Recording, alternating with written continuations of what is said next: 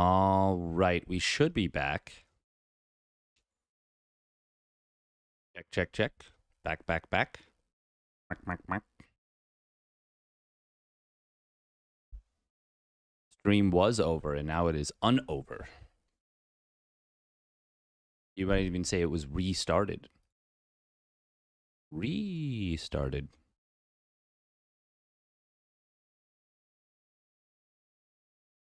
Oh.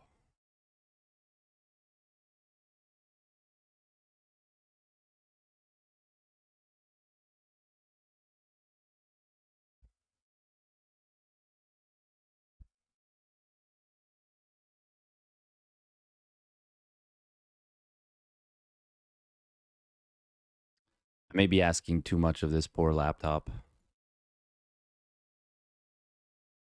If I'm being honest.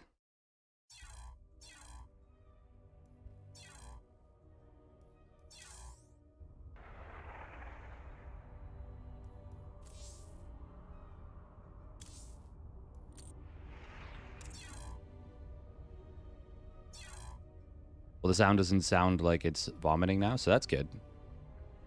Was it doing that the whole time?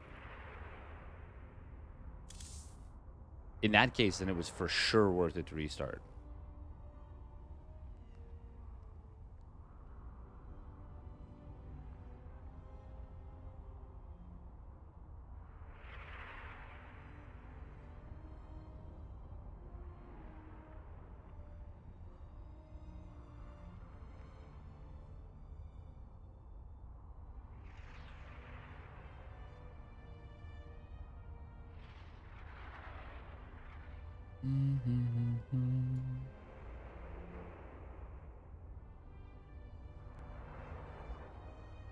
I'm going to delete the other video. There's not a whole lot of point to having that one on.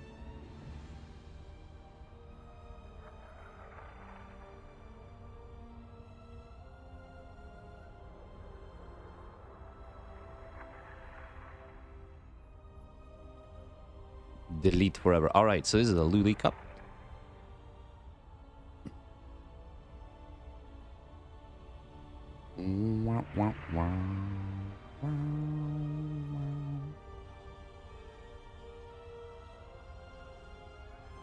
Once again, from what I can tell...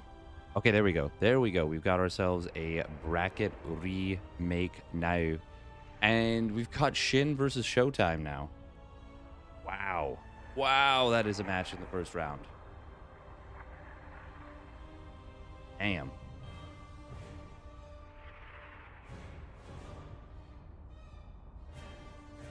MaxPax with just the 6th... Oh, okay, they're still reseeding, perhaps? MaxPax has the sixth seed. That's kind of low for the person who won the first two of these. Weird seeding cup. Another stream today? Whoa. 2 streams in the same day? I mean, unironically, there will be the second stream tonight. It's gonna be fun. All right, 3 minutes of ads real quick on Twitch.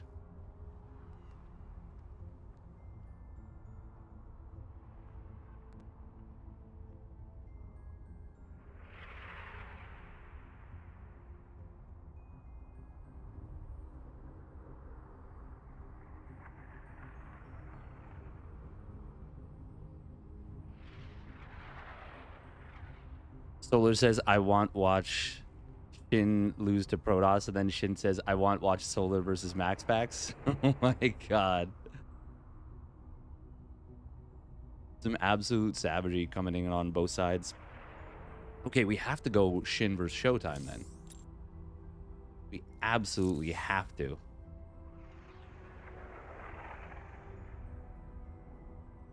I can't believe they've stolen Alex's 5th seed. Unbelievable.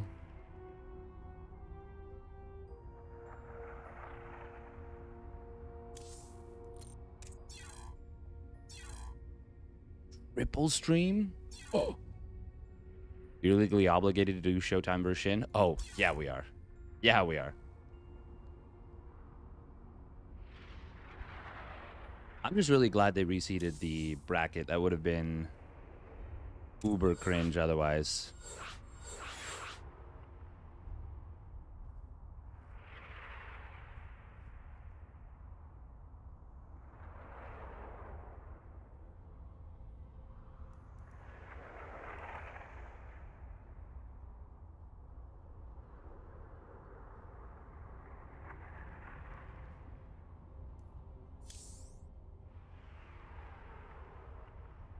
It's a federal offense in Canada to not do it. That's true. That is 100% correct.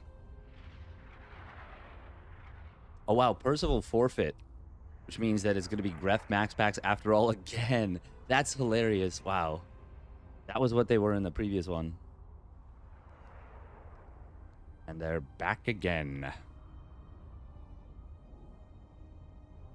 All right, so we doing Shin versus Showtime.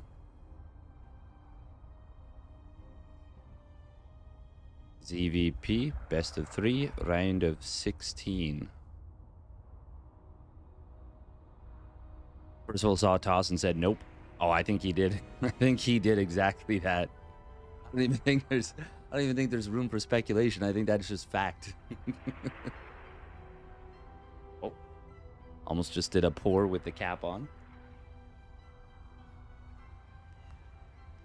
Which, for anyone familiar with this design of bottle, means that it goes everywhere.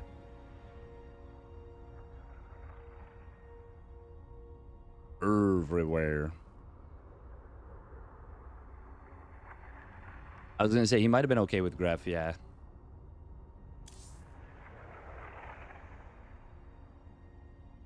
Bum, bum, bum, ba-da-dun, dun, dun, dun, dun.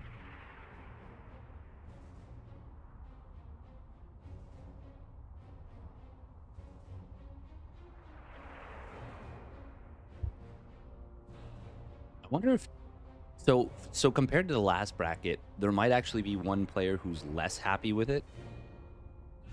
Well, I'm sure there's a couple players that are less happy with it. Mostly because I think there were some players that were very happy with the previous one. But insofar as, like, the pros, I wonder if Cure would rather have played Rogue or Solar, or go up against either Beyond or Geralt. Rip, no sub alert. It's true. It's true. Thank you very much for the tier 1 resub, though, at 44 months, SET2. I do appreciate it very much. Muchos gracias. Rex no-show, probably just casting instead. Oh, that's funny. Yeah, he is. Yeah, because he's here. He is here. We'll win this best of 3. Shin.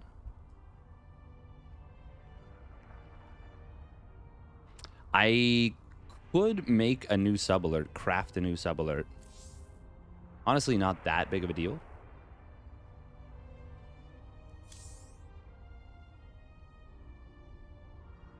Who is that he was meant to play? I'm not sure. It's just Chinese characters. I cannot tell. Or is that Hangul? I'm still not used to traditional versus... Oh, Young Zest. That would have been kind of cool.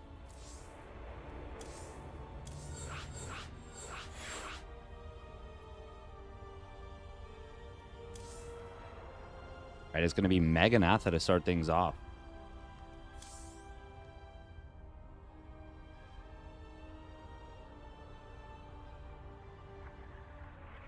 We all piling into this match.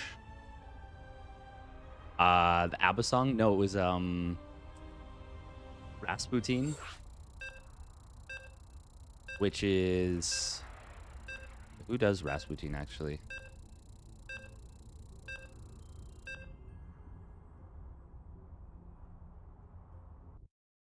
Boney M. That's who it was. Hey, that's fun, Squire CD. All right. Getting into a match. little bit of a bumpy trek to get there, but we got there. Spawning up in the top left with a very quick probe send out. It is Showtime. As far as I know, still a part of the Sentinels. And his opponent still a part of Weibo Gaming. It is Shin. In the blue. Oh, we are going to switch off this bad boy. Yeah, rah Rasputin. Hell yeah. Hell yeah. Showtime, despite sending out the probe very quickly to the natural, is not going to send it. Right? No, he does. He does. Okay. I was like, that's confusing. Yes, he absolutely did do this. He absolutely did send it across the map. Very cool. Very cool. That's going to make it so that Adepts are just a nightmare to deal with.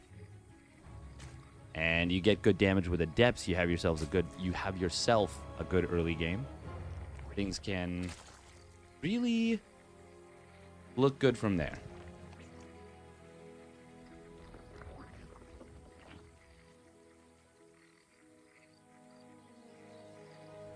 Things can oftentimes get out of hand from there.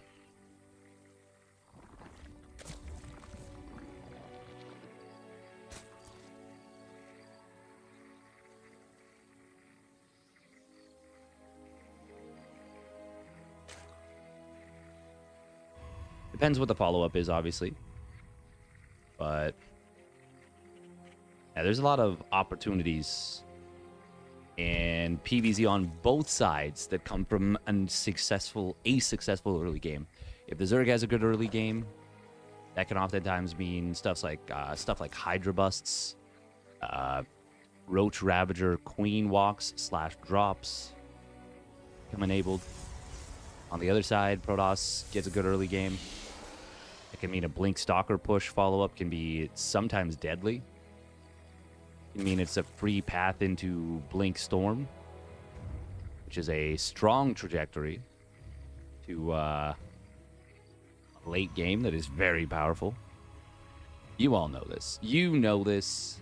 You've been here before, my pupils.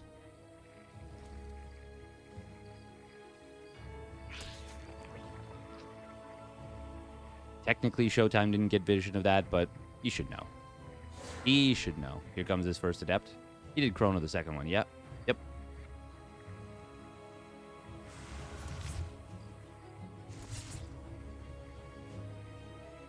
Showtime going to set up between the bases. It is going to be 10 Lings. Oh, wow, he's building 2 more. Shin is a player that will build extra Lings. Oh, and here's where they go to work, and they will get a kill.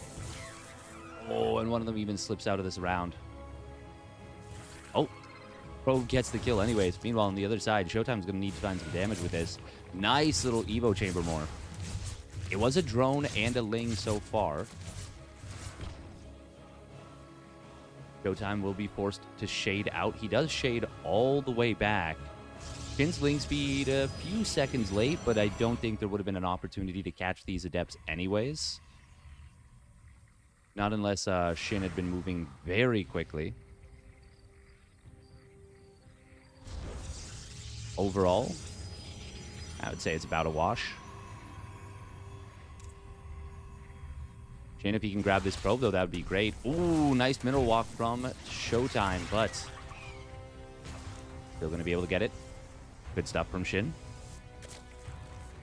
And it's 2 probes going down to just 1 drone. Obviously, that's pretty nice for the Zoig. Now, he did commit a lot of lanes for that second probe, to be fair. 6 lanes it's a pretty substantial amount. And with 4 Adepts crossing the map, this could be a little bit rough for Shin if he's not careful. Showtime usually is the player to not shade forward with these Adepts. But if he does here, I wouldn't hate it. And he will do exactly that. Oh, these drones are not mineral walks, so they're going to get taken down. A couple of them. Still, Lings will get this around. And that will be a very quick cleanup. I don't think that was worth it for Showtime. Yeah, 4 Lings and 2 drones for all 4 Adepts. Rating back and forth, but going in the favor of Shin, I would say. And with the Oracles out of position here, Okay, he did make a third Oracle, but where is it? This is actually going to be very awkward. These probes are fighting. They're going to be in trouble here. Showtime losing quite a bit. Meanwhile, Oracle's on the other side of the map trying to find some value. All three of them are here. The Adept that warps in will not be able to defend here. Shin getting a crazy amount of value with these Adept, or with these Lings. I'm going to find a Rallying Probe. He has killed an equivalent number of workers as the Protoss. This is so bad for Showtime. This is a terrible position for Showtime, to be frank. How many gates do we have? Yeah, we are just now getting our third. Wait, did he cancel one of his gates? I swear I saw 2 gates in the production tab. I guess he just... Yeah, he must have started this one up. Yeah, okay. Wow, this is a bad spot for Showtime. This is a really, really good position for Shin. Showtime didn't lose any of his Oracles, which is good. Yet. Oh, he's going for more drone damage. Does find one. Shin, though. Yeah, this is the kind of situation where a Hydra bust is going to be so difficult to deal with. So difficult to deal with.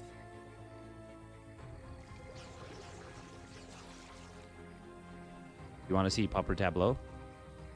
Hey, welcome, Llama. Pupper Tableau. Shin just looking for an opening into the natural. Not going to be able to find it. There's the energy recharge on this first Templar. Bunch of gateways coming through.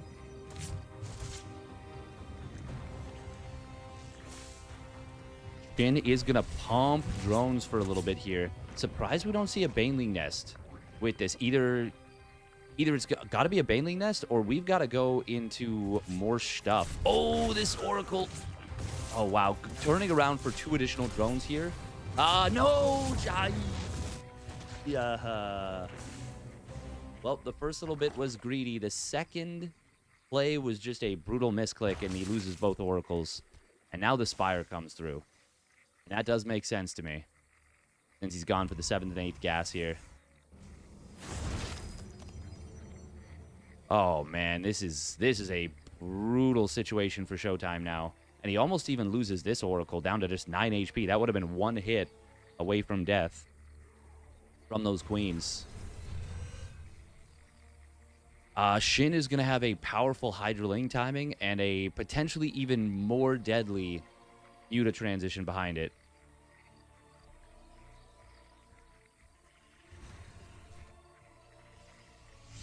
The Great Wall of Demour getting set up here on the 3rd base, and now be at the 4th base as well. Obviously, those 4 gates are the 3rd. 3 more at the 4th. 2 of them do get taken down, though.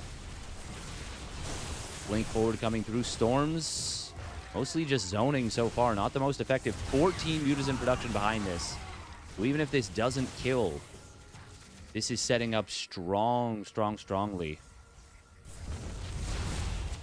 And it won't kill, I don't think. I think that's fair to say. Storm's coming in on the High Templar in the back. Or sorry, well, to defend the High Templar in the back.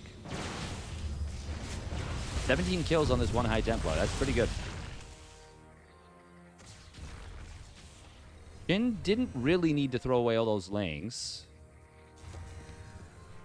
That was a good fight for Showtime. But is it good enough? Shin, this is 14 Mutas showing up right here, right now.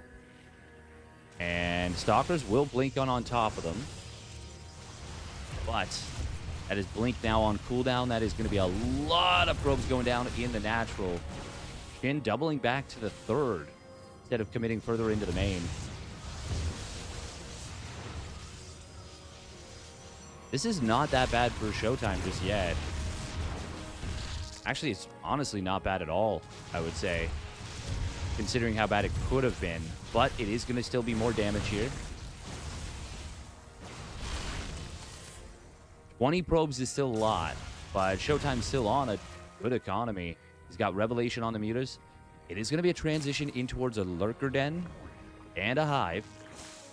Shin is the kind of player that prefers to not go absolutely balls to the wall, complete commit to the mutas.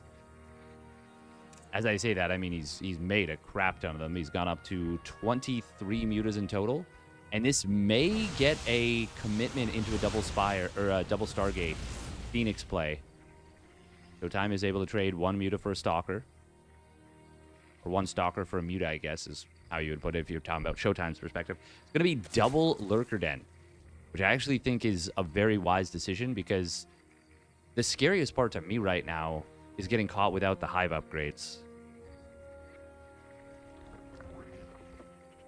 Now, there's still a chance that these mutas could go off. But yeah, Showtime survives on 4 bases. He's able to rebuild probes. He's already in the worker lead once again. Phoenix count is not super high, but it's enough to be a big problem for these mutas. Showtime did a really good job of scaling with their numbers. This is the ping west. Okay. This is advantage for ping for Shin. And considering how this game started, this is a pretty great scenario that Showtime finds himself in. Now, does he know what the timing is of his opponent's Hive? He's got no idea. But Lurkers are done. There is still some, not amazing, but decent creep spread. Well, there's some okay creep spread. No Spore at this 5th base, by the way. Oh, as Showtime sets up across the map, we are going to see these mutas coming in. Stalkers are in position, though. And it's only 2 probes for, well, just 1 muta. Still, not bad. Shin, though, +2 missile done. And he is getting in towards those Hive upgrades. They're just about 20 seconds away, 15 even. Oh, this is a position that Showtime does not want to fight into. That is a ton of Lurkers. 17 Lurkers right now. And this is a super, super smart decision. Showtime just going to immediately go for the base trade. He's only got 3 Immortals at home.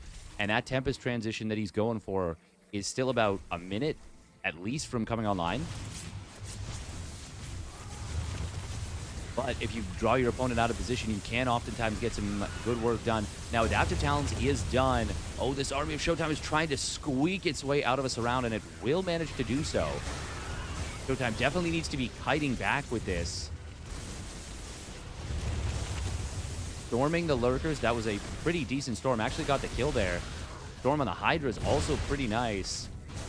Showtime doing his darndest to retreat out. 1 HP on this Archon. Oh, don't lose it. He turns around and actually blinks forward, does snipe down that 1 Hydra, and the Tempest production starts up. He's bought himself a little bit of time. He could have started those up a little bit ago, but of course the chaos of the situation was, well, made it tricky. How many observers are there? No observers. Oh, that's a problem for Showtime. He also has no oracles, no detection at all besides these cannons, and they're going to get torn down very quickly. Couple of units getting taken out for free, including one of those very important Immortals. Observer is being produced here, but this will be a kill on this base. Showtime does manage to recall out the probes to his newest base. Little Zealot run by going to get set up on the right side, but there are 3 spines in position. Oh, that's a pretty big counterattack, actually. Transfuses could be good here, but Shin not paying attention, and he will actually just lose this queen. As well as the spines. This is going to be a little bit awkward for Shin. +2 flyer attacks was made, by the way, for Shin, which will be good for Corruptors. Oh, Lurker run by on the top side. This almost certainly will kill the Nexus unless Showtime heads over there right away. But Shin is going to decide to just retreat. Okay, that is 5 Lurkers. That's a lot of value. But it also means that now Showtime gets a kill on this right side base. And gets to keep his other base alive. Going to be a bit of a surround. Showtime does not want to attack through this choke. Oh my god. But he's able to lift up a bunch of the Phoenix, or the Lurkers with the Phoenixes. Maybe he does want to attack through this choke?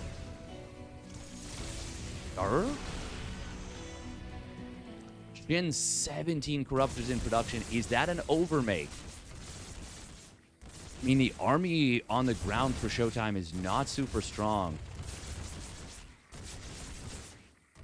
Shin may come to regret not killing this base earlier. There's still this 1 Lurker here. And still no detection. The loss of those oracles hurt earlier, really hurting. Because this oracle is actually shutting, or sorry, this lurker, my god, we're all over the place. This lurker is actually shutting down mining completely. Finally, it does get cleaned up by a remade oracle. We do have an observer once again. Shin is actually currently being outmined in terms of minerals. But, well, he's up a base in gas. Shin could do to transfer around some workers. Oh, wow, he's 7 over here, missing 2 in the gas. Missing 4 here, missing 8 here, or 7 there. But he will get back to mining at this newest base. That is going to spike his income back up. However, now the Tempest count up to 7. And so these Corruptors that, well, may have started as a bit of an overmake are now all going to be necessary. Going to be an attempted round coming in here from Shin, but Hydra's getting stormed very, very hard. Corruptor's going to take a pretty big storm as well. It's going to be a Hydra lunge moving forward. A little bit strange in the positioning. Recall to save the probes once more from Showtime. A lot of probes and the Nexus do fall, but Showtime manages to avoid a fight that didn't look super great for him, I guess. At the very least, he didn't feel prepared for it, seems. Ooh, Shin gonna find the newest base as it tries to come up here. Hydra lunge forward will find one of the last remaining Phoenixes. Only 2 left on the field right now. They do provide some scouting information.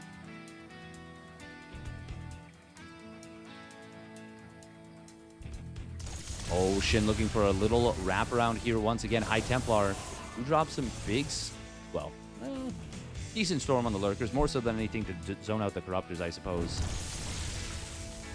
Showtime does now have the detection he was needing. Revelation coming through once again. Shin looking for the, once again, surround. Spreading out those Corruptors for the engagement. Showtime not giving him the engagement he's looking for. Oracle does fall. Is there any? There are 3 observers here. Lurkers are getting this Nexus low. Showtime really cannot afford to lose that.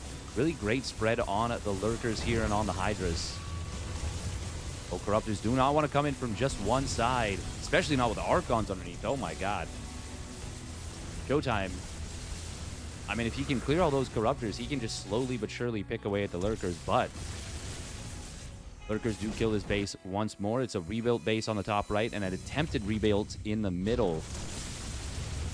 Shin doing a good job of continuously repositioning those Lurkers. Do we have Adrenal Glands? No, we do not. Almost got +2 melee. Oh, we've even got a +1 Flyer Carapace coming in here for Shin. 1-0-1 in the air for Showtime versus 2-0 currently for Shin. Oh, going to be trying to go up a ramp with these Lurkers and Hydras. Into Storm is no fun at all. Those are some big storms, but there wasn't the greatest vision of this. Meanwhile, Zealot run by. That is a massive Zealot run by. And that is going to force Shin back home. Raider Spire being built here. Oh, Showtime could have sent these Zealots quite a bit further in here, but he's going to be content with killing the base and getting out with almost every single Zealot. Only one of them, I think, going down. Obviously, some of them probably went down earlier. We do see Showtime also with an opportunity to kill that top right base. Doesn't know about it. And being spotted by the creep, I think he doesn't want to go for this. Doesn't want to take the risk. This little Lurker run by. Oh, man. Shin is doing such a good job of this kind of stuff. Showtime is still maxed out, but he does not have anything in the form of a bank. Oh, man. Again. Just as the base gets up and running again, it is promptly shut down once more. Oh. Vespine guys are exhausted. Oh, this Lurker not burrowing. Little bit of a respite there for Showtime. Showtime now about to be back on 5 and soon 6 bases. Well, I guess 4 and then 5. That is going to be a lot of dead static defense. Shin not canceling any of it, it looks like. Oh, that's actually very expensive for Shin. That is very expensive. He's going to lose all the drones on the top right. Oh, wow. And just like that, Shin's economy is gone. 11 Broodlords in production. That means there's no anti-air for the Tempest, and it's a quick recall out with the Zealots. The Broodlord switch, coupled with the loss of all those drones, might have just completely lost the game for Shin. He's rebuilding drones now, but he's now got basically no anti-air to deal with the Tempests. There's Vipers, sure. Does he have Neural Parasite? No, he does not. So those Infestors, well, I mean, if you can land a Parasitic Bomb, oh, hold that thought. Hydra Ling Lurker attack on the top right. Renal Glands has now completed. Lurkers do have to retreat. This is going to be a lot of losses for Shin. He is losing a lot of army. Oh, man, this is why we call him Demourer. He just does not break, does he? Oh, High Templar getting caught a little bit, but storms are going to be big. Fungal Growth Parasitic Bomb combo coming in on top of the Mothership and the Tempests. But there is almost no Corruptors in this army. Only a few Broodlords trying to fight the ground. They are able to kite back very effectively. But Shin says, I'm not able to fight and win this fight. Oh, man. Oh, that is a game that is a haunting game right there for the Zerg player. And that really highlights the frustration of non-Serral Zergs, I think, in this matchup.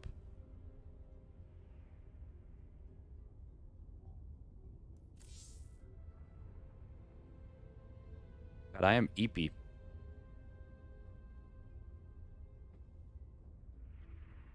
We're all over the place.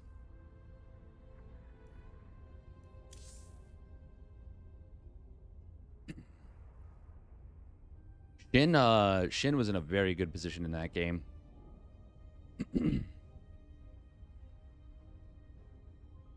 That is the kind of game you simply do not feel good about. Thank you very much, Dareal Roadhog. Appreciate it. We are a little bit froggy here in the morning.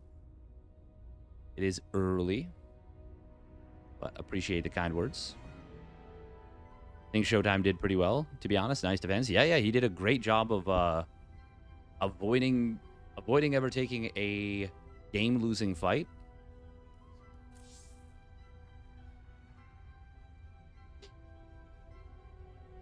Despite the fact that there was many times he could have fought, he made sure to just not fight until he wanted to, until he was ready. All right, we're going to run a quick minute and a half of ads. We're just hosting for the next game shortly.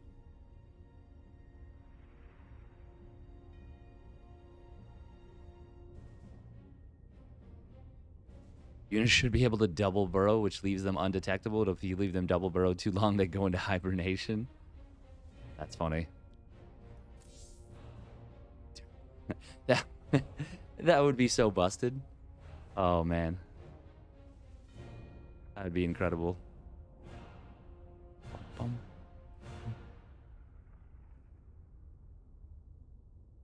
Oh, apparently people can't host on NA server right now? Oh, wait, okay. Shin was able to. Bizarre.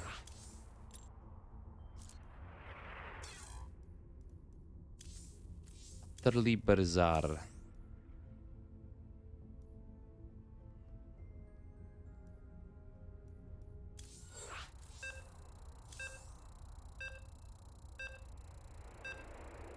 Beyond did 2-0 Geralt. Okay. All right.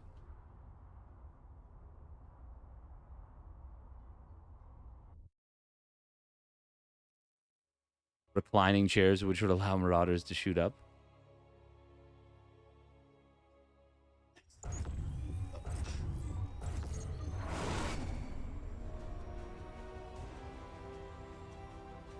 All right, here we go. Spawning down in the bottom left, it is Weibo Gaming Shin. In the red. And his opponent spawning up at the top right for Sentinels. It is Showtime. in the blue. Yeah, that was an unexpected way for things to go there.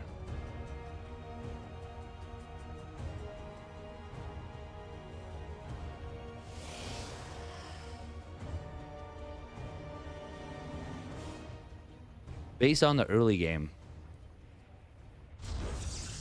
But at the same time, it was like Shin was... The Broodlord switch didn't make sense to me, to be honest.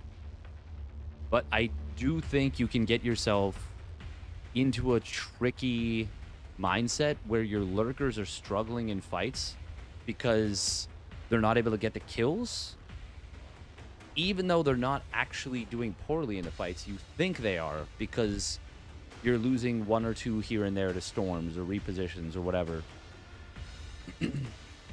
But in reality, what's actually happening is that your opponent is just refusing to fight them, and you're winning advantages, but you can't get the kill maneuver. And then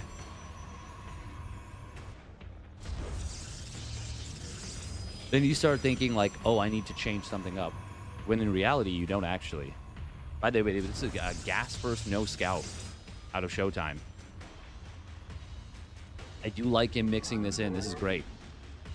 Really, really great. Because unlike somebody like Hearthstone, where he's like, I don't scout, I don't scout, I don't scout, I don't scout. And it almost feels like a psyop from his end, where he's like, he's trying to convince his opponents that he doesn't scout.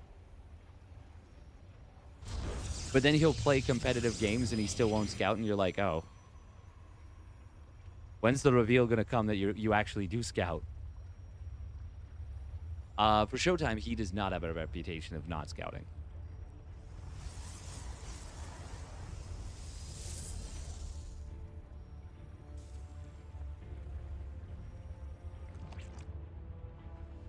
The Hearthstone Psyop. Wah, wah, wah, wah, wah, wah, wah, wah, wah. A kind of mini mothership, which would upgrade to a full mothership. Man, I missed the Pocket Mothership. I thought the Pocket Mothership was so cool. That thing was so cool. Did we see a time warp, by the way, in the final fight? I don't think we did. I might be crazy. It was a busy fight. Once again, my brain is not fully woken up. Yeah, imagine that fight where...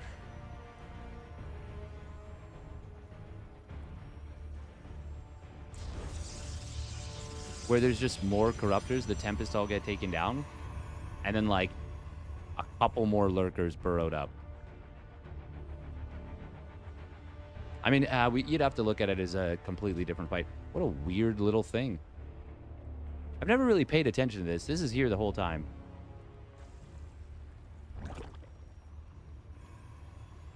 Showtime with a very quick third Nexus off this. Like 322? No, 321. That is fast. That is uber fast. And it's going to be just a 2 Oracle into super fast, well, a pretty fast Twilight.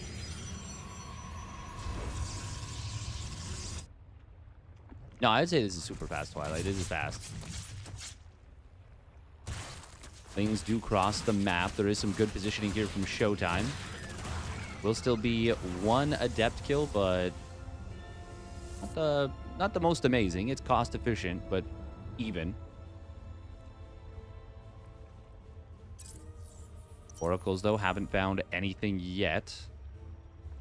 Looking for relatively free/easy damage, i.e. drones transferring. Not diving into mineral lines just yet.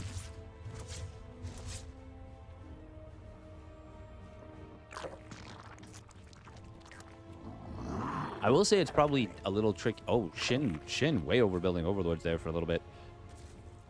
It's probably a little mentally jarring as Showtime, because he was initially he was already playing his series, and I think he probably won 1 game already versus Triple. Oh, Showtime. Ah, okay, was not paying attention. So this drone will be able to build the 4th hatchery. God, this blink timing is fast. With all the chrono, gonna finish it like 6 minutes.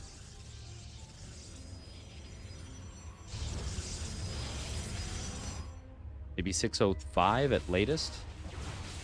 But this will be a cancel on this base. No, there's a few lings coming in. Okay. Oracles will protect them. And it is actually going to be pre-6 minutes because he does chrono it again. That will be a cancel. That is an uber fast blink. Showtime is looking so good right here. Shin is down in workers and down in army supply. And really, not a whole lot has happened. Showtime setup is just ridiculous.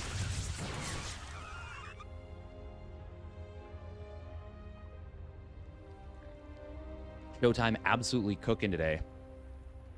With gas.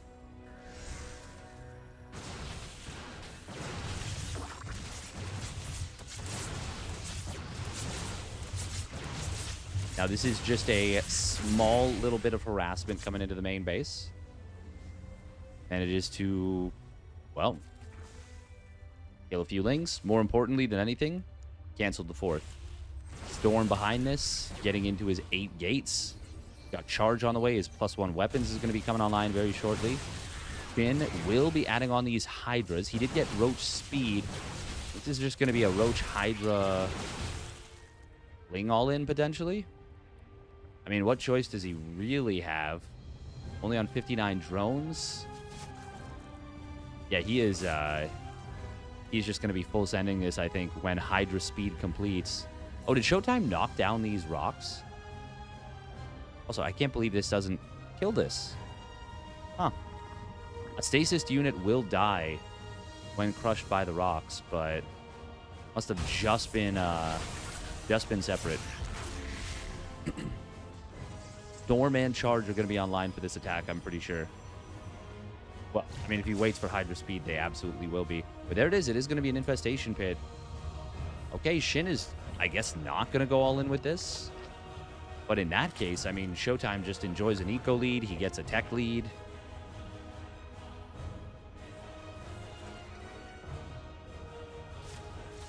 Hydra speed is not quite done yet.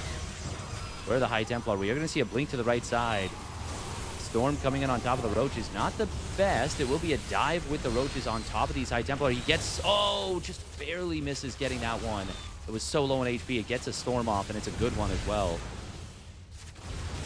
This is obviously a supply-heavy army in the form of Shin. And he actually gets some pretty good trades there, all things considered. 3 High Templar, bunch of Zealots, bunch of Stalkers. But he loses a lot, too. Still, that's the kind of fight that, with Shin putting together a pretty good timing there, the kind of fight that makes the game playable-ish, since you whittle down the High Templar count. There is a Lurker Den done. Thing is, Showtime still gets up to 4 bases. Gets up to 4 bases. He obviously had that +2 weapons far along, so it's done still.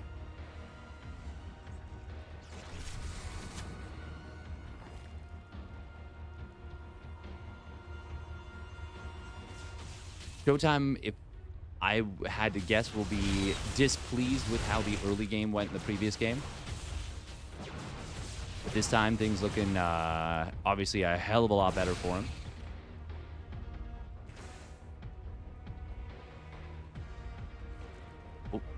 Will be a scout on the hive. Yeah, this did not happen in the previous game. And that's going to let Showtime know, yep, my fleet beacon and second Stargate are very much called for. Shin firing up the Lurker range. Does not have the double Lurker Den that he had in the previous game. That was a luxury that he was able to afford in game number 1. He does not have that luxury in game 2. Oh, this is going to get weird. Showtime feeling he senses a trap, and this actually could turn into one. A big surround. The High Templar getting completely caught here. All of them go down, and oh no, Showtime just lost so much. Shin ends up getting a very fortuitous situation there. Showtime was not expecting the army to come in from multiple angles until he was already on the way out. And Shin might just actually push this to a dub now. Look at the lurker positioning. He's going to zone Showtime's army completely out of the natural. Wow. Wow. This game turned so fast from Showtime's favor into a Shin victory, pretty much. We're going to see a recall coming through. Storms are going to be good, but the lurkers are set up here. And I think, well, hang on. There's still a lot here for Showtime. Wait a minute. What? Okay. That looked so bad for Showtime, but he just barely got back in time. Oh, and now his Stasis Ward is going to catch a couple of Hydras on the right side. No Hydra Lunge is a big problem for these, well, the Zerg player. Oh, wow, oh, God, the High Templar. Ugh. Taking some huge hits from the Lurker Spines. Not going down, though. Storm does get kind of baited out here, and he really needs that Hydra Lunge.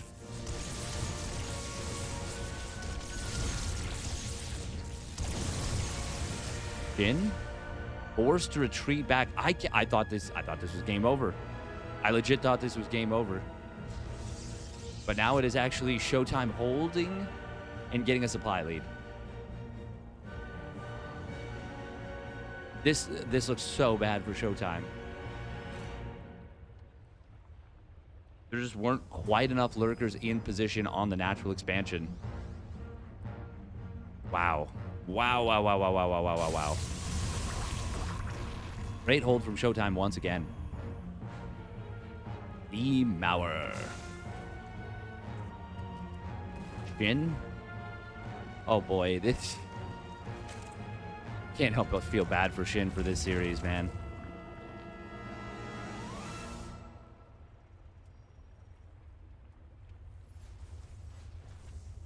Maybe this is my delicate Zerg heart bleeding for a fellow Zergie. Zealot run by on the bottom side. Going to be able to find some drones here. Nice little split from Showtime. And drones go down. Even gets a Hydra with one of these Zealots. Very cost-efficient little run by. Yeah. And very disruptive as well. No air upgrades for either side just yet. We do see +1 just now started up for Showtime. Of course, he lost that Cyber Core, but good job rebuilding it. Easy to forget to do so. Oh, Showtime does need to resaturate these gases. Well, this gas, I should say. Obviously, it was a chaotic situation. And it can be easy to forget to redot your T's. Recross your I's.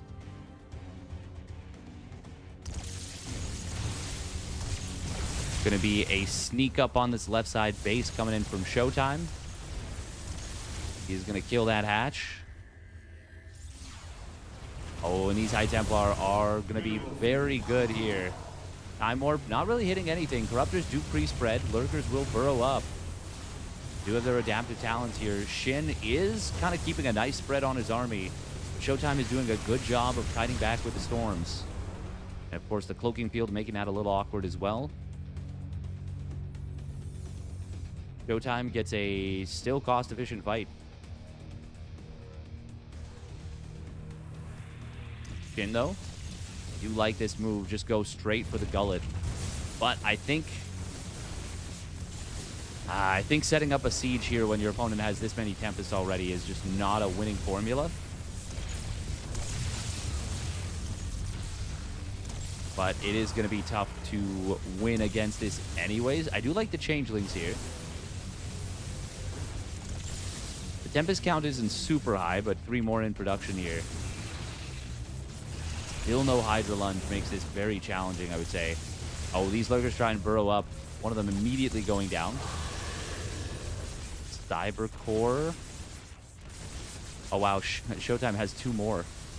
I think he lost one of the Cyber Cores here. We are going to see the engagement coming in. Time Warp not being used. Corruptors will be able to take down the Tempest. Hang on, hang on, hang on. Cloaking Field is... I mean, it's going to cloak everything else, but there was just a mothership left. Shin ends up getting a good fight. Air Army versus Air Army. And the ground army of Showtime seemed to kind of slowly just dissolve. This game has once again flipped around. Flippa to Scrippa. But it is going to be Showtime going for the counterattack. We'll get a lot of drones here for the first couple Archon volleys. Does Shin have anything to defend? Got a couple of Lurkers morphing in, and they will complete. This is going to get weird. Main Nexus has died. Stargates are in peril. Oh, there's the recall coming through. Showtime going to try and clean up this small Lurker army, but he doesn't have detection with this. The observers were a little bit late. Templar does get taken down. No, he's on move command. Showtime in trub. The Lurkers are kind of everywhere, and I think that's completely discombobulating Showtime here. Showtime with an insane amount of money in the bank, but not spending it. Maybe not able to spend it at this point. Zealots will find some of these Lurkers. Hydra's kiting around. There's actually an overwhelming number of Zealots here. Lurkers, though, able to whittle them down enough such that the Hydra's... Oh, man, if Showtime spent his money, actually, he would have cleared this. He would have for sure cleared this. He does have some gates active. Man, this is wild. We're going to see a counterattack once again. Showtime is rebuilding a vast number of gates on his outlying bases. Shin is down to just 1 hatchery, barely mining. This is turning into a crazy base to raid. Was the Twilight Council killed? Yes, it was. That means no rebuild on the Templar archives. In fact, the Cybernetics core going down. Hang on, the reset on this tech. Oh, Lurkers. Oh, they're going to get taken out. The flank is good. That's going to be 4 Lurkers dead. Actually, hang on. Can this one get back to the safety of the others? Okay, so he gets away with 1 of the 4 Lurkers. But Shin is super baroque. He's got some gas.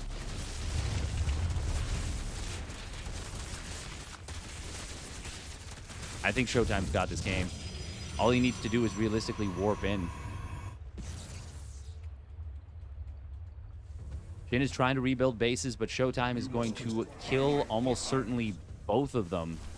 Unless he fails to check that that left side. No static defense here, just 1 cannon.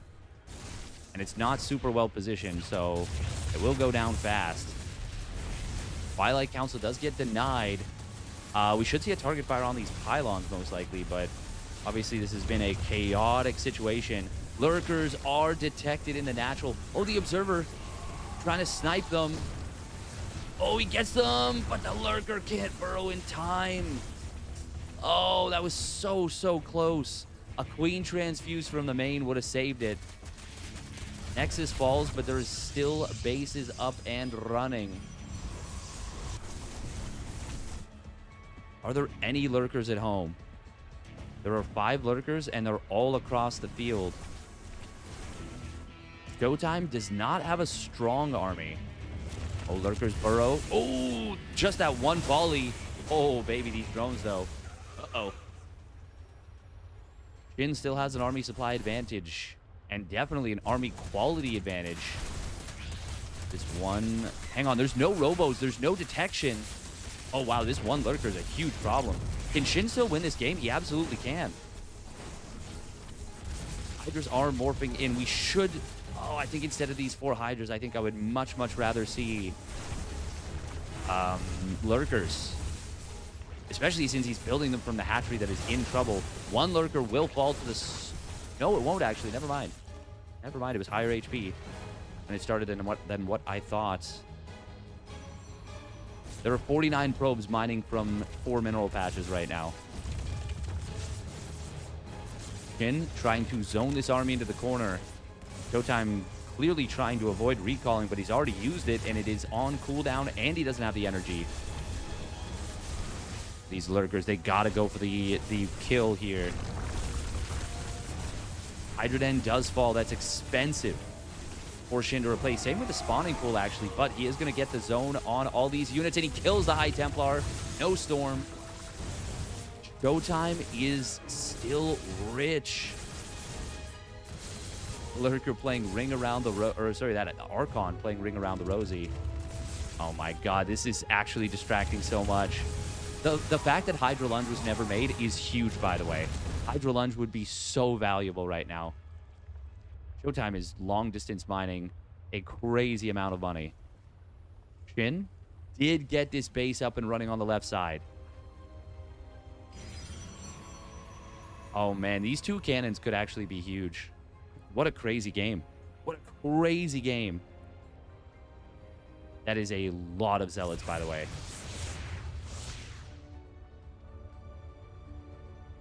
Shin is going to find this newest nexus. Okay, and he immediately beelines for it. You got to be careful, though. He's really got to keep his army together. I was going to say would love to see some Lurkers left at home. Oh, that is so smart. Super wise. Spawning pool. Rebuild over here. He should definitely put it on this side. There's so much more defense here. And even 200 minerals right now is a lot for Shin in this position. Man, the fact that he never made Hydra Lunge, and in fact, he doesn't... Pardon me, he doesn't have a layer. He needs that spawning pool. Should be rebuilding that layer right now. Overseer being put into surveillance mode. Showtime, if he can get up a Templar Archives, he can build so many Archons. That is what he's saving up for right now. The thing is, though, he has so few minerals left. With the Templar Archives being built, he can only afford actually 4 Archons with the minerals he's got. 5 once he mines out, yeah, 1 more trip. Sorry, did I say Archons? I meant Templar. He can only afford 5 Templar, which means just 2 Archons. I think Shin's got this game. Yeah, he re-denies this base. Showtime can barely afford to even make it. Showtime at this point, he should just try and mine as many minerals as he can somehow. Without building another Nexus, and it should be all Archons, I think. The thing is, if Shin can snipe his opponents... Oh, there's an Oracle that was made. Okay, it is Mass Archon. These Zealots will find this. Revelation does get used. Did he get both Lurkers? No, he got 1. There's going to be another Revelation available shortly. These Zealots, though, will go to work. Lurkers coming back in, however, will clear them up, and that is certainly going to be... Oh, actually, can he get away with any of these Zealots? No, not even a single one goes, gets away. GG! Wow, wow, wow, wow, wow. There it is. Lost all the army. What the finish. Messy, messy games here from these two, but very exciting. Did I hear Diva? You did. What a roller coaster indeed. That was indeed a hell of a game. Damn. Damn, that is a game that changed hands like 5 or 6 different times. Absolutely bonkers. Are these replays? No, this is live. This is live. Welcome on YouTube. Welcome, welcome. I love it when Protoss and Zerg beat each other over the head. They did. They bludgeoned each other. Bludgeoned each other bloody. Bludgeoningly.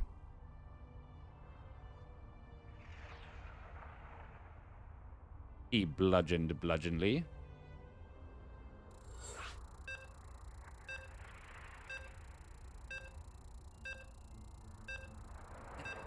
Damn, that was actually sick.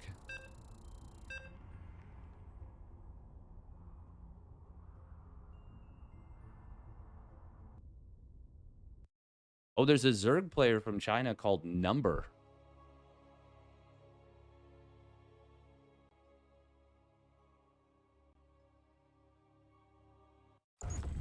Oh, also known as Phoenix. Okay. F-E-N-I-X. Damn, I cannot believe Shin turned that game around and ended up winning it. All right, here we go. Spawning down at the bottom right. It is Weibo Gaming Shin. In the red. And his opponent, he says, now we're going back to aggression here. I'm grabbing the bull by the horns. It is Showtime with the Sentinels. Instantly sending this probe across the map says, we want the block. And this is going to be a block. Almost guaranteed. And by almost guaranteed, I mean it was guaranteed. He would have had to cancel the Overlord, and you just don't do that.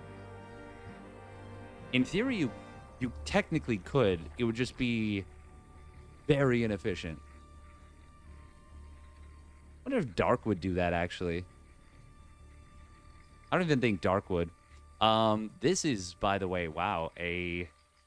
Wow. This is a bit of a hero wall here. Pylon, I think is... I think you want that pylon either 1 hex back or the gateway 1 hex forward. Obviously, you want to create a full wall here, and then this is the choke. But if you line these up, you can make it so that a gateway goes here, and then it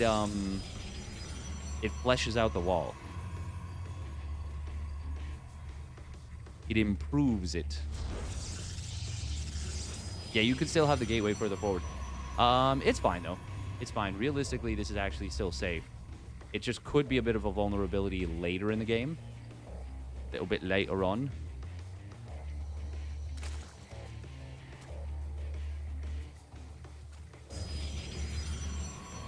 A little bit later on.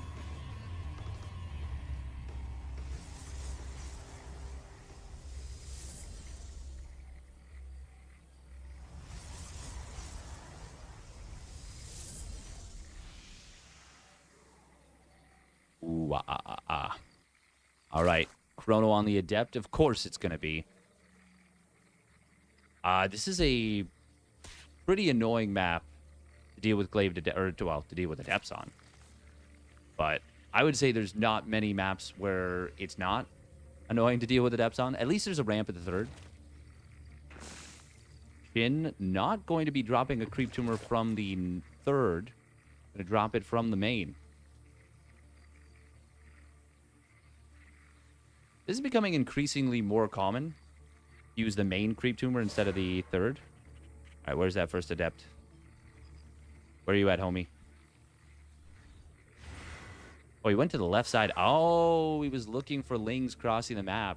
To be fair, that did happen in game number 1. And it did get a probe kill. Quite a nuisance, quite a buzz. Adepts will shade together. They actually shaded to the exact same position. Shin? Hang on, he managed to... No, he didn't. He didn't skip Lings. I'm crazy. Adepts are going to shade forward. Oh, drones will pull into this. He's able to mineral stack up. Oh, great dodge right there. That's pretty good from Shin. I don't think he lost a single Ling. No, 2 drones for 2 Adepts. Yes, he loses a little bit of mining time, stacking up all those drones, pulling them into the fight. But he clears the Adepts very quickly, so it means they go back to mining very fast, and all the Lings are still alive. Now, this was a lot of Lings made, so these Lings will have to find a little bit of value. But, no, the fact that spores are being made right now makes this less good for Shin, because you want these Lings to keep an opponent at home, and somebody like Showtime is almost always going to keep the first Oracle at home. After losing the Adepts like that. Now, as I say that... Oh, no, he's making another Oracle, so it's fine. If it would be very bizarre if Showtime didn't keep this second Oracle at home now. And, of course, that's what he's going to do. Oh. He starts to move it out.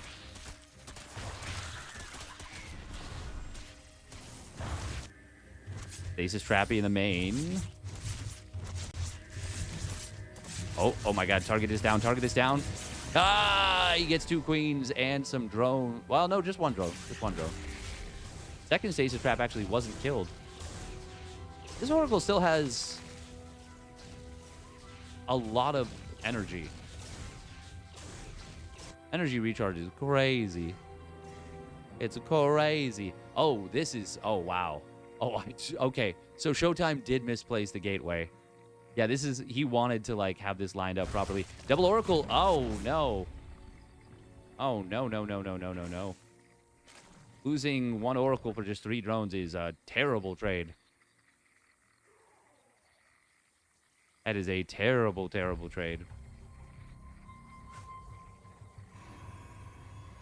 Especially at this phase. Oh, as I say that, though, Double Adept does get into the natural. God, we're missing all the action. What are we doing? But once again, 2 Adepts for 3 drones is not amazing. 3 Adepts? He did kill some Lings, though.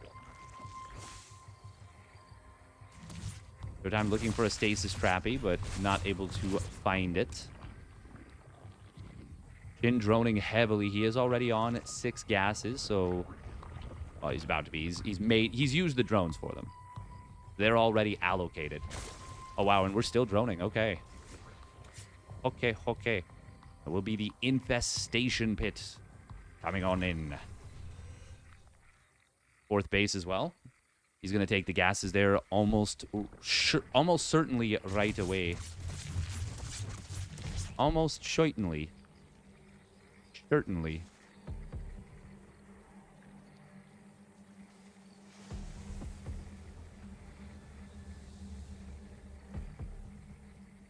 If he doesn't, it would be very strange. And there they are. You can see the wireframes. Stalker's going to look for a cancel on this left side base. This is a much more standard blink timing. 7 minutes. But of course, he built the 3rd Stargate unit, committed a little bit more, and pumped up his infrastructure. So he's going to be on 8 gates here. But looks like he doesn't want to go for this. Despite laying down some stasis traps. I guess he says you have some pretty good creep spread, so I can't sneak up on the base. And you're going to be able to engage out front of it. Yeah, I think that's fine. I respect it. Showtime always been a more defensively oriented player, a more a less committee player.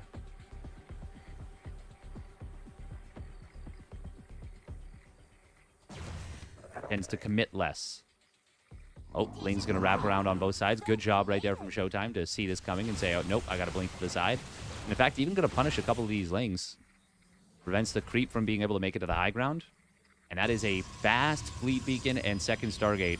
Right around the 8-minute mark. So hive timing for the Lurkers is...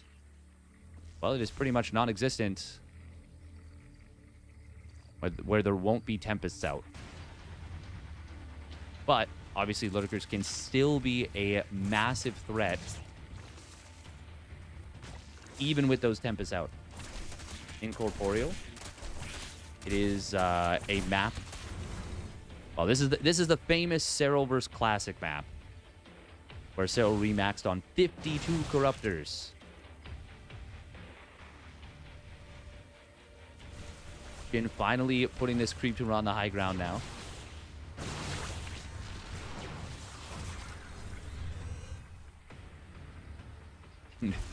Oh, Lurkers actually get caught by the stasis trap here. First 2 Tempests are going to be on the field, basically, as this Lurker range completes. Revelation will detect these 2 Lurkers and will get the kill on both. Doctors and Zealots jumping them. Oh, Lurkers looking for a little bit of harassment on the top side. But he's going to lose both. Kind of trying to distract, I think. The Immortal count is 0.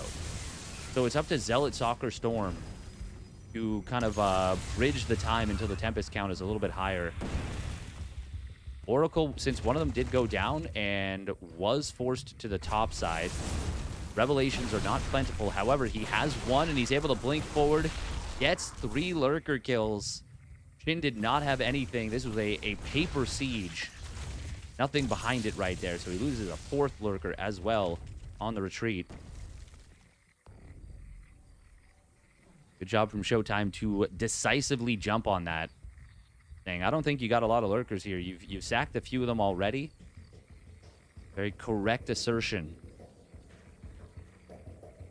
Now, if that were Dark, he would somehow have, like, 12 Lurkers or 15 Lurkers up there. But most people aren't as insane as Dark is. Oh, this one queen gonna... Oh, she does die. Okay. The Adept getting the killing shot there.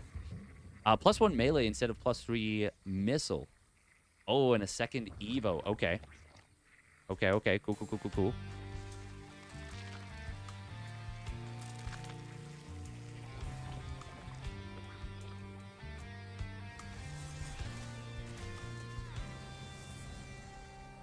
Fifth base coming up for Showtime.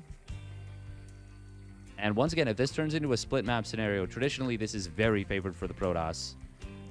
Because it's 6 gases or 6 bases worth of gas per side. And it's very hard to take your opponent's side.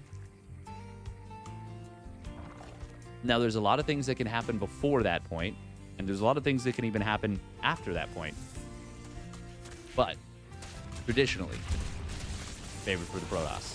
We're going to see a big storm coming in on some Hydras. He's able to get a kill there, but it will be a denial on this top right base. And Zealot run by, getting deflected. I wonder if Shin will want to knock down these rocks and break them just to make it easier. Make it so that Showtime can't use them against him.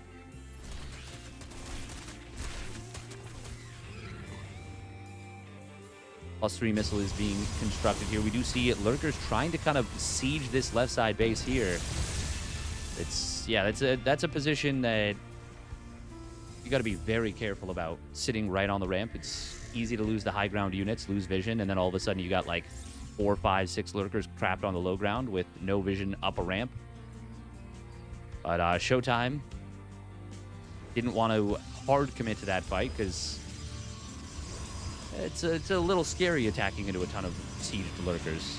This time, Showtime, by the way, will be able to get his double Cybercore up and running properly. Shin taking his base on the right side, setting up some good static defenses. No adrenal glands coming in here for Shin. Once again, forgetting that very important upgrade. Potent Potables. Also forgetting Hydra Lunge again. He did win the previous game without it, but I mean, if you're making as many Hydras as he has been, you absolutely want the zip that they get from that upgrade. This is turning into a bit of an awkward defense here for Showtime. He will ultimately hold the base. And it's actually way more expensive for Shin. But with all the static defenses down, if Shin had committed before these Archons arrived, he might have been able to knock out, maybe not the base itself, but he would have been able to get a little bit more done. I think at least some cost-efficient trades. However, Showtime does get his army back in position. Now he is the one counterattacking.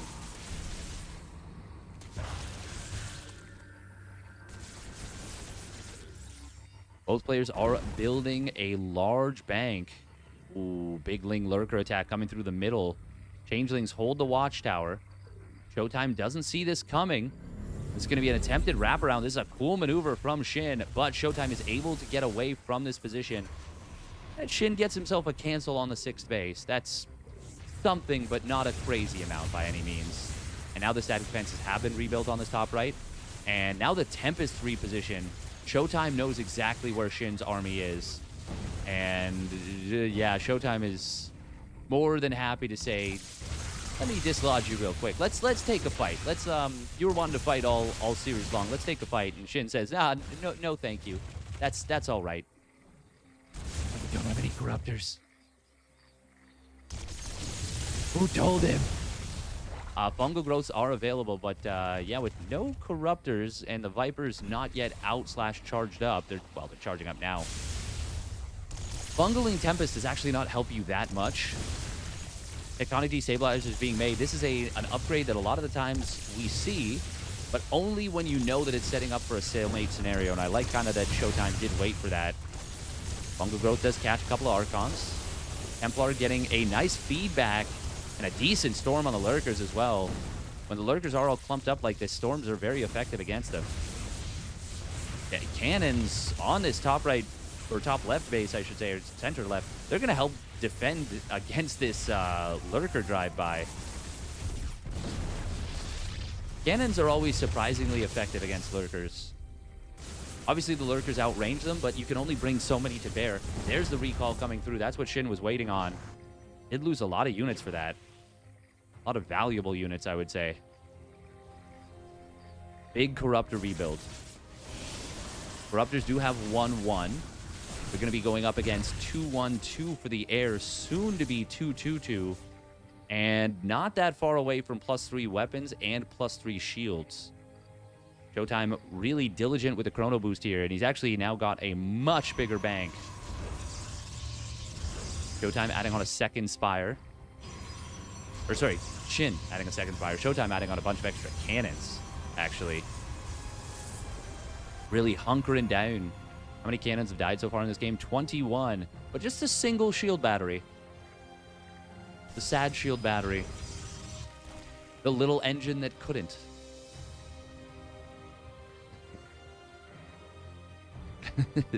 The little engine that couldn't. A demotivating tale.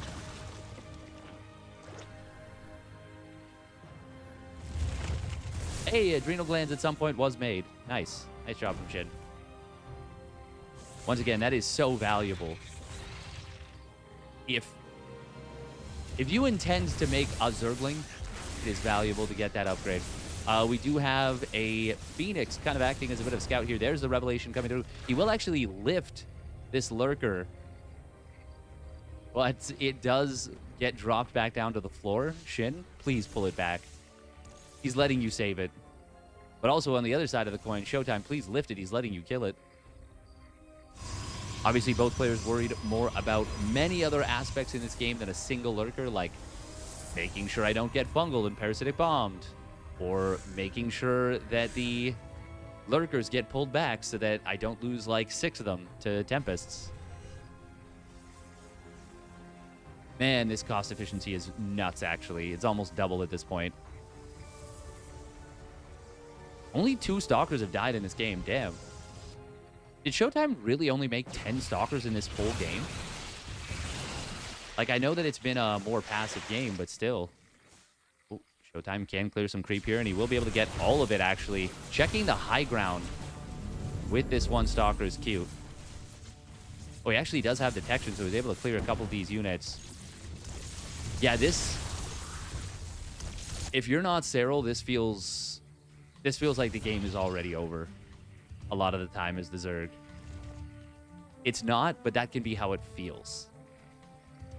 +2 Flyer Carapace starts up here. We do have the Greater Spire, and this is where you do need Broodlords. You need that ultimate air army as the Zerg. Ultimate late game army, I guess. Broodlord, Corruptor, Infester, Viper, sometimes Lurker, sometimes Hydra. But either way, you need access to everything. And in many cases, you will need all of those units. Which means that, yeah, you don't want to be above, like, 50 drones at this point. Especially on a map like this. But we are going to see Showtime finding a little bit of damage here in those Stalkers. Oh, they're going to be able to find a Spore Crawler. Repositioning Lurkers. Not able to save the second Spore. Showtime doing some nice little work here. Nice little set piece work. And now has taken this middle base. This is a base that you don't want to lose gas units to defend, but if you can take it early, minerals are still very important.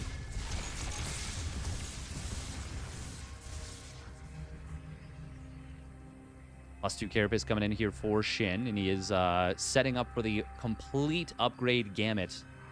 Showtime doing the same. He's about to finish up his +3 ground armor. In fact, that will bring him to all 15 upgrades, attack, armor, and shields done. Oh, this is going to be a kill on the rocks incidentally. Nice little Archon morph there from Shin. Or sorry, Showtime. Saving this one High Templar. I guess 2 High Templar. You make 2 there. Kind of surprised we don't see Shin. Oh, wow, okay. Oh, need to send these drones to mining.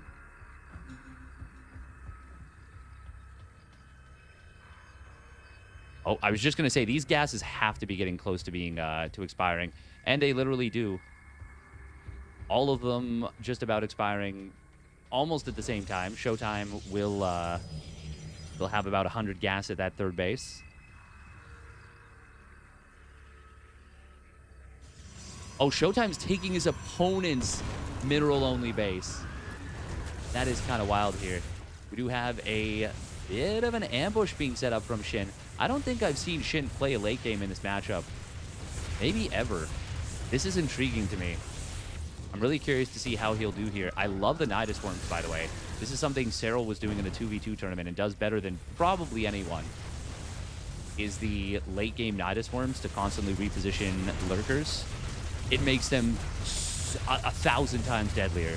And they're already very deadly units.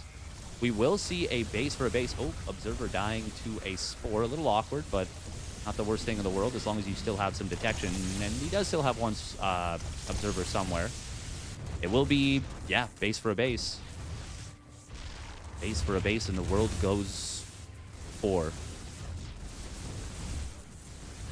Lurkers in the middle do find some probes, but Showtime's going to keep pushing. He says, I think you don't have any defenses behind this. I think you were relying on me recalling. Shin, by the way. Man, look at the difference in banks. Oy, oy, oy. He will get this base with the lurkers, but God, the difference in these banks is insane. Oh, Shin looking for a Nidus Worm on the top side. That's a pretty cute move. The thing is it worth it to commit lurkers here? If you can kill this reliably, yes, but no, he's just going to lose this.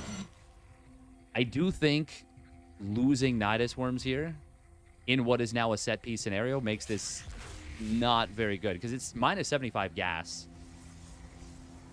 Minerals do matter, but it's the gas that's the most important. And all these little trades, I know 75 gas sounds so insignificant. It adds up. It really does. Especially when there's only 6 bases worth of gas to mine on the entire map. Now, this will end up being Showtime actually losing a lot more, I think, than he mined from here.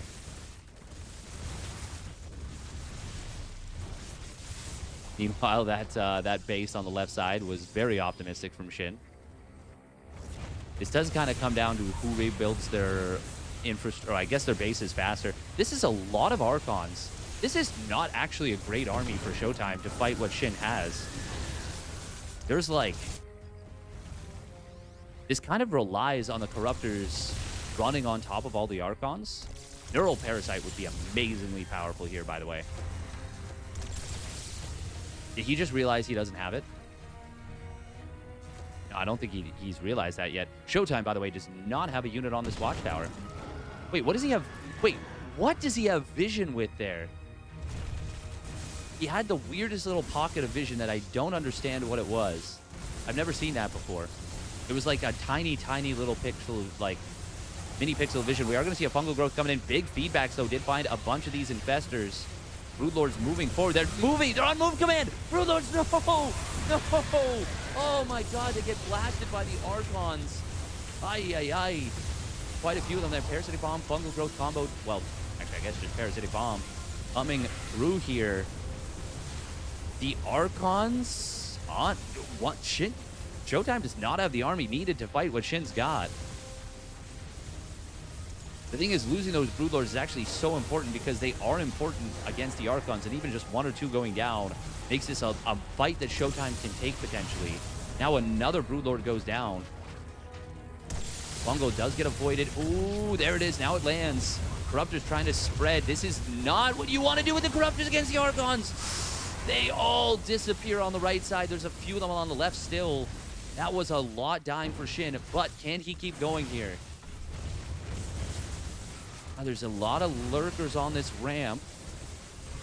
Corruptor's moving forward. Oh, attacking through these lurkers is crazy, but he's got the power to do it. And now the Stalker Warping is going to be good. These Broodlords getting absolutely bonked. Hydra's reinforcing, both players going down to a much lower tech army. Imagine Hydra lunge right now. Oh, not having the ability to zoom forward with these Hydras hurts so much. Massive fungal on these High Templar, but they all have their Storm available. And Shin's bank is gone. Showtime still has the ability to make an army that is bigger than his entire army right now. Bigger and stronger. This game should be over. There should be absolutely no way Shin can win this, just based on money alone.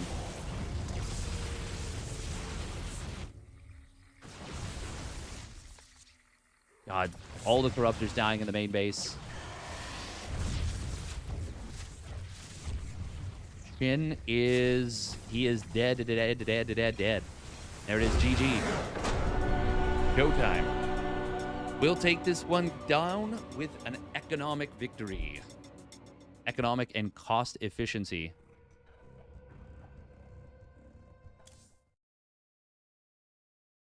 Yeah, the fact that he went through that ramp like that was not on my bingo card.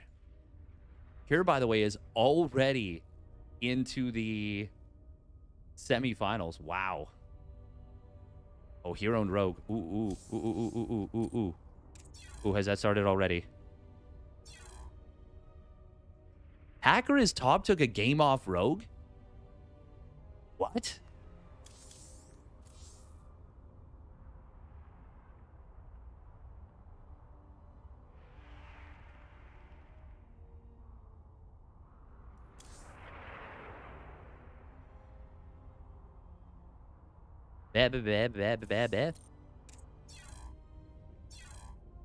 How did that come to be?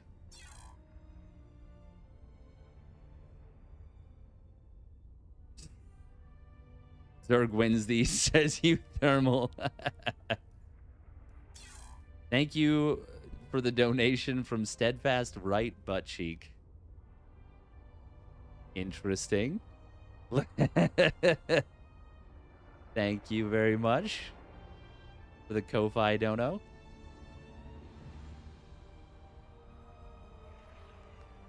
For 50 buckies. And 51 buckies. Damn, thank you very much.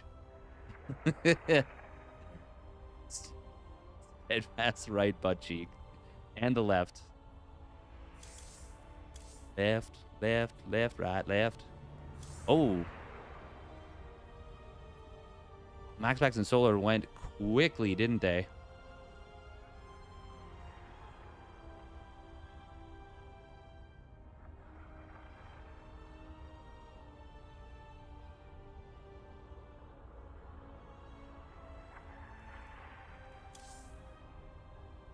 Oh.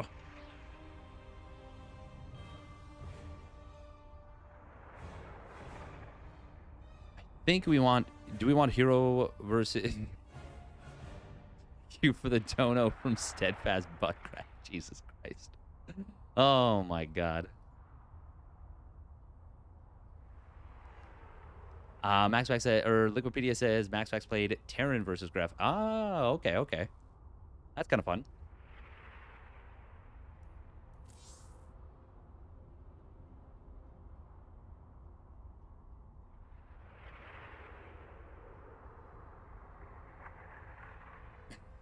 Thank you very much, Montian. Terran OP confirmed. Okay. You can see Showtime is absolutely capable of taking down Shin. Obviously. But, yeah, in the biggest tournament was a victory.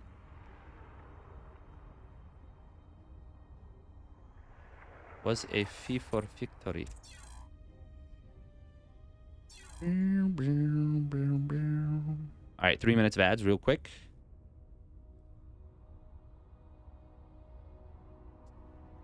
Yeah, the Broodlords, God, that one sucks.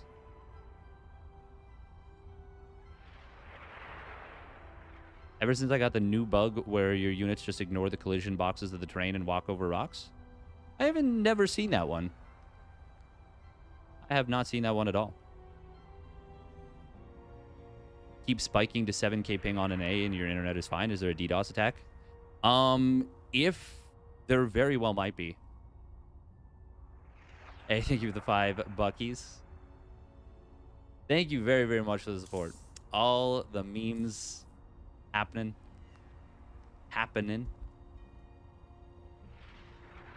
Thank you, Montian. Appreciate it. Could be anyone. Could be anyone. Oh, Rogue is up 1-0 versus Hero. Solar up 1-0 versus MaxPax. Wow-wee-wah.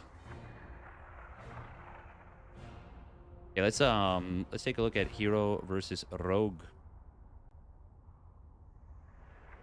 There should be some Zerg unit that can muscle its way through Dusty's rocks.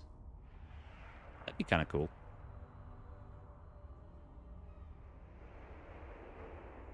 Okay, let's take a gander here. This is into the Inu. You can check out his stream. Showtime played very well. Yeah, he did. He did. Showtime has always been an exceptionally strong defensive Protoss. Okay, what do we have here?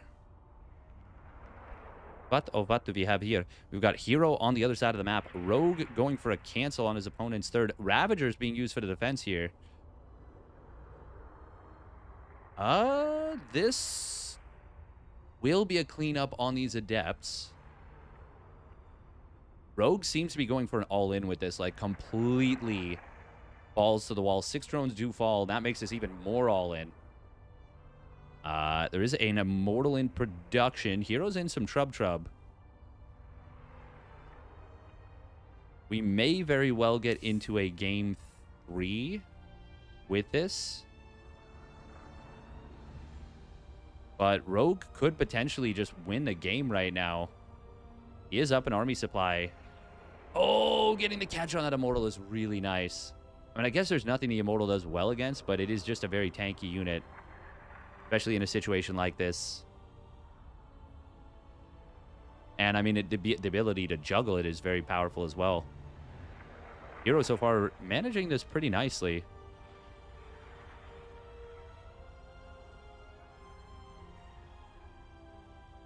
I think Hero's fine, actually. These Adepts are going to shred the Lings. Yeah, no, this is going to a game 3 for sure. Rogue's going to drone out of this. You know what? He did cancel his opponent's third. I didn't see that. Or he killed it. Yeah, fuck that Roach in particular.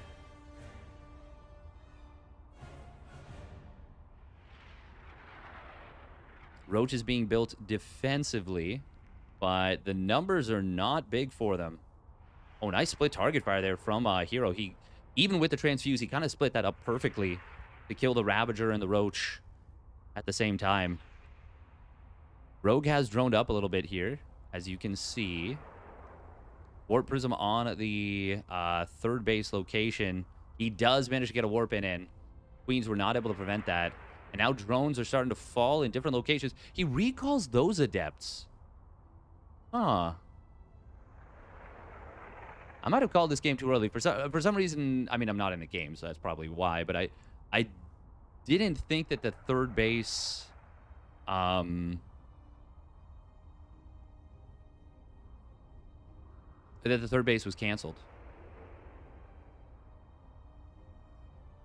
All right, would you rather get into... Yeah, we want to get into game 3 of this for sure. Surely. What is the bracket looking like?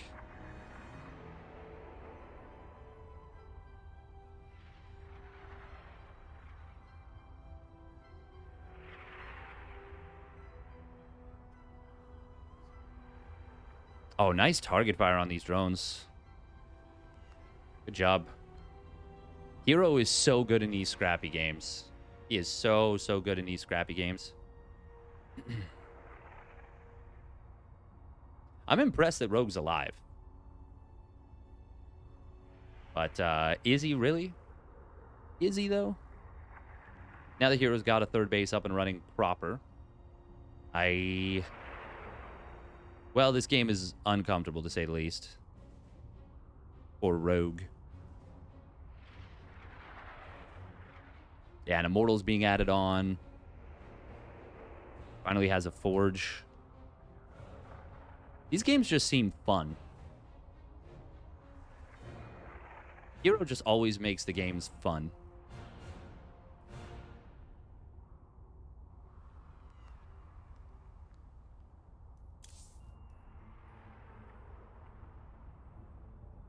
All right, here comes the push up this ramp. There is a defensive concave that's pretty nice for Rogue.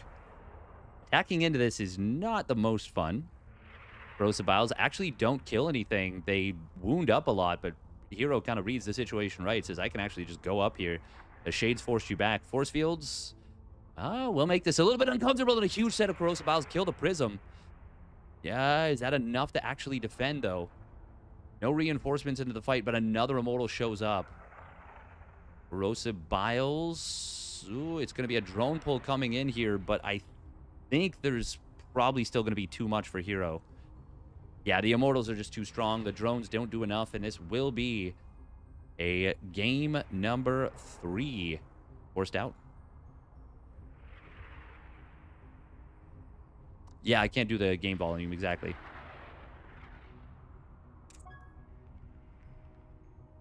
All right, that's what we were hoping for. We were hoping for a game 3.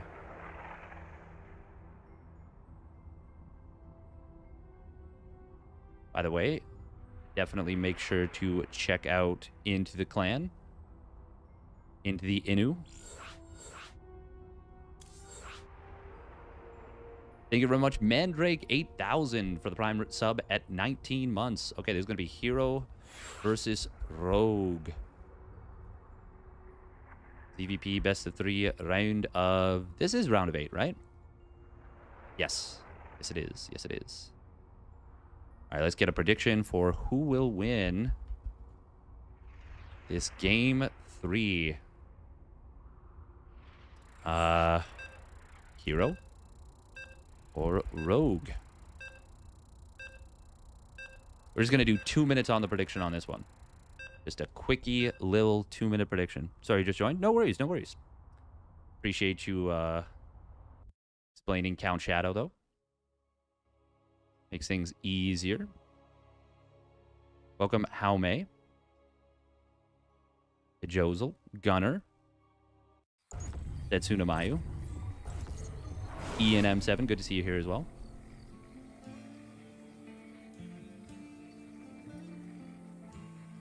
All right. Here we go. Spawning down on the bottom right. It is Hero. Twisted Minds.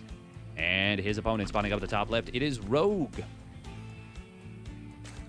In the red. Nope. This is...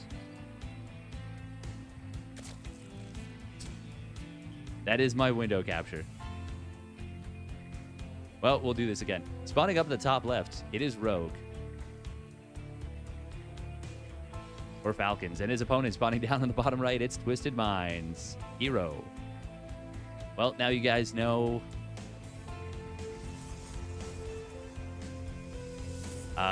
what my viewer count is, what my sub count is. Not that I hide it because it's on a bar in the top middle. Yep. You guys have all the information.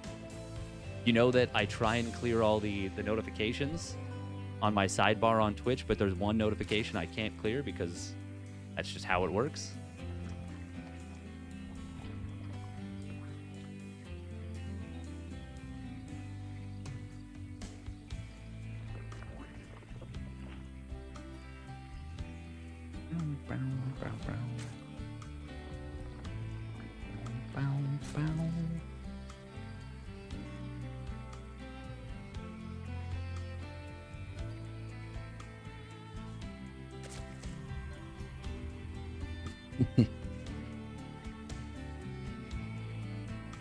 You captured the stream key? Oh no. I know. Hero, by the way, with a very late scout, is just gonna look to, like, block the third hatch? I have not seen this. Is he trying to bait his opponent into not building lings? And then gonna block the hatch with that? Oh, that's cute. That is very cute. And that would force Rogue to take this left side base. Oh, this is cool. I even like what Hero's doing here because he's sending this just a little bit further away. The only thing is, oh, can this drone still block? Okay, no. Hero was right on top of it. The Overlord, if it had come to here, it would have been less likely to spot it. This is just super freaking cool. And now Rogue tries to cut a corner. And it's a smart corner to cut. But Hero kind of set the trap for him.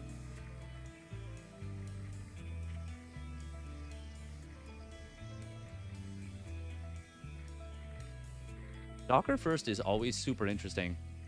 And by the way, he started Warp Gate right away and didn't cancel it. I think. Yeah, this was a fast Warp Gate.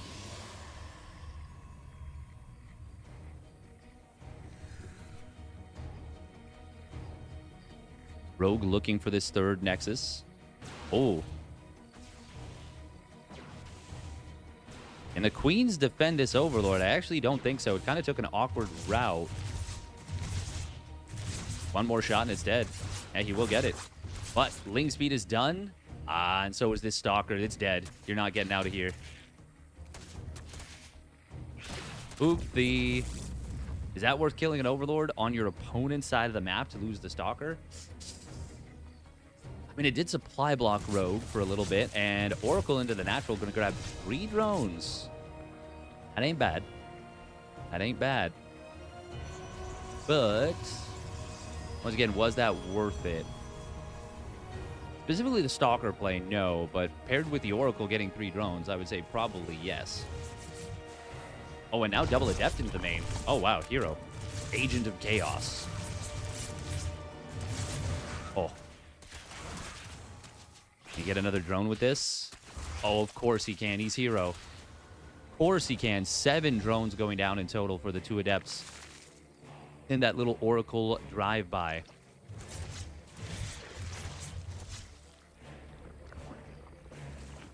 Hero scooting out with the 1 low HP Oracle, trying to look for an opening with the other one.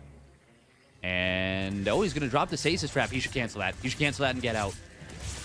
Oh, and that's why, even as he catches 2 of the Queens and a drone, he loses the Oracle. That's painful. Oh, that's painful. Absolutely should have canceled that Stasis Trap, but hindsight is right in front of you in this case. And also 2020. Warcrawler a little bit out of position on this base. Hero's able to grab a drone.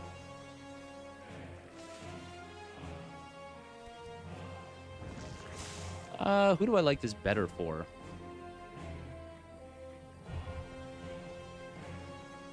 I'd say it's fine for both. These units being spotted by the watchtowers a little bit awkward for Hero. Not going to shade forward. Oh, Revelation does tag the second Creep Tumor setup. Hero looking to pick these Creep Tumors off. Does he split up the target fire? Oh, you best believe he does. He gets out with everything. Nice job. It is going to be a skipped Roach Warren, straight Hydra Den out of Rogue. 4th base on the way. Meanwhile, Templar Archives coming in for Hero. Hero once again he's just a wild stallion with his play.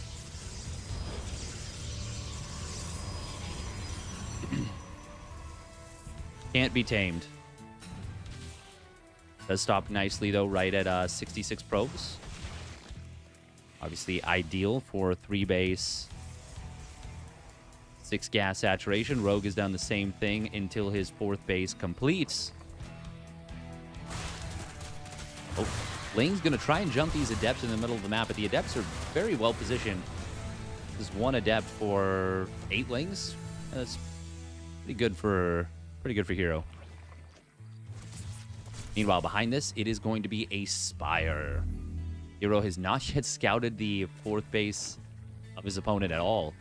So he doesn't know that it's there, let alone that there's gases taken there. Ooh, +1 armor coming in from Hero here.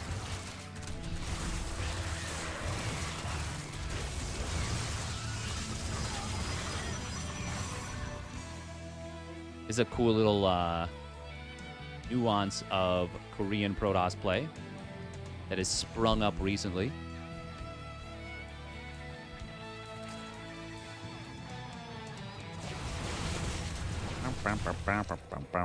We do have a second forge coming in, though.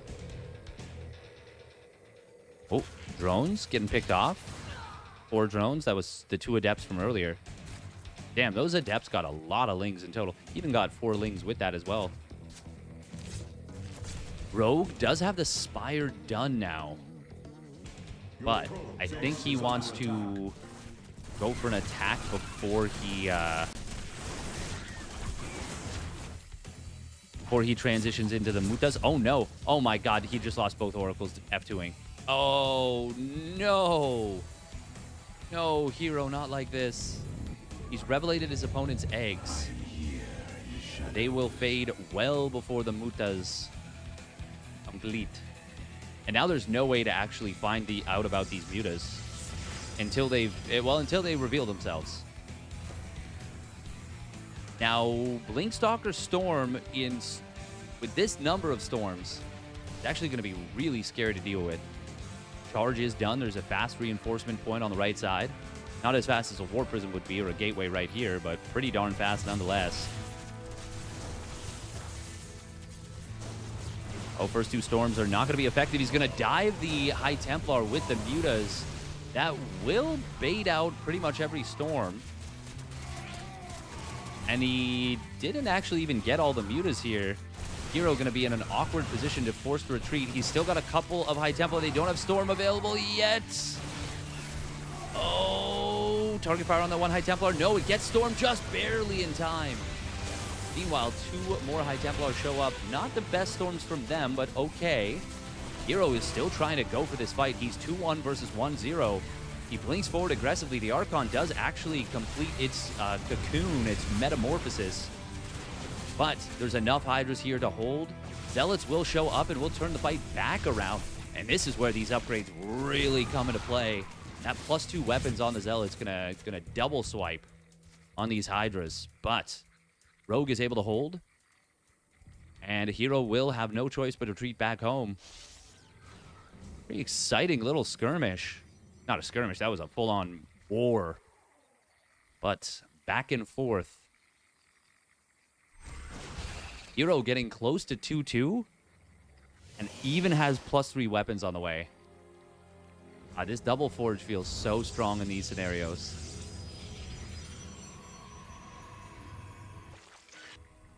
The army value does not really tell the tale. As, of course, Hero has a very powerful upgrade setup. Watching that creep tumor just finish during all this is kind of funny.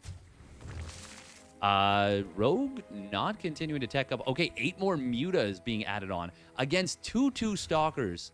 Mutas, even with +1 attack, are going to suck. They are going to suck against the Stalkers relative to what we're used to, which is, honestly, Mutas can do pretty well against Stalkers. If he had +2 weapons on the way, that would be a different story.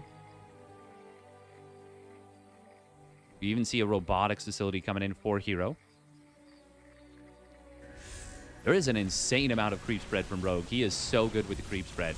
But he's going to get zoned out of this base, and he is going to give it up. Canceling the Mutas from this base. I like that a lot. He wants to hide them. Oh, and he's once again going to swing it on the backside on these High Templar, but this time there's an Archon overhead. High Templar getting some very good storms. However, now all the High Templar having to use up. That's a lot of Hydras left over. Did Hero go a bridge too far?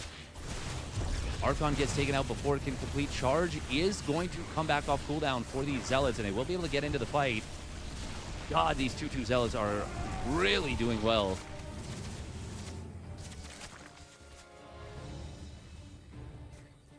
The upgrades, man. It's the upgrades of Hero that are going to win him this game. He is looking very good right now. Rogue trying to micro his way through this with the Hydras. Oh, it's a big stasis trap just as he did a great job of baiting out a storm. Meanwhile, I don't think the Tempest transition is necessary. I think the Mothership is very good. I think the Tempests are totally unnecessary, but he's just going to win the game with the Zealot Stalker Storm. Didn't even need the Storms. It's just the Zealot Stalker. Hero going to get the job done. Hero's constantly resetting armies. He is. And in a situation like this, it works out very well.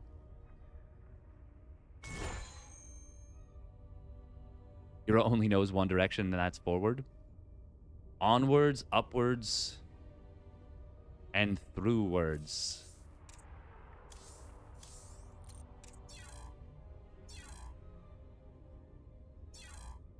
Oh, my webcam has become skewed. Askew.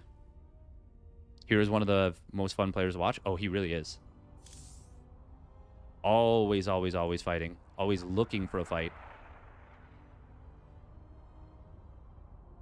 Explain like I'm 5 why Rogue didn't push when he had more than double Hero's army supply after winning the previous skirmish.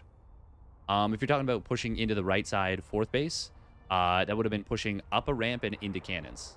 And even if you feel confident because you just want to fight, a lot of times that can make that confidence shrivel. The two things I've described.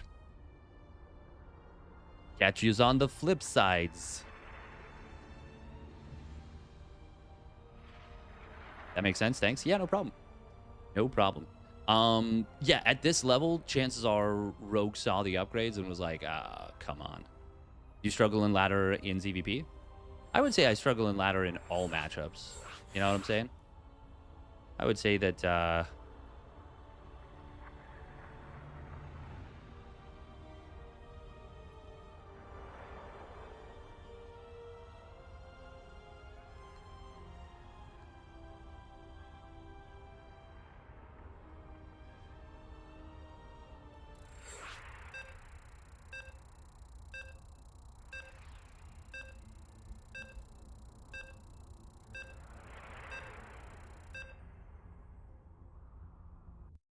I just want to double check and make sure. Relatable, the struggle is real? Oh, yeah. Oh, yeah. All right, Climax and Showtime are in game 3, going into game 3. I just want to see.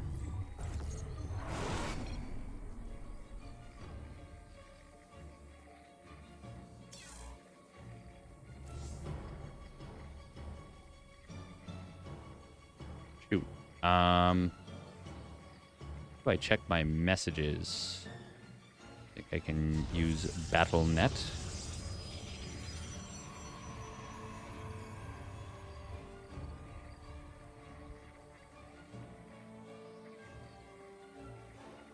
I have advanced tactics.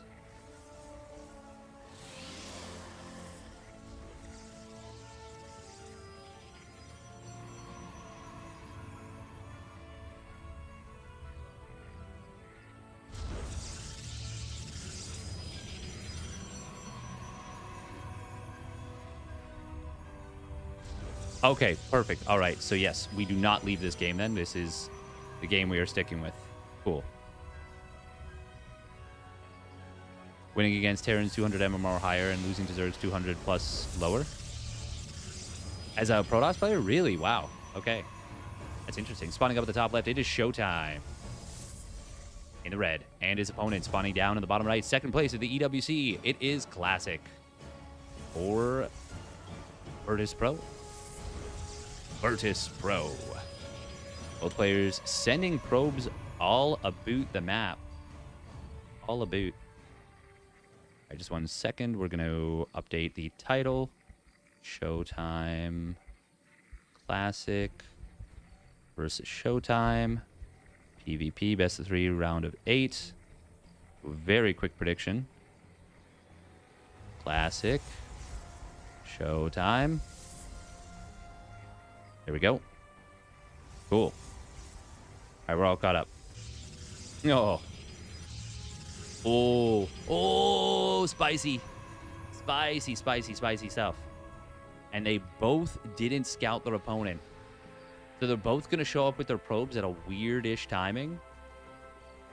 And this might turn into the Spider-Man meme of like, both pointing at each other. Showtime will wall his opponent out. He says, I don't want you to see. There's a pylon missing. Showtime, for his part, did not even go for it. He's like, you're doing something sketch. Surely this isn't revealed by the watchtower, is it? No. But, oh, Showtime, baby. Big scoutaroo. And it's not revealed that he scouted it either. Oh, that's huge for Showtime. Wait, did they both just dodge each other's adept shots? I think so. Oracle is coming through. There are stalkers at home. Adepts do get walled out. It is going to be a kill on one probe. I think a scouting probe died in another position. Showtime trying to draw his opponent a boot around. Here comes the Oracle. Stalkers are pulled away. Oh, double adept. I was going to say you want them in here. Showtime very happy about this. This is not good for Classic. Using a lot of probes. Showtime getting some very big value with this. And it is going to be a robo defensively. We got Warp Gate coming online for both players. Showtime will have 2 shield batteries here. Oracle recalled back home and energy recharge. He doesn't have the juice for both. But even just an energy recharge here would be so good. In fact, if he killed his own shield battery, energy recharge and using it to fight would be amazing. He doesn't want to, evidently. Now the Stalkers do show up for Classic. Showtime going Prism first. Well, that's surprising to me. Classic is slowly adding probes back in. Showtime has gone up to 27, which is way more than you actually want, I think. Pylon, not going to depower anything here. But Classic doing a good job of just utilizing the advantage of this high ground and this immortal. And by high ground, I mean high ground vision.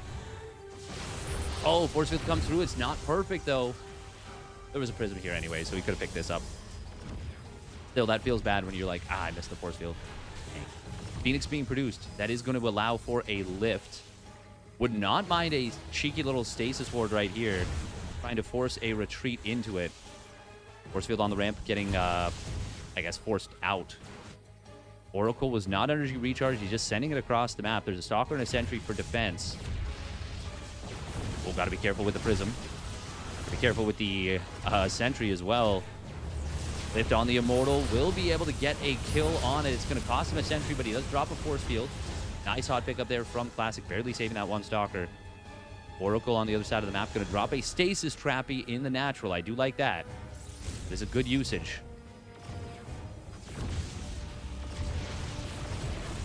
Phoenix does not have energy for another lift just yet. This is actually a situation where you could energy recharge the Phoenix, and it wouldn't be a bad play either. But he doesn't have energy on the Nexus for that. And might want to save the energy recharge for his shield batteries, perhaps.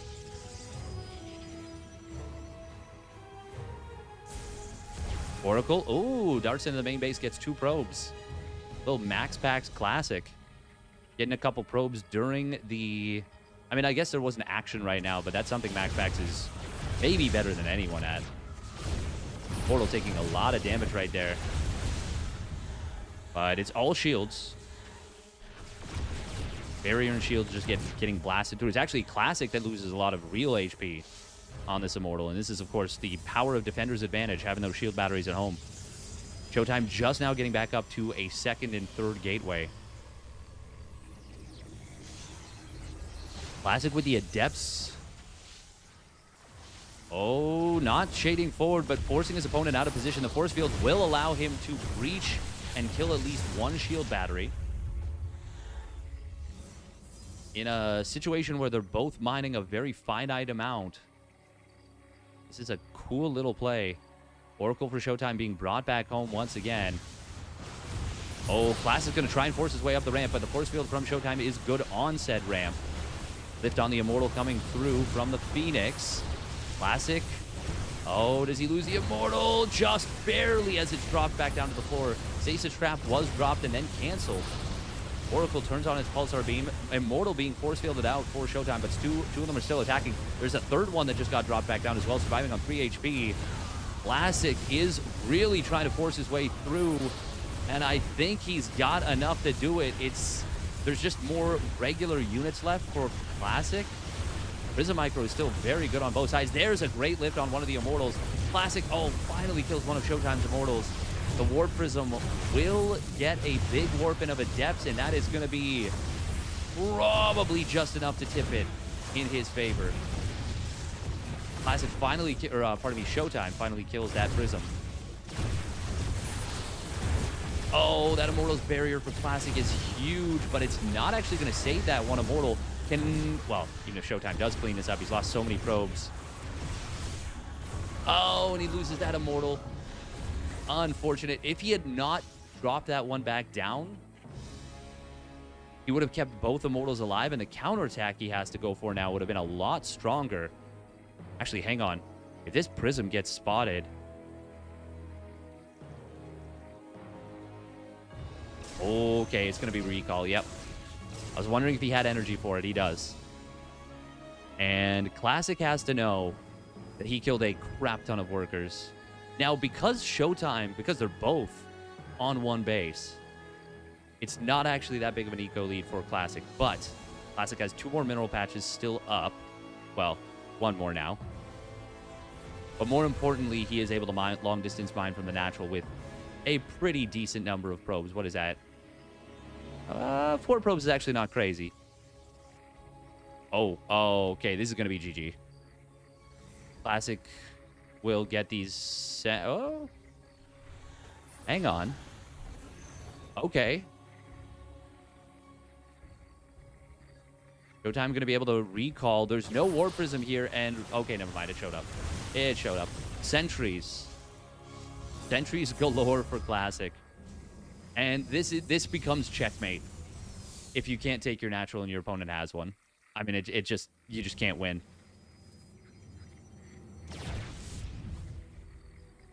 Very close game. Very close game. Oh, those are some good force fields, but Prism is here to save.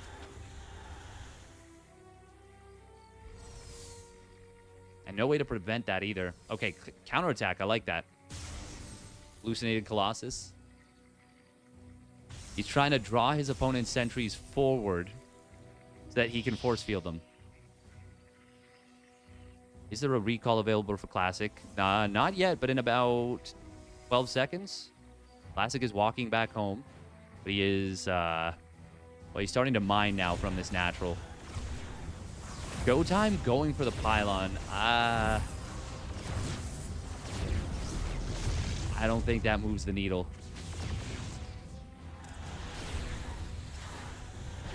I do like the Immortal being ferried forward here. Nice save right there from Classic on the 3rd Stalker. Showtime did take some damage on this Prism. I like that Classic kind of he targeted it. Showtime going for what will be a last-ditch effort all-in. That's why Showtime, I think, went for the depower on these gateways. And actually, it did stay unpowered for a while, these gateways. So their cooldown...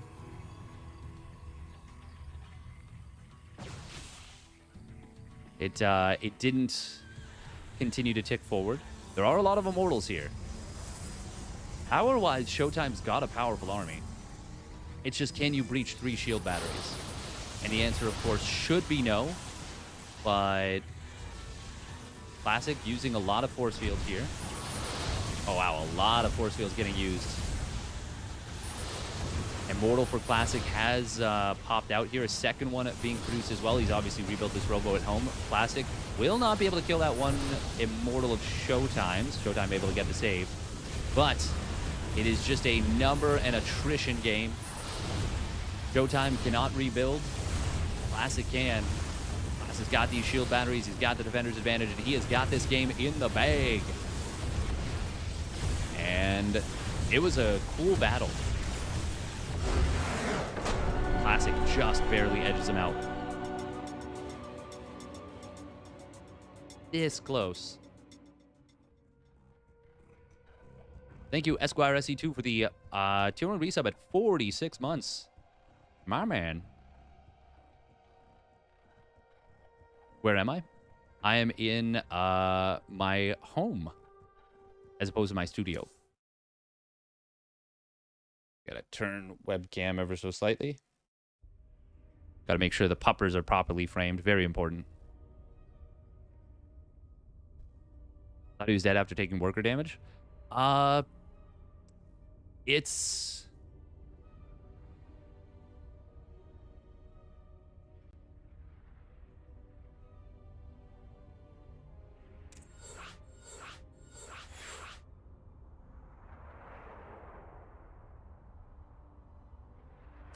it's actually not that bad to take that kind of worker damage when both players are still on one base.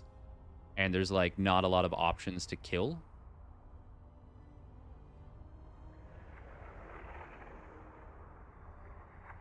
You're off race with Toss, and if so, what MMR are you? I have done a tiny bit of off racing, but my MMR is, like, not very good with it. It's like 4K or something, or what is it? I don't even know if it's properly calibrated yet. Realistically, I have to even look it up.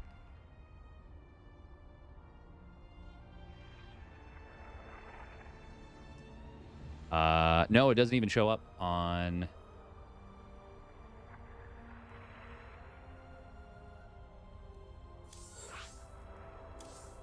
See, I gotta look in-game. 39 currently. But, once again, I've played maybe like 24 games or something. Score is now 1-1. No, that is the end of the series. That is the end of the series. Thank you for the follow. I am Batman. 53, 56. It's going to be MaxPax versus Cure coming up.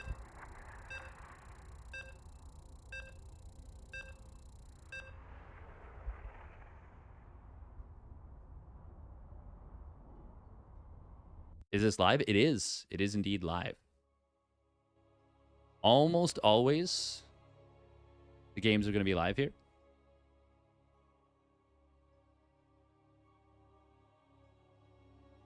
That is live. Broadcast is rerun. Eh.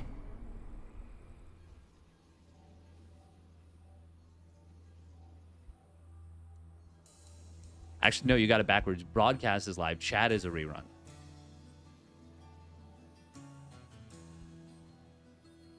All right, we get into game now. Reminder that I will be covering the KSL tonight. And wait, that makes less sense? What? Eh.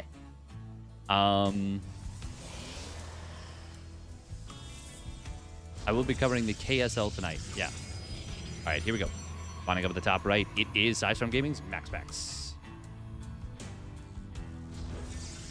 And his opponent is spawning down on the bottom left. It is Team Liquid's Cure. In the red.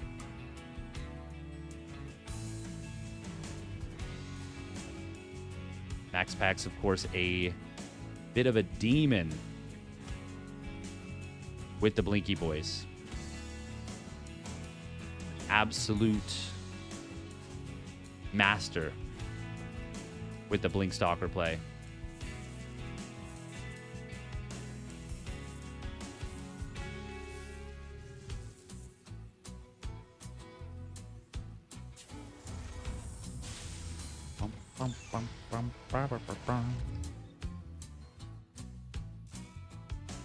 Here does cancel the Marine after zoning out the probe to get down the 136 command center. Pretty fast. Pretty darn fast. MaxPax really likes to delay this so that he can get the Adept across the map before the CC is done and be a huge nuisance with it. Sometimes he can turn a delay on a command center into just like, well, into gangbusters. So good with it. So good with these Adepts. Nobody does it quite like MaxPax. Nobody. Hero does it, actually, Hero does it a little bit like MaxPax.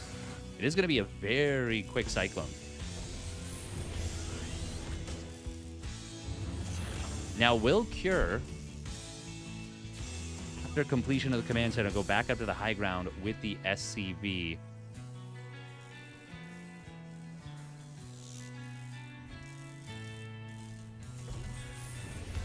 Nope, just going to load it into the CC. Oh, can he get this away? Oh, yes, he does. Nice job. That is an excellent understanding of how MaxPax likes to play this. God, I really love this. That was really cool.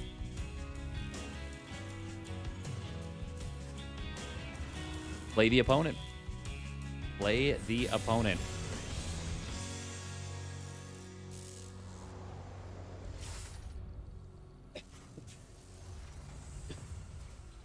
Oh. Throat is so dry. I need to drink. Have some water.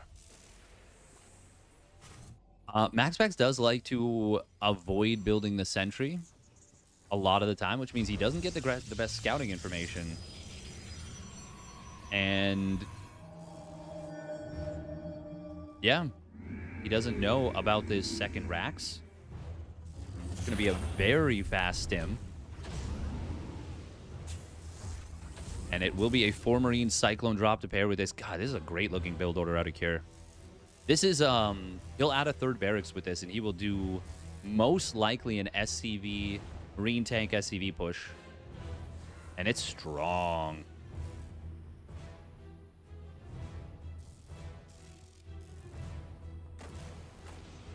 Here comes the drop into the main base. There's no shield battery here, but the Stalker Warp in will be handy.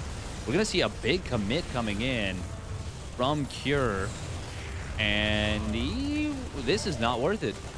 He kills 2 Stalkers, but he loses the whole drop. And part of this is I feel like with this play, you want to actually save... Oh, no. The SCV betraying the Terran. Letting these Adepts into the main base. This is so bad for Cure. 4 SCVs already going down, and he's going to get more. Look at that split target fire there from MaxPax. Can he get another SCV? Yes, he can. 7 SCVs for just 2 Adepts. Oh, my God. And now we see a blink forward coming in. This is Cure that's supposed to be the one deciding who gets aggressive. And he will actually just, I think he's dead, actually. Maybe. We got another tank that just popped out. There's a lot of Marines protecting it. Okay, scan kills the observer. Stim is now done.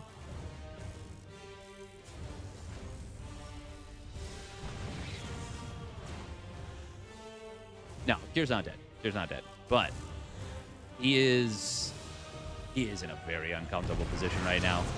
Very, very uncomfortable.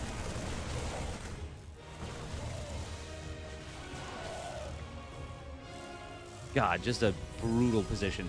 MaxPax is already on 3 bases. He's starting up his additional gateways.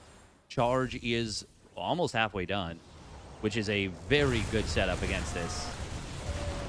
And the Marines are just getting continuously picked off. Look at this. Resources lost. Oh, oof. It's crazy what MaxPax is able to do against Terrans. No one else does this. Oh, he even spots the drop coming in. We do see a Liberator on the other side of the map. It's able to grab 3 probes, but it's not amazing. Meanwhile, 2 SCVs going down on the other side. Oh, and it is Cure's medevac being caught here. He does have boost, and he will save that. He's going to find a Stalker.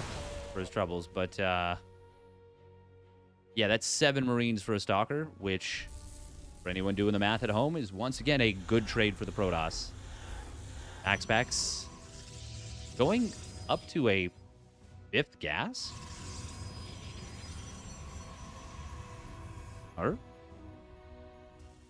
This is a 2-base all-in from Cure. Like, this is a very committed 2-base all-in, in fact. Cure, unfortunately, got the supply blocked here. Oh, no, he just had a depot finish. No depot top ad either. Ooh, respect. Respect plus. Terran player supply blocked, but they get unblocked by building a supply depot? Oh.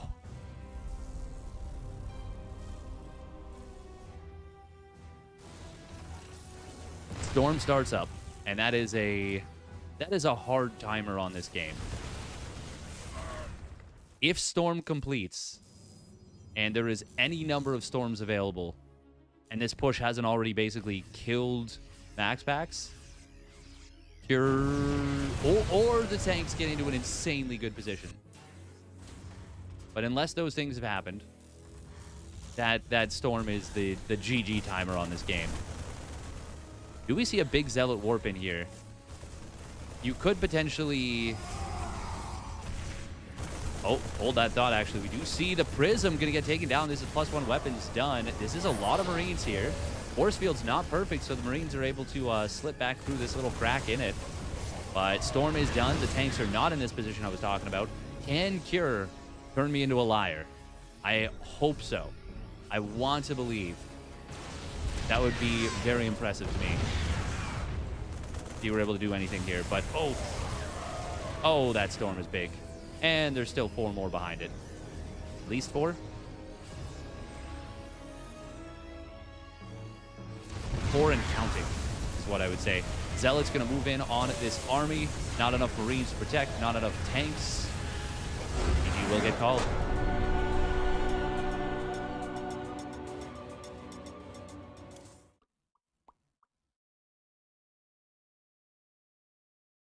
If the tanks could have found a way to be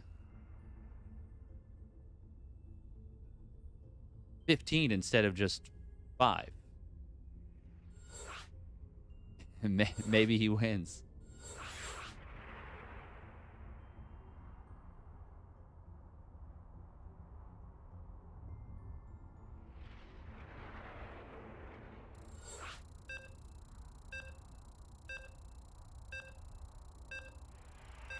Mahing and pahing. MaxPax. The unstoppable. And we are barreling towards a PvP finals, despite 3 of the best, well, actually, the 3 best Zergs in Korea, I would say, right now, playing. Yeah, with no Darks, it's definitely Rogue, Shin, and Solar. Who else? Is anyone else in the conversation? No. I don't think so. Now, some of the series were close. In fact, 2 of them, I think, went 3 or 2-1. All right, here we go. Spawning up the top right for Sidestone Gaming, it is MaxPax. And his opponent spawning down on the bottom left, it is Team Liquid's Cure. In the red. It's got to be weird for some of the European players playing against MaxPax, like, on a relatively consistent basis and being like, damn. Especially before Clem was playing Protoss versus Terran. Before then, in particular, being like, damn, I just played, like, the best PBT in the world. And then I play a tournament and like a big offline tournament. And you're like, wow, I was able to, you know, do very, very well. Now, especially with Classic really on the rise and Clem playing PBT, it's less jarring, I think, than it would have been before. But before, it has to have been some, like, very weird feeling stuff where you're like, no, I swear, Protoss is really good against Terran. You just have to be MaxPax. Like, I swear I lose 60 or 70% of my PBTs. And it's like, well, yeah, that's MaxPax.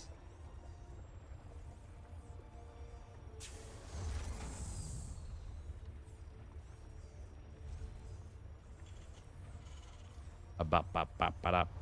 Bop, bop, bop, bop. Bibbidi bop. Diddly dop. Bibbidi bop, bop, bop.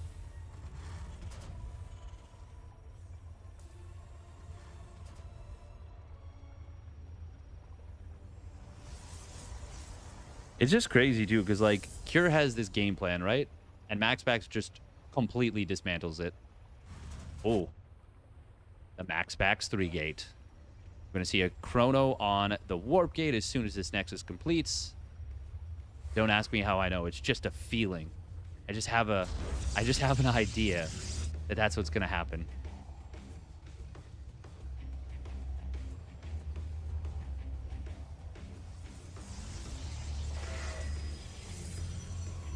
Whoa. How'd I predict it? Once again, the SCV does survive, but I don't think there'll be an opportunity to save it this time. Look at this. MaxPax makes a little adjustment. He's like, no, you try and do this again, I'm killing your SCV. I actually think it's really nice to just not let the SCV escape and just keep the orbital command from turning into a... Or sorry, keep the command center from turning into an orbital command for as long as possible. We're going to be seeing a very quick tank right after the Cyclone. Oh yeah, this is a super fast 30cc.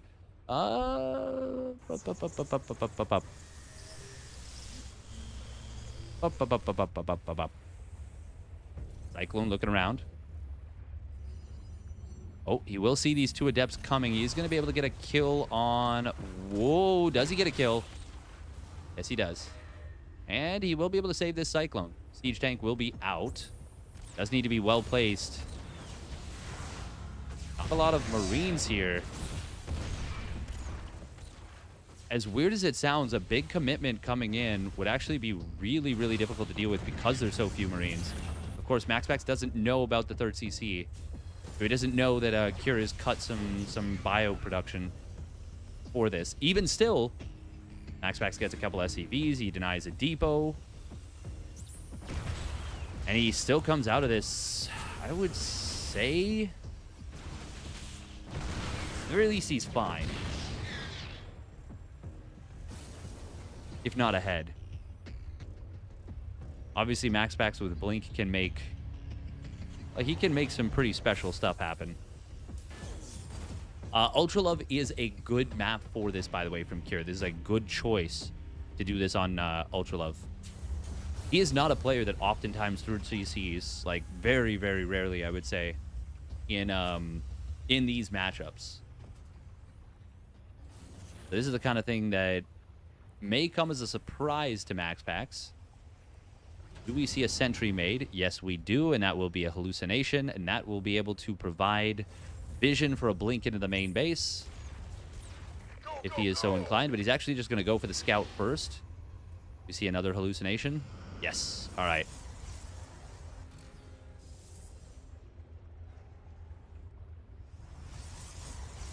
More Stalkers warping in aggressively. He knows that the starport is late. Means he knows he can put all of his units into his opponent's main base. Instantly snipes down the Cyclone. And gets a great concave here. The tanks are going to have to kind of slowly but surely make their way back in. One Stalker does fall. But once again, good trades for MaxPax with a really, really phenomenal concave. What is he? A blink to the left side. He's got to be careful about getting zoned too hard because at some point he's going to need to blink out of here. Actually, he's just bought himself a ton of space. He's just winning the fight. There's barely any bio units left. He will recall now, but 9 SCVs go down. Does lose 4 Stalkers, but 9 SCVs, a bunch of Marines, and the Cyclone. Yeah, that's very good for MaxPax. Cure is still in a playable position, just not a comfortable one. Is he actually? MaxPax's +1 is faster than that of Cure. Stalkers once again poke into the natural, and since the tanks weren't firing at the same group of Stalkers, they all take shield damage, and none of them take hull damage. Just wipes out an SCV and gets out. MaxPax is really good at timing those tank shots. Of course, once a tank fires, it's not going to be able to shoot for a decent bit of time. MaxPax has gotten very, very good at timing that out. Looks like he... Oh, did he? We may not have actually seen this, but he sees it now.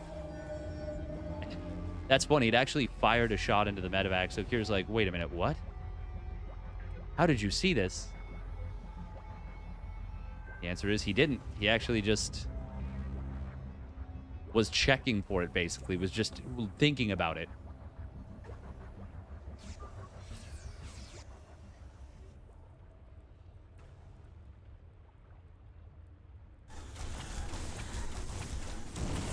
Bell's going to drop into the main base of Kier. They're going to find some, well, nice damage right away.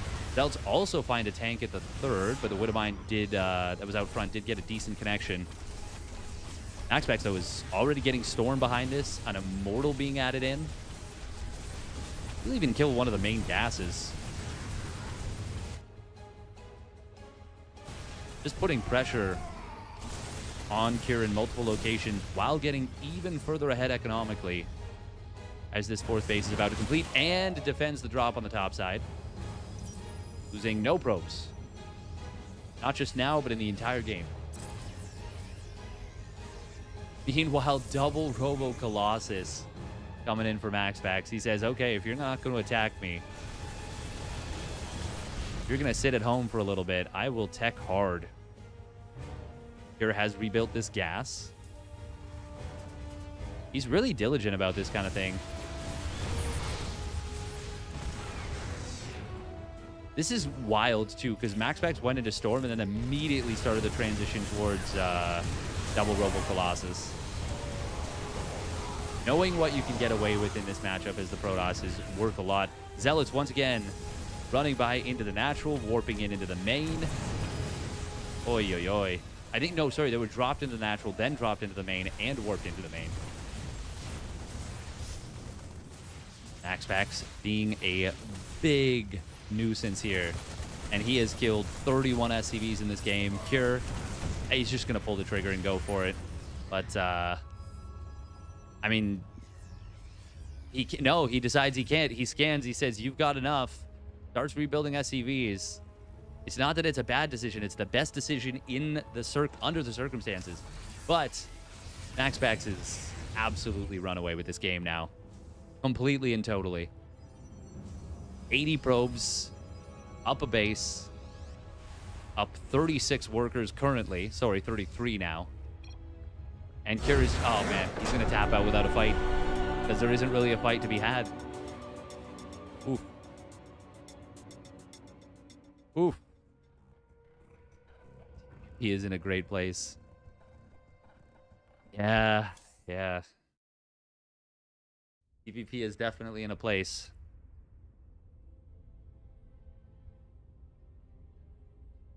An absolute masterclass? Yes, 100% it is.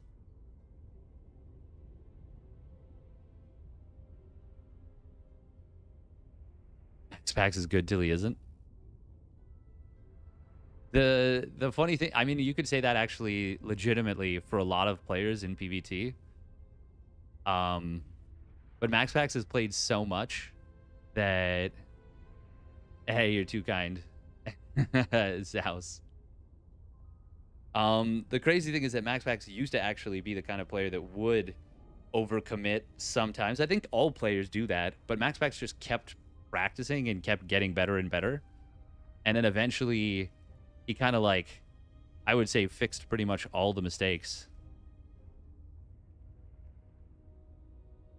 Oh, we got to go to KR server. Ooh. We don't miss...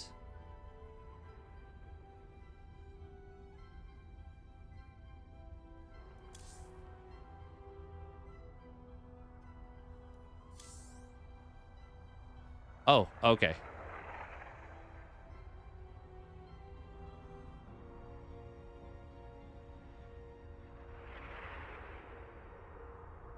Okay, okay.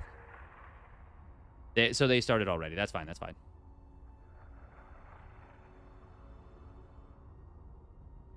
I'm Unfortunately, Terrans don't have comeback units or abilities like Storm.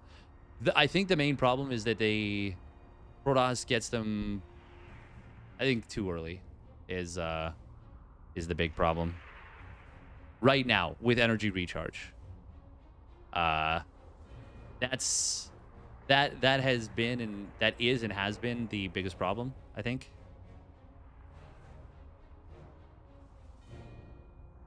Yeah, Classic and Hero are at 1-1 right now.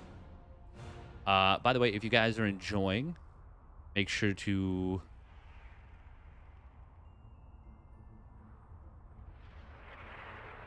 follow on Twitch, or if you're on YouTube, would very much appreciate a like on the video if you haven't already done so, as well as a subscribe if you haven't already done so, if you're watching and enjoying.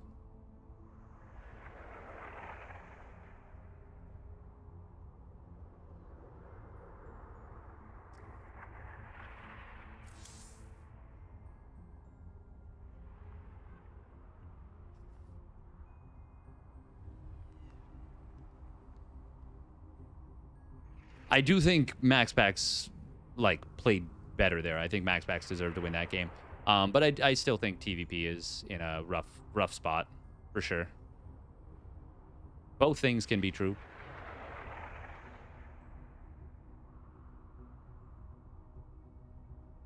Both things can absolutely be true. All right. I will be right back.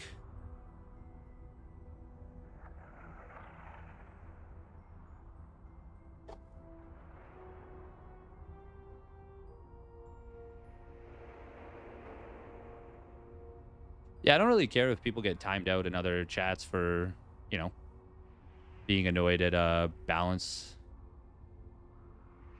Now, if you're like, you know, being a jerk to people or whatever, that's a different story. But being frustrated about the state of balance is not something I'm gonna time somebody out about, unless you're completely and totally wrong. Like if you were like, man, I can't believe how strong Terran is versus Protoss right now. Like, it's insane how good, like, I don't even know. What's a good example of, like, a terrible take? Like, it's insane how good the Thor is versus Protoss. And it's like, oh. All right. That's about it, Gary Arganis. Yep. Yun's been looking good in latent TVP, though. Yes. Yes, he has. Yeah, exactly. That's a great one, Mogus player, saying Broodlords are so OP right now. That's a great one. That is a great one.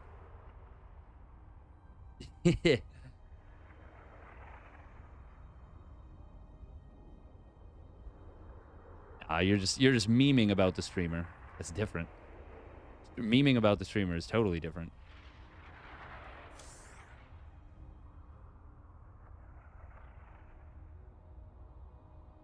Oh. Toss is so OP that even up a tree looks good playing toss. Heh. Yeah, I don't think. I don't think that. I think it would have been fine, Alistair. I think it would have been totally fine. I can head back to NA. I just realized, because it is going to be MaxPax versus whoever wins this series. And since it's on game 3, it will for sure be a grand finals.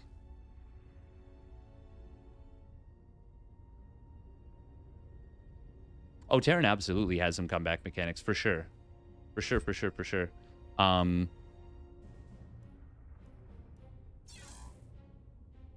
right, we'll be right back.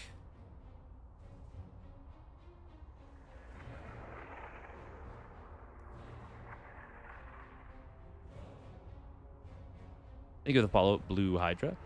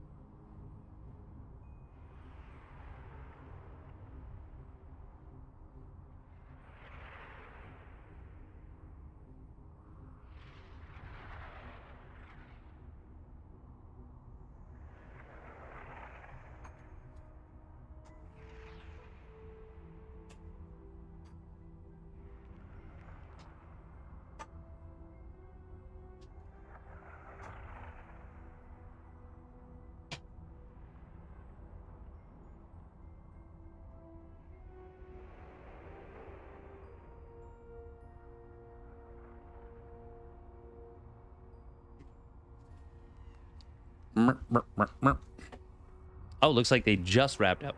Perfect. Perfecto.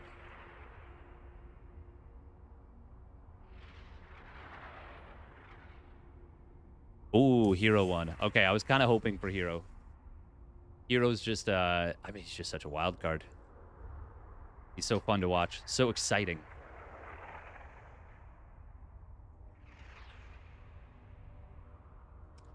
Against Estrella was the one that his late game looked incredibly good. And just in general, I think Beyond's been working really hard on his TVP.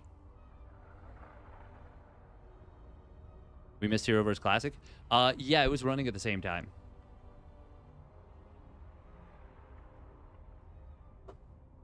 Do you think if in-person tourneys allowed MaxPax to come fully masked in with a voice modulator, he'd actually start coming to in-person tourneys? I have no idea, but that would be really funny. And kind of awesome. MaxPax versus Hero. Hero's actually been able to compete against MaxPax in recent history, which is pretty cool, because that was not always the case. Not always the case at all. Bum, bum, bum, bum, bum, bum. Like Darth Vader? I guess it would be like Darth Vader, wouldn't it? That would be pretty fun. We'll win this best of 5 grand finals. MaxPax or Hero? Hero.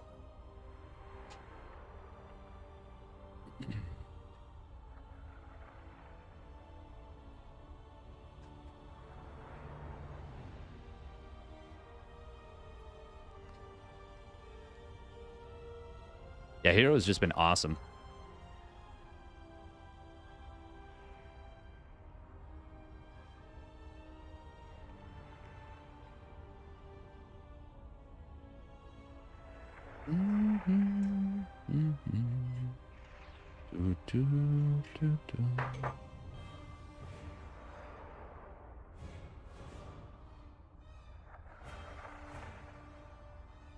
PvP, you couldn't live with your own failure. Where did that bring you? Back to me.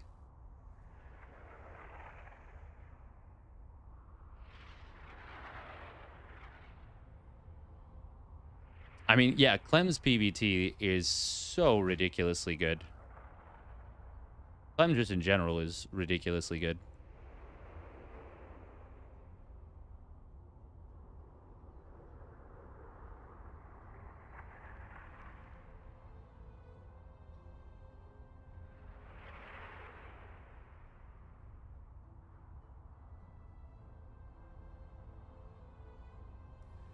Back to me.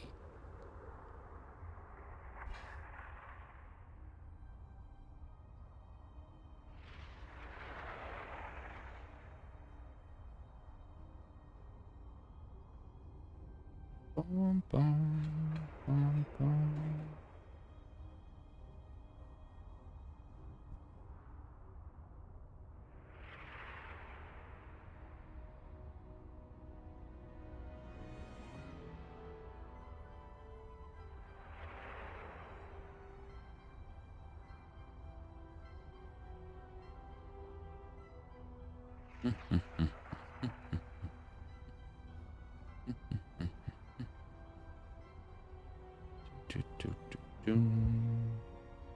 All right. Lobby's up. It's going to be ley lines to start off. It's bright today. Bright outside. Bright outside in the real world. What? Wild. Okay. Ah, sunny.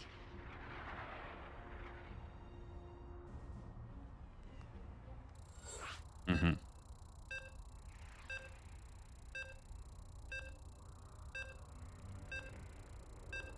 One of the Daft Punk guys. That would be funny. Greenland 51st jokes. 51st state. Well, I mean, I don't know. It's the same vein, but it doesn't touch as close to home for me. But it's obviously still... It's still not... Still not great, you know? Still not great. All right, here we go. Spawning up at the top right of this grand finals in the Lully Cup. It is Sizestorm Gaming's MaxPax. MaxPax looking to win his 3rd in a row. 3rd of 3. His opponent looking to stop him. It is Hero. In the red. Surprisingly, this is, I think, the first PvP finals in one of these. Lully Cup.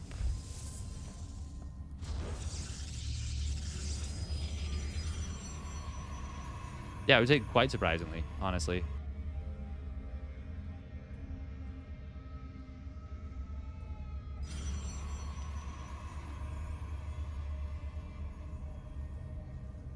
First time we've seen PvP in a while.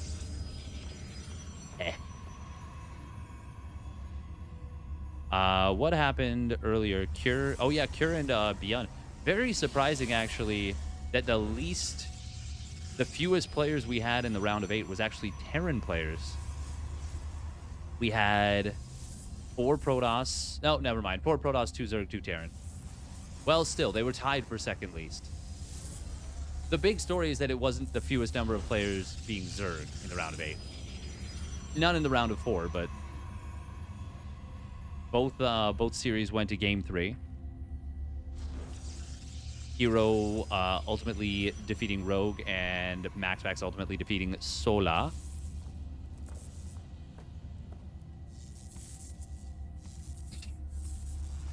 I bet that's the case, Banesuffer. I bet, yep. I bet that's being said on a regular basis.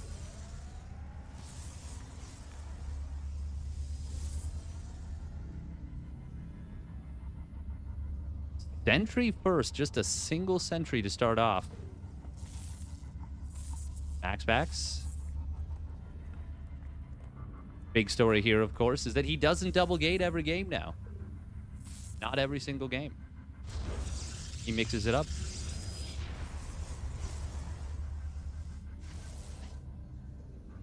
Sentry pops out and be able to get the kill on this probe. I like that it microed its way around, like, oh, he's gonna try and escape, and then the probe just sat there accepting its fate completely and totally. Both players gonna start up their Nexus at very similar times, slightly faster for Hero, but not a crazy amount, not enough to be what anyone would call really ahead. Probe count, though, that is up by a couple. That's nice. Oh, Hero not electing to drop the shield battery block here. MaxPax, of course, going to open up with the Oracle, as he is a big fan of that. This time there will be a shield battery block. MaxPax wanting to force that out as much as possible, and Hero says, okay, fine. Well, we're going to go for the trap on you. And he's going to get the kill on this, I think. Yep, that's dead. One more hit. Boom. Down she goes. Yeehaw, says the Hero. Hero, of course, a known cowboy.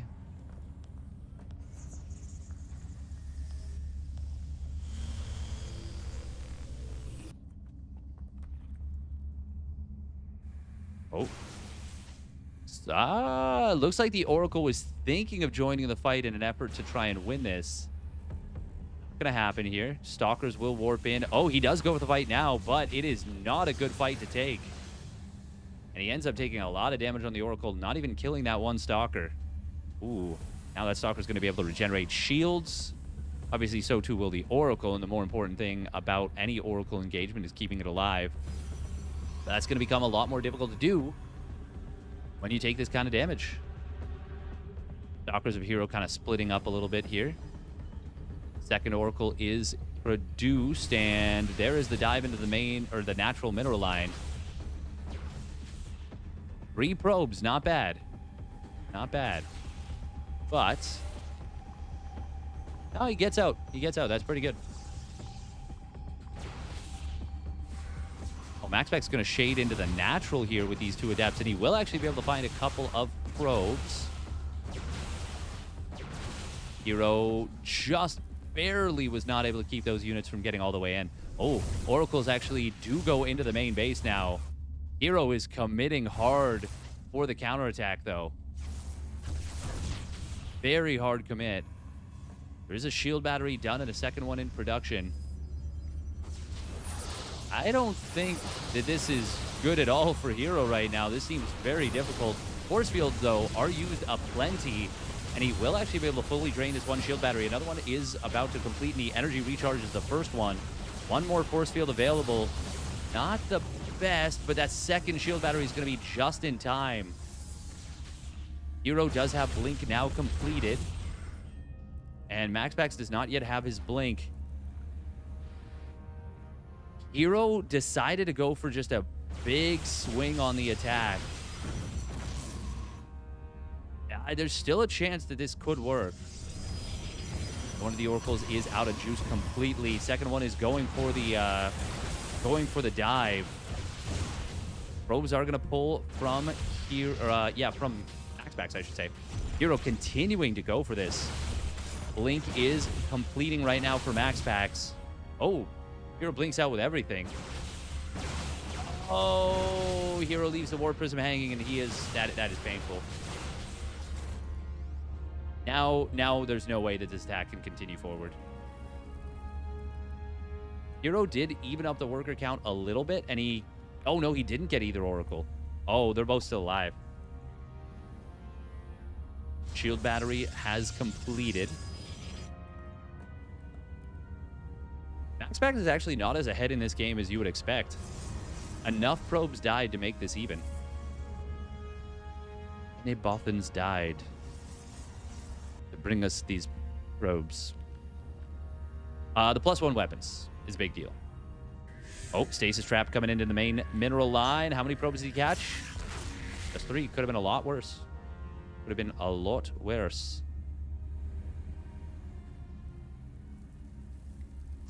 Hero firing up the third Nexus, but MaxPax has already got his on the way as well. Just ever so slightly faster. It is going to be up to the Immortal of Hero, the Immortals, perhaps even, to do some pretty heavy lifting. Pretty heavy lifting. No charge or glaives coming in yet for Hero. I do wonder what the weapon of choice is going to be. It's like a scouting probe taken out before it can see the timing on the third Nexus, but it's MaxPax. He's probably going to take that third Nexus. Probably.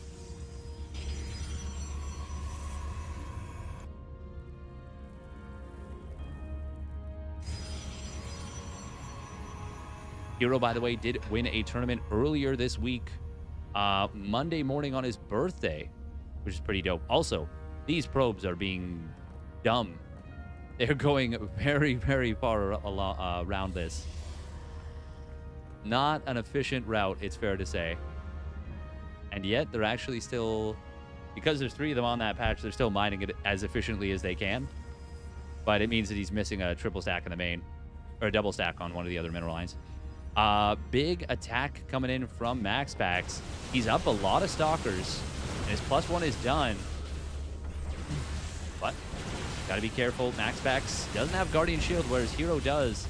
Observer does see the Stasis Trap. That was a pretty good fight, I would say, for Hero. Second Immortal is gonna join up.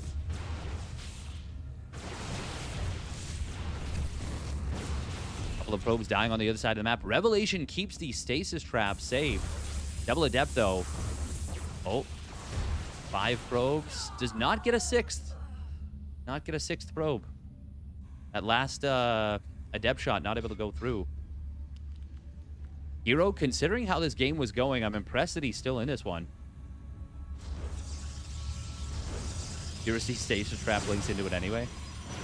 Oh, barely getting the cancel on these 2 buildings. Good job by Hero.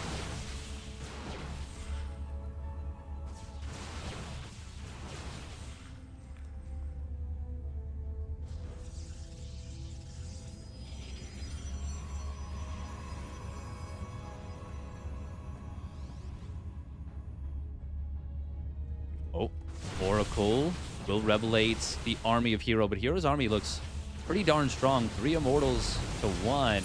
Equal Blink Stalker numbers. That was a pretty good fight for Hero there. He's now trading efficiently. MaxPax, though, is about to have +2 weapons. Hero has taken this base in the middle.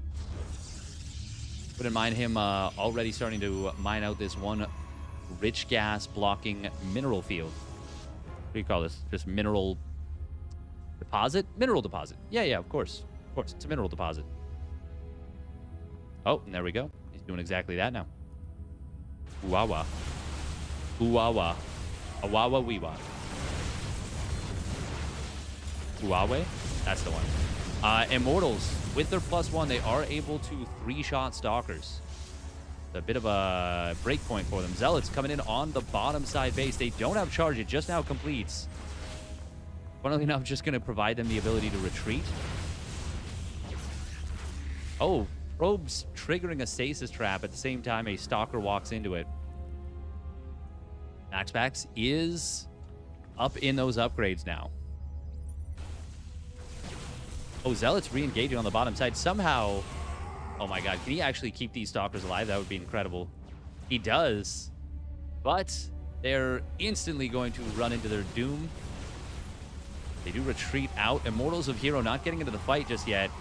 And the Zealots for MaxPax helping out a lot here. However, oh, where here is... Oh, they're going to deal with these Zealots. Okay. Hope this one Immortal will be saved by the Zealots of Hero. Pretty chaotic little situation there, but it actually does go in the favor of Hero, I would say. Archon added in for Hero as well. +2 weapons is now completed for Hero. That's going to even up the upgrades. MaxPax going to try and defend his 5th base, but I don't know. I think he's got to give it up. And it will die. Not canceled there. Not a crazy amount of money, but it's... that's -3 potential Zealots in this fight. Ooh, there's a DT. MaxPax has a DT Shrine. And Hero, I don't know if he's ready for those DTs on the other side of the map, but in this fight... Oh, 2 Archons and 4 Zealots getting trapped by that Stasis Trappy. That is very, very good for MaxPax here. MaxPax pulling probes into this, saying, your Archon's not in the fight. I'm in a bit of trouble. So I need a fight that I can take like this. Immortals do go down very quickly for Hero there, just before these units wake back up. And that will be what MaxPax was looking for. Zealots do get in on top of his mineral line, and they're going to find a lot of probes. A lot of probes. But it's still equal in the worker count. +3 weapons is on the way for MaxPax and nearly 3/4 of the way done. Yeah, I think this is still just fine for MaxPax. Just fine. Those that stasis trap completely flipped the script.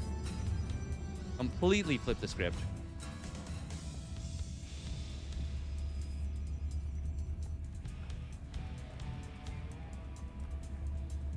Otherwise, the probes can't pull into the fight. The Zealots are going to have a much more difficult time. I think without that stasis trap, Hero might just win the game with that push. But that's the thing. That's the thing about these stasis trappies. MaxPax always gets them, it seems like. So much chaos.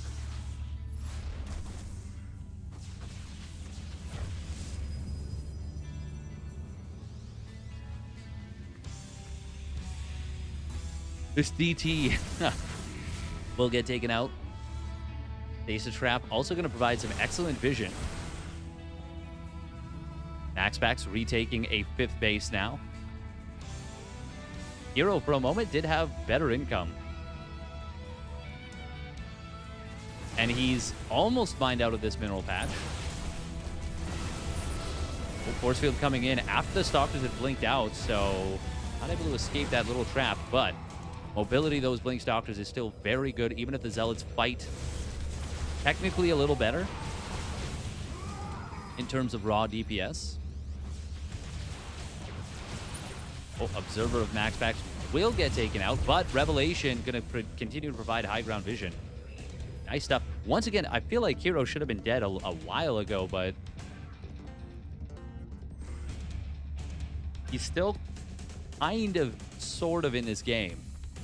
He's down 30 army supply. We're going to see Guardian Shield for MaxPax, none for Hero. And yeah, better Concave, more Zealots. Finally, MaxPax is going to be able to close this one out, but Hero gave him a hell of a fight for it. Hero is just so hard to kill, man. He is so hard to kill. But MaxPax, he's got it in this game, number one. Blinking forward on top of the last couple of Immortals. To be able to take them out with that. Maximus Paximus gets game number one.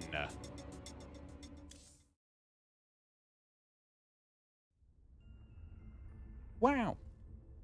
Wow, wow, wow, wow. Wow. Game is a roller coaster? Yeah. Sometimes you gotta bluff.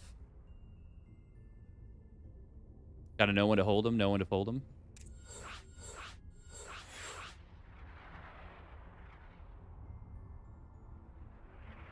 Gotta know when to hold them. Know when to fold them.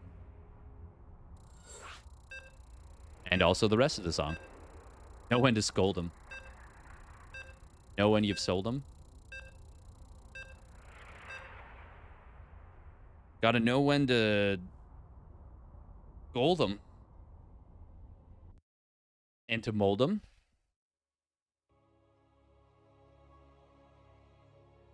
And anything else that rhymes.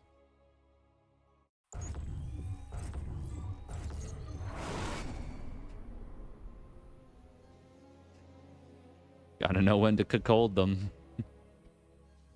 Oh. Alright, here we go. Spawning down in the bottom left for Storm Gaming. It's MaxPax. And his opponent spawning up the top right. It's Hero. In the red. Couldn't think of anything. Yeah, I had to reach for that one, but it was a good and a bad one, you know? Like, I'm upset at myself for thinking of it, but also like, well done.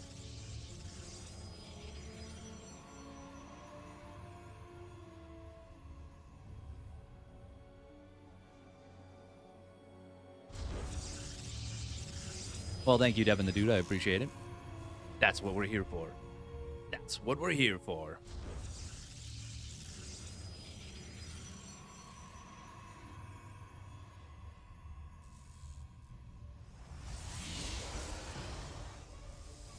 Here for intelligence.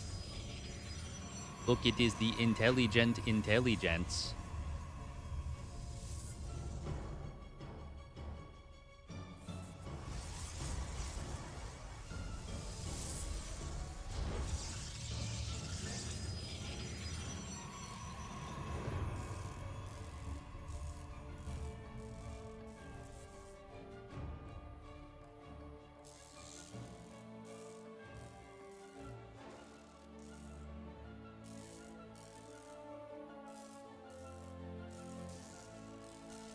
Sorry about that, folks. Just having a little bit of a bite to eat. Oh, what we got on the docket here, Hero? Fake proxy pylon into possibly a real proxy pylon further down.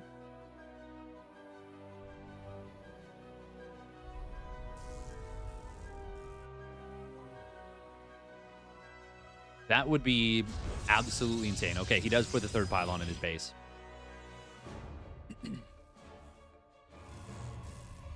Hero looking around. Oh, MaxPax does see this probe, and I think he sees where it came from.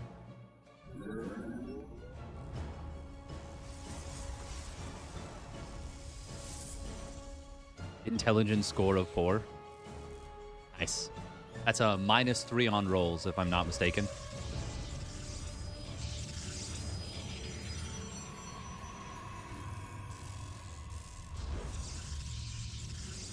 Oh, man. Now I want to play a D&D campaign where your rolls are different day to day. You're like, your stat block. Oh, man, that would be fun. Oh, he canceled the shade. He does. Oh, Hero gets juked a little bit, but I still think that Adept should go down. Yeah, one more hit and it will die.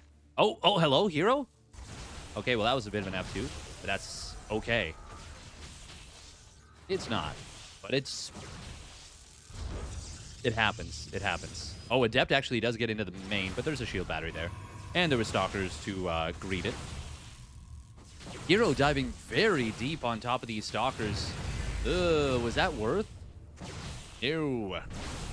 Oracle will pop out and we'll turn this fight. And now, oh my god, this is terrible for Hero. Does the Oracle have enough juice to take this down? The answer is yes, absolutely. Oh boy. Oh boy. Hero just lost 4 Stalkers for 1 and a Scouting Adept.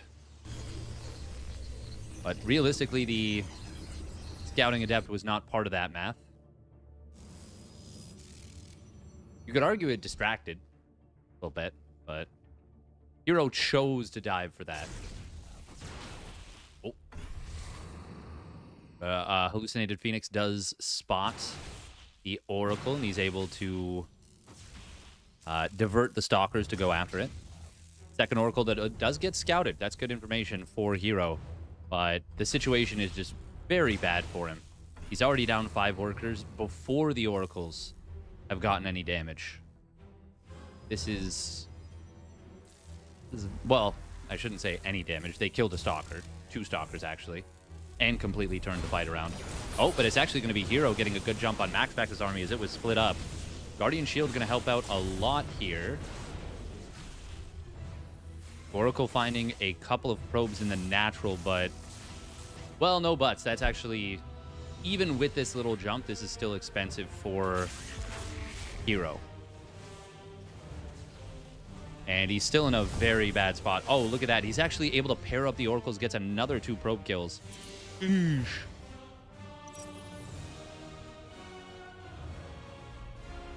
MaxPax's blink is just about the same timing as that of Heroes. Actually, with this chrono, by the time it completes,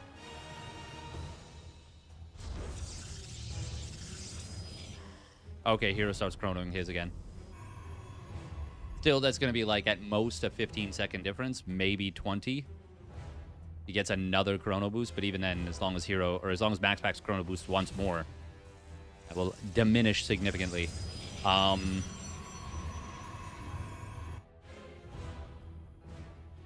It's a brutal situation right now for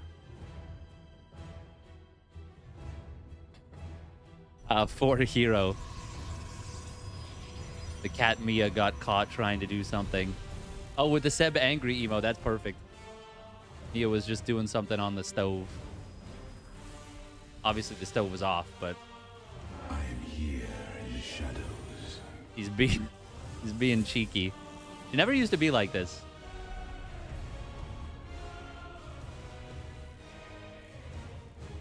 You can argue anything you want. I can argue all day, baby.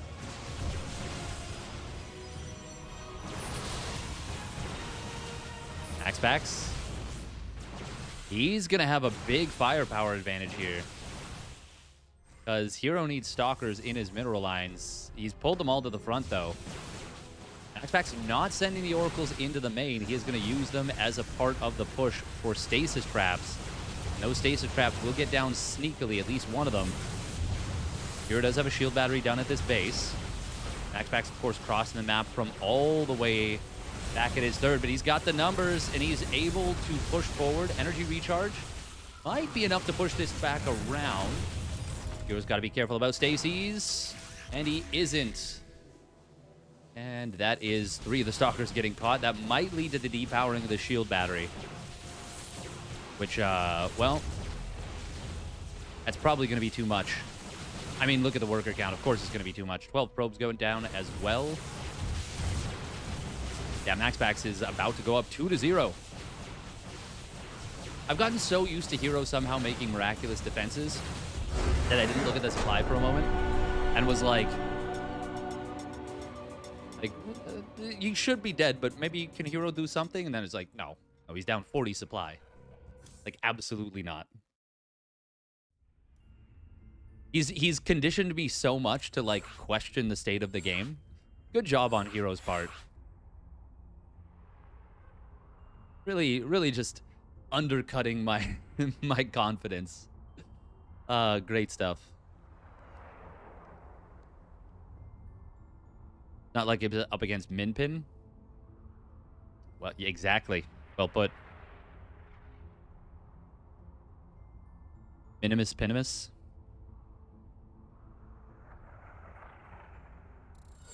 All right, Incorporeal. I wonder if anyone's done anything on this map with the high mineral count middle base. The thing is, like, like the watchtower's right there, so why would you? Oh man, that sounds like a great Hearthstone video or a great like thermal video.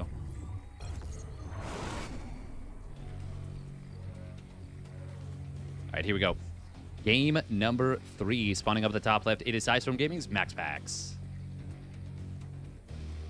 And his opponent spawning down on the bottom right. It is Hero. In the red.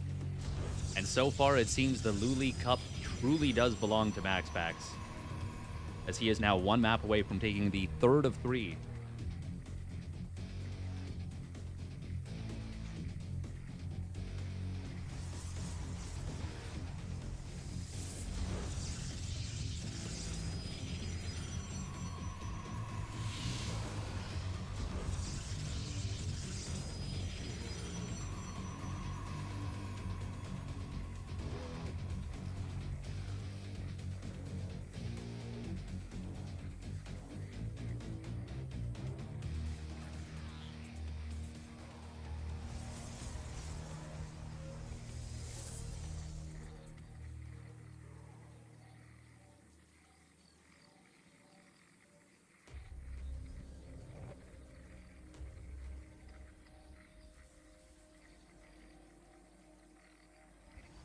Sorry, folks, just gobbling down a delicious breakfast wrap. Hero going for a Gate Nexus. And this was an 18 probe Gate Nexus. And MaxPax says, okay, fine. I know how this goes. I know how difficult this is to defend. I know how perfect you need to be. I don't think you're going to be perfect. I think I can get you. I think I'm going to get you good. Robo coming in. Proxy Robo. Oh. Hero says, well, you're obviously doing something over here. And MaxPax is like, wait, no. No, I'm not. Ah. Hero smiles. Nothing personnel, kid. Hero is playing 1 gas, by the way, which means... well, it means... things are a little awkward for him in terms of economy, but it also means that he can afford gateways very quickly. MaxPax is actually mining more over the course of this game. He does drop down a 2nd and then 3rd pylon, cancels the 2nd one as it's being attacked. Cute move from MaxPax. Zealot will go down. Hero not taking a big economic lead off this.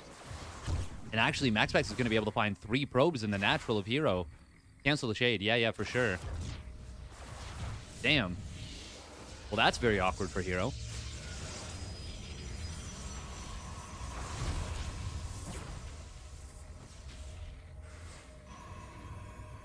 Hero building a gateway on the other side of the map. He's actually going to have his warp gate finish much faster than that of his opponent, but here's the Immortal of MaxPax, and it will go to town.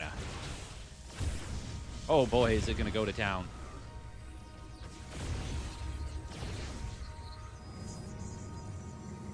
Zealots warping in on the other side of the map. Just straight up Zealots. I think against this, you've just got to warp in Adepts at home. MaxPax is going to see this, and he's got to be confused. Oh my god, he just warped in Stalkers aggressively. But he is going for the attack here. Zealot's going to depower 2 of the gateways. a MaxPax immediately re-killing a pylon that was trying to be built. This is going to force a recall. This is so good for Hero. Oh, baby. Oh, baby, this is so good for Hero. Zealots will eventually get cleaned up here. Low Zealots was such a cool choice, but if there had been a wall, it would have looked so dumb. Like, it would have looked so lackluster. But, obviously, it worked out extremely well. Now the Adepts of Hero also join up. I think those were freshly warped in. Hero is pushing across the map with just about everything, and I think he realizes, wait, yeah, you can make sentries. You can warp in sentries. You can force field my army in half, and I can still lose this game. And he wisely backs away. I mean, the thing is, like, oh, wow, Hero still hasn't taken a gas yet. He's just now taking a second gas in the natural. For some reason, not taking it in the main. We are going to see this robo facility getting depowered once more. Hero, well, he doesn't have any shield batteries in the natural. MaxPax is still up an army supply and has an Immortal and a Prism. Immortal, for some reason, is not in the Prism, so it's actually lagging quite far behind. Recall being used here. MaxPax is going to set up to flank and try and kill this Prism, but he actually... Oh, that's really awkward. He's now zoned out of his own natural. Hero spotted this. The recall was... MaxPax spotted this. The recall was used. Yeah. If MaxPax went straight up the ramp into his opponent's main, he would maybe just win this game. Force field, force field, force field. He is not going to keep his opponent's units out of this position. Zealots warping in, possibly on the... Are they warped in at home? I think they're warped in on the other side of the map again, perhaps? No, there's one. Immortal's Barrier coming back off cooldown at a very opportune moment here for MaxPax, but... yeah, he's just going to tap out. GG. Okay, I want to see, did he make... Please tell me he didn't warp in Zealots aggressively during all that. Okay, no, he didn't. I don't think, unless they got into the main mineral line, but I wasn't looking. Either way, Hero needs to happen on the defense. And will not get 3-0'd. MaxPax was not anticipating, I think, such a strong, aggressive response to just shut down a proxy.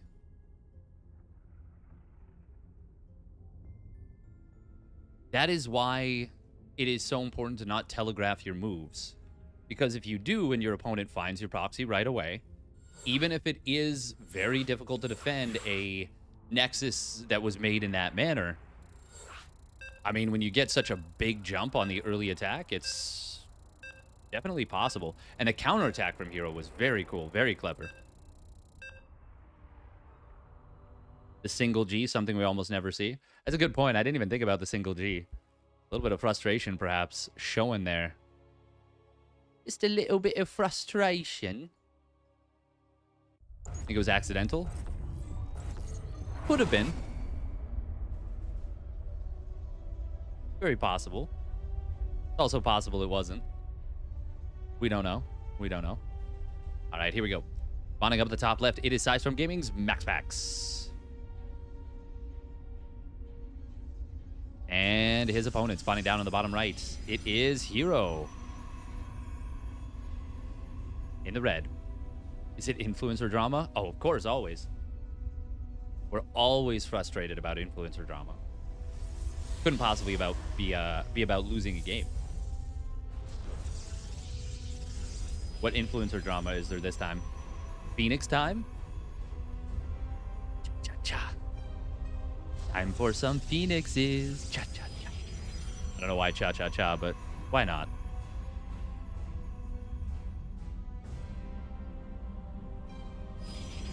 Time for the mass phoenix.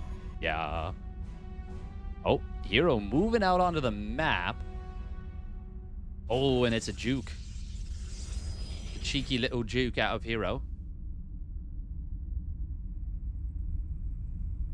Oh, what are we thinking? Okay. Oh.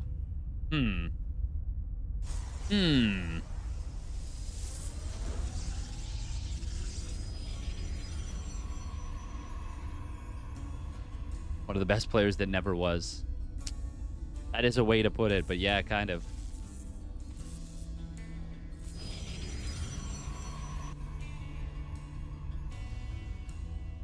Now, MaxPax is a scoutaroo. He will scout everywhere till he finds a proxy sometimes. Oh, gotta be a little careful with this probe. Oh, he's zoned. Does he get enough shield healing? I think he will, but more probes being pulled. Damn, there's the kill. That's worth. I don't care what anyone says, that's worth.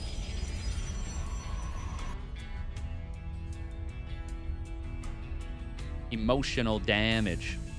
I think MaxPax thinks Hero's faking it. I think he's faking it till he's making it.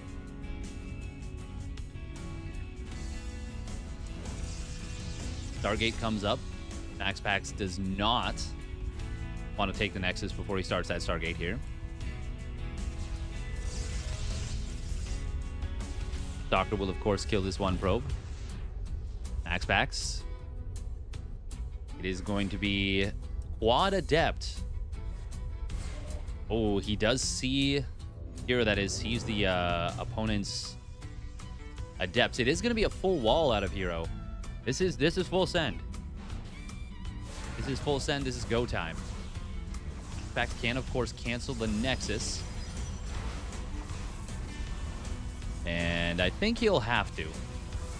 I mean, he built the shield battery on the low ground, but this Immortal is going to be so fast. Stalker Sentry behind this. Do they rally behind the wall? No, he doesn't. And no Chrono on Warp Gate. Will he be able to warp in Stalker? Yeah, he'll be able to warp in Stalkers in time for the first Adept, or first Oracle. Oh! Okay, he elects not to shade forward anyways, which is actually a wise decision. That would have been a bad shade. This one might be a good one, though. Oh, energy recharge is activated. There's no anti-air. I didn't think of this. There's no anti-air. However, the Adepts shade to different parts of the mineral line, and there's going to be a big problem here. Only 5 probes actually going down. Could have been so much worse. Warpin will go after this. Oh my god, there's no pylon. There's no backup pylon. He's going to lose this. That's going to be a depower. Hero looking very strong right here in this game. Sees where the pylon is rebuilt. Does he go after it? There's no ability to warp in right now, so no warp in of a sentry. Oh, there's the repower on the gateways. They will get depowered once more. Void Ray is out. I don't think that this is... Oh. Okay, Prism does save the Immortal. Dramatic alignment. There is the repower on the gateways once again. Can he warp in at any point? Void Ray will get a full duration prismatic alignment. This one gateway getting repowered does get killed. The other one is not actually in range of this pylon. There's the energy recharge on this shield battery. We've got the Oracle going to town on the other side of the map, killing all of Hero's mineral line. Hero just... MaxPax just needs to defend. But Hero, I think, will be able to depower this Stargate, prevent the second Void Ray from hitting the field. And with that, first Void Ray dies. Yeah, this is going to game number 5. Hero wins it. And just like that, 2 quick dubs for Hero. Damn. Is it true MaxPax is up a tree's Protoss alt account? He never streams when MaxPax is playing? That's funny. Hey, you could be right, Bruno. Thank you for the 300 biddies. Appreciate it. Hero just needed 2 games to warm up. Something like that. Something like that. All right, we're going to run quick minute of ads. Actually, quick 30 seconds. Just 30 seconds. We don't want to lose too much time in the early game. Feels bad, man? Losing those games? Eh. Happens to the best. But also, just cool play from Hero. Very flexible. He's so flexible with his play. A gymnast. Touch them toes.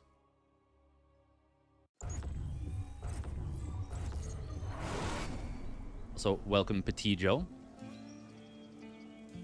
You feel you like the Lulu Cup? I like the Lulu Cup too. All right, here we go. Game 5. Hero not going quietly into the night. Will this man be able to get his 3rd Lulu Cup in a row? We'll see.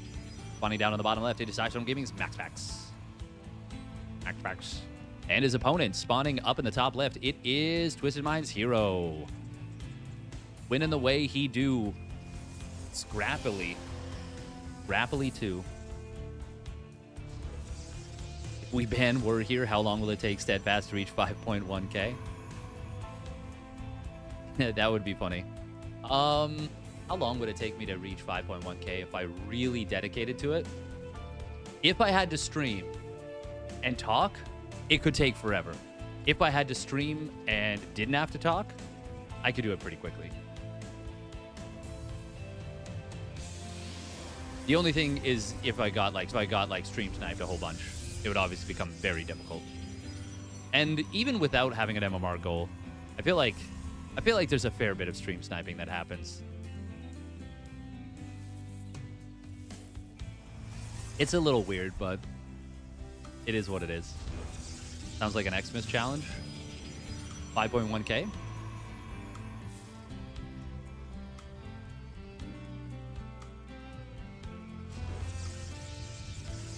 We could do that. We could just do a challenge of ourselves. Famous last words, Sal said them. Yeah, the thing is, though, Sal is usually in shape when he plays. He is usually in very good shape. For me, I don't play enough to remain in consistently good shape as a player. But when I am in good shape, when I get into good form,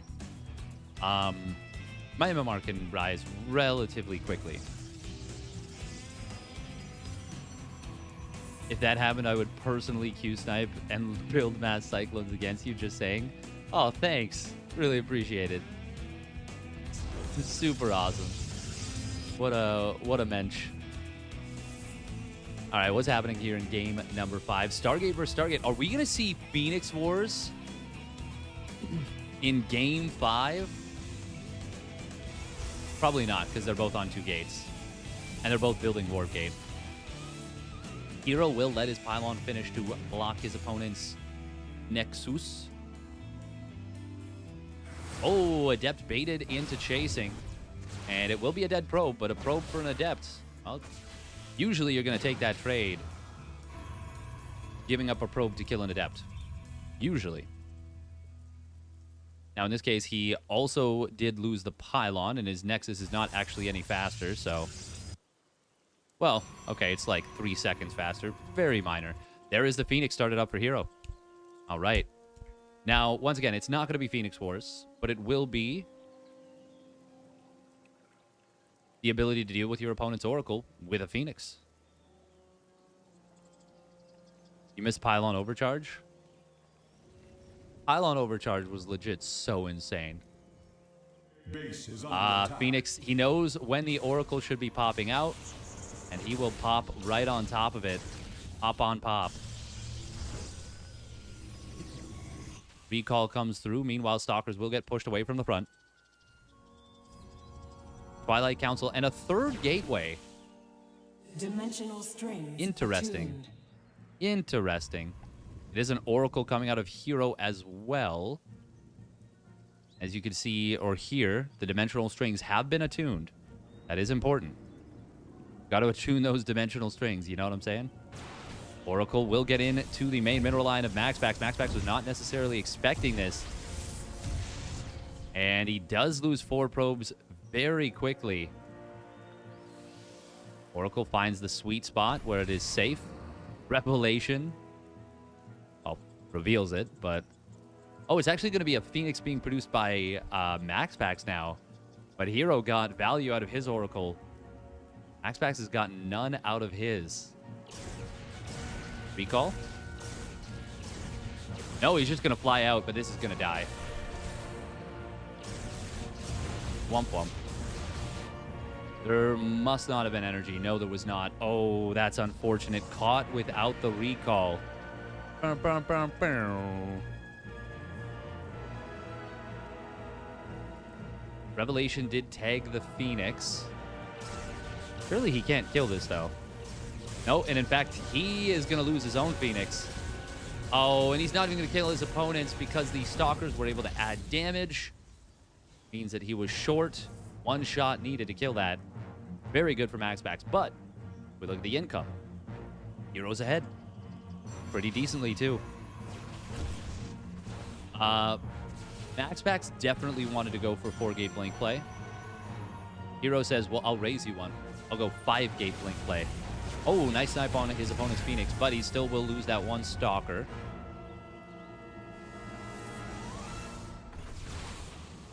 Hero does have a shield battery in the main mineral line and one relatively close on the natural. MaxPax faster with the blink. Heroes should be just moments behind it. Yeah.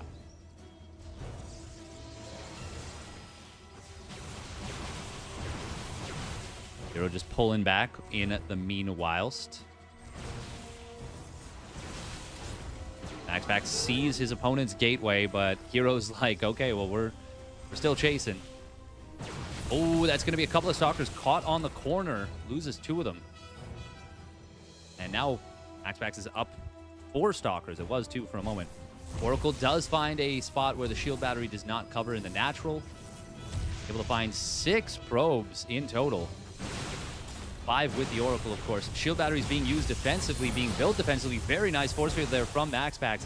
Able to, after forcing the blink back, completely trap these Stalkers in that position while he goes after the shield batteries. Pylon initially being targeted. He does finish it off. The shield battery is powered from the high ground, from on high, you might even say. However, DT Shrine. I don't think MaxPax saw it. Or sorry, Hero. Hero saw it, but he didn't see it. And a DT play on the other side of the map could completely turn this game around. There's no detection currently. There's a Stargate, no Robo. It's a huge worker lead here, or sorry, Stalker lead for Hero. MaxPax, though, is going to be able to warp in DTs. Field battery, once again, will be powered from the high ground. There are the DTs warping in aggressively. Hero is still going for it. He doesn't know what is coming. MaxPax desperately trying to chrono out units. Hero needs to attack, like, right now so hard. But the DT, he spots it. Got to be an Oracle right away. Got to be an Oracle right away. But there are going to be a lot of probes potentially falling here. Blink forward coming in from MaxPax. He blinks past the DT right on top of the Stalkers of his opponent. Another DT was warp in at home defensively. Oracle is being produced. Is there... No, he's not going after the pylon. He could have denied the Oracle, but he doesn't. And that will mean MaxPax will not be able to deny the detection. Oh, he's going after it now, but it is too late. It's too late. He could have killed it, and that would have won the game. But he doesn't. And Hero will survive and will enjoy a big Stalker count advantage. He chased down this DT. You should be able to. But might want to focus on recalibrating his economy. Actually, I mean, what does the Revelation expire? No. Able to get the kill there. MaxPax did even up the worker count. I mean, they weren't that far different in the worker count. It was the Stalker count that was the big deal. Oh, stasis trap. Oh my god. Hello? Hello? Revelation? Hello? We don't have cannons yet because the forge isn't done. We don't have a robo yet. That's a big problem. MaxPax will be able to get some value here. The thing is, Hero still has a 3rd Nexus. So as long as he cleans this up relatively quickly...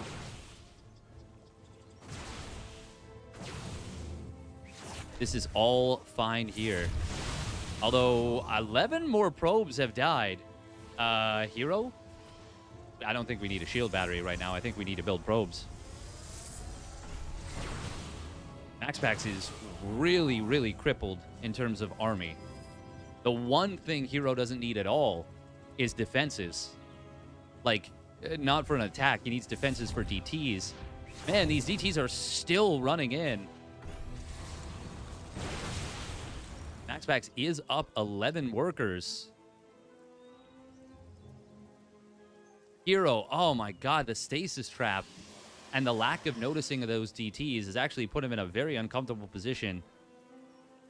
Energy recharge is available, but the DTs are continuing to find work, continuing to find value. 4 more probes go down.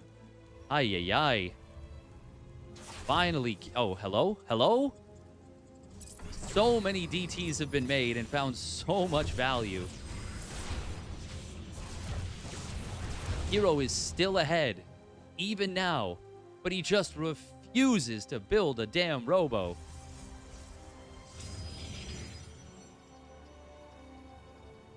Good God. He has lost so many probes to these DTs, and yes, the DTs have been expensive, but they've kept him on the other side of the map. And now MaxPax enjoys a full-fledged 3-base economy while taking a 4th. And now the stalker counts, they're just about even. MaxPax wants this 3rd Lully Cup.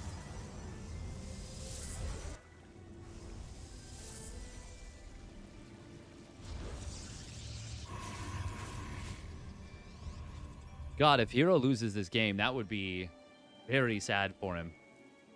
I don't necessarily think he will. He's going to have a faster +1 weapons. He can heal. Please heal up. Please heal up. You have so many red HP stalkers. No, no, don't. Oh, it was just about to expire, man. It was just about to expire. Please blink into it. Blink. It heals. It heals, Hero. It heals your units. It's really good. I'm not messing with you. It heals them for free. On the house. Oracles in the main do find 6 probes. You're right here. You're not doing anything else. He's healing them by accident. I'm getting trolled. Oh, Stalkers were looking for an intercept here. But Hero with some very nice Oracle movement ends up juking. However, he's going to lose both. And he will have a robotics facility coming online. Oh, man. Does Hero even know what these do? Honestly, it seems like maybe not. Because, like his units made their way in there, and he was like, no, get out. Get out. Leave you alone. Leave me alone with your weird green energy stuff. Very funny, by the way, that both players are on such a low gateway count. Just because the game has been so chaotic. It's even funnier that the game is almost even now. Like, absolutely wild.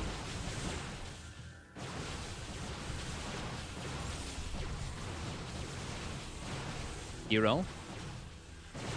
Enjoying the high ground, but there is a revelation on his army, so MaxPax is still able to shoot it. Finally, the 4th base of Hero going to come online now. Oh my god. Okay, he does. Yeah, he has detection. Of course. There's an observer right there. Doesn't see the other stasis trap, though. +2 weapons will complete now for Hero, and that will once again give him the upgrade advantage.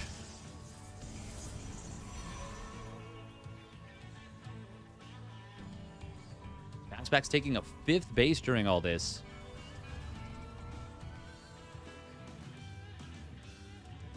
Oh, Observer. He does have vision of this army. There's a better concave for MaxPax initially. Revelation did reveal the Observer of Hero. There's another one over top. Oh, no, that was the Observer of MaxPax. He actually gets 2 Observer kills on Hero. Oh, but there was another. Never mind, it was another one over here. Oh, my God, the stasis trap. Jeez. Oi, oi, oi. Hero did still get a better fight there. Definitively. Hero has to re-engage basically as the stasis trap expires, but... Oh, Hero, where do the stalkers go? Okay, they don't run over another stasis. Hero's about to complete charge. MaxPax just completed +2 weapons. Big blink to the side to let these new stalkers join up. Immortal pops out as well for Hero. Meanwhile, we've got a Zealot Warp-in coming in from Hero as well. I guess even a Zealot drop? DT Blink has completed for MaxPax. Does he have DTs anywhere? Yes, he does. 4 DTs on the other side of the map. Is there detection for Hero? No. No observers. DT being warped in defensively. Oracle as well. Going to be able to add some defensive power. Uh-oh. Cannon looks like it was killed on the other side of the map. There's no defenses at this fourth. That's going to be a lot of dead probes for Hero. Meanwhile, there is no detection. Oh, it's a snipe on the Robo, though, by Hero. That means no more ability to build observers. Nexus will fall at this base. Yeah, Observer... Oh, yeah, Observer's not out in time.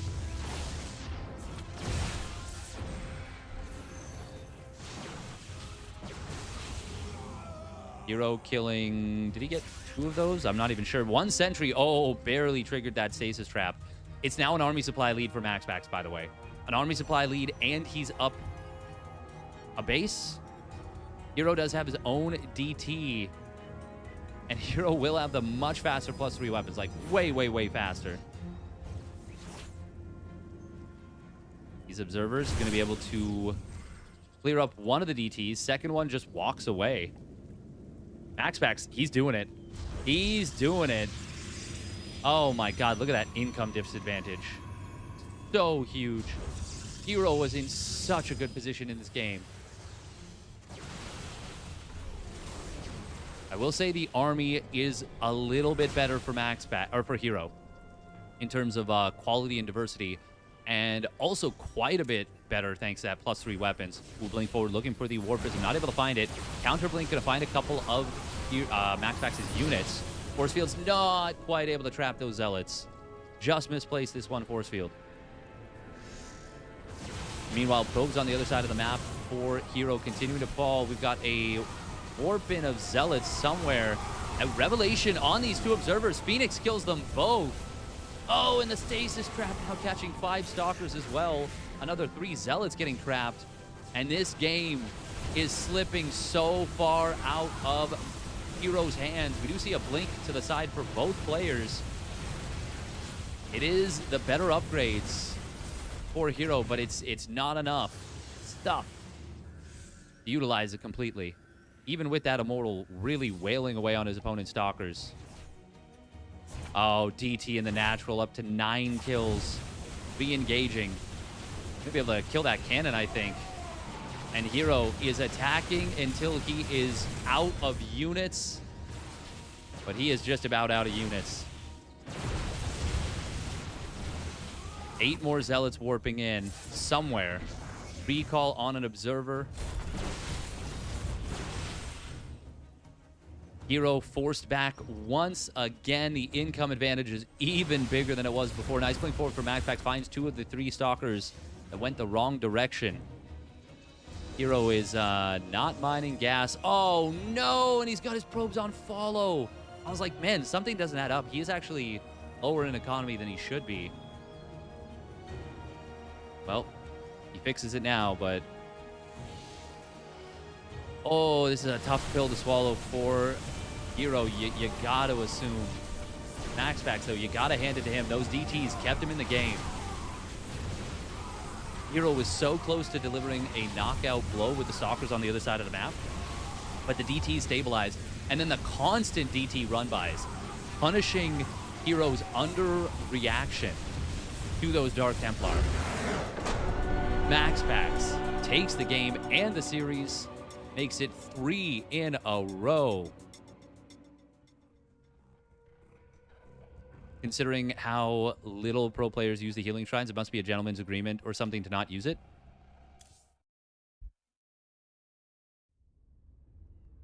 That's the only thing that makes even a little bit of sense as to why he just didn't walk in.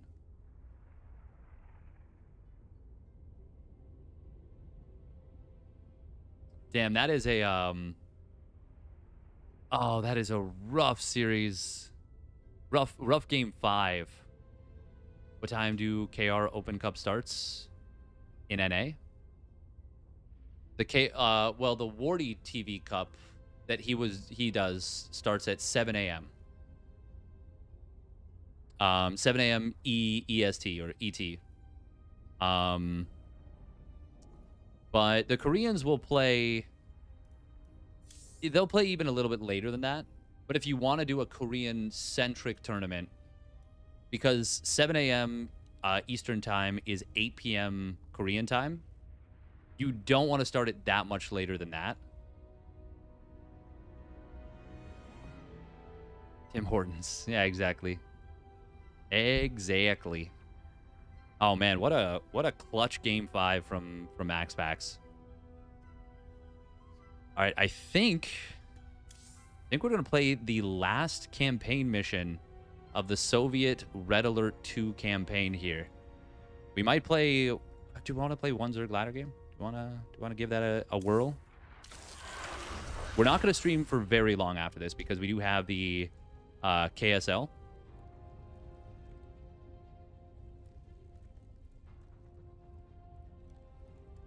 Tanya cutscene. We have to do the Allied campaign, so there will be some Tanya cutscenes for sure. Let's do at least 1 or 2 Zerg ladder games. Tanya was a big. I think Tanya was a big part of a lot of our childhoods. Truth be told. All right.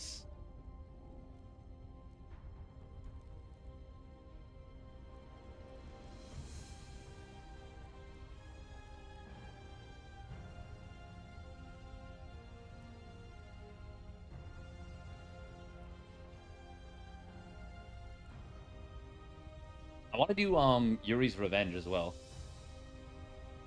I'm gonna run 3 minutes of ads real quick. You definitely remembered her as a red, not allied. Really, there is a person for the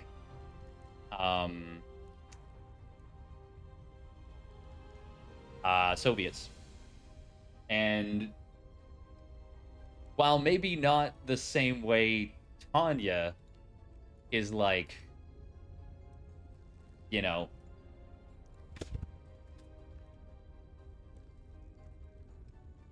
knocked over our water, good stuff. Well, maybe not exactly the same as Tanya. Similar conceptually, I think you can say.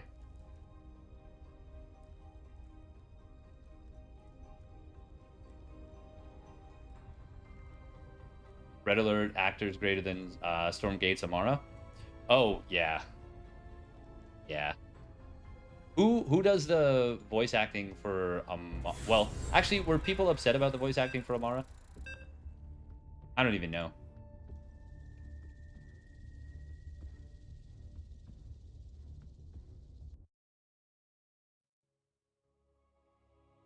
J-Mac. Oh, this person is just a lot better than I am right now. You know what? We're gonna... Good luck, have fun, and beat him, probably.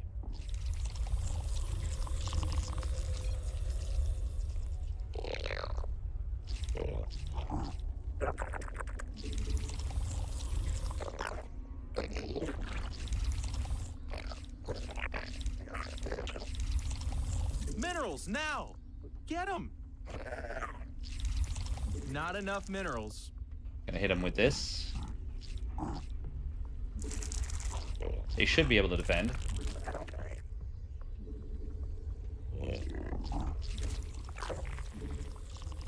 God, let's pair our workers, please. Thank you.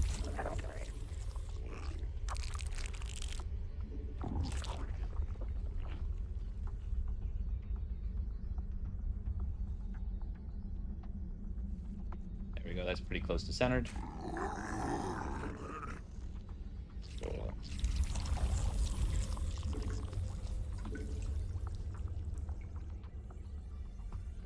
Alright, send that down. We actually are super late sending that down.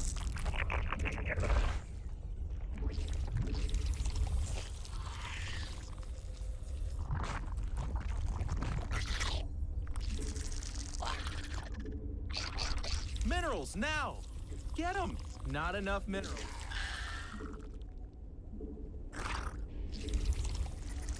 We're gonna go for 12.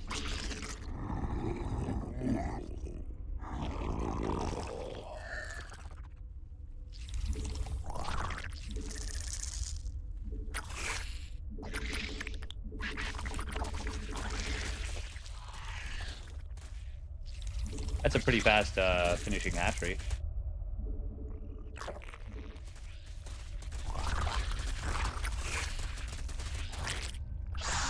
You made another queen. Nice. We need more sky elephants. But, I mean, over. Our army be scrapping. If they don't go for the fight here soon.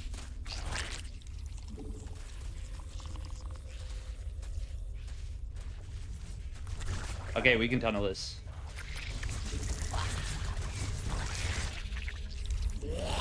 Sick. Alright, I think we win.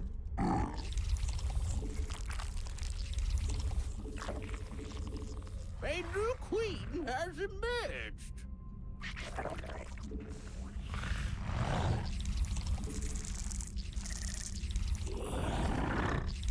Not enough minerals. Your forces are under attack. Oh.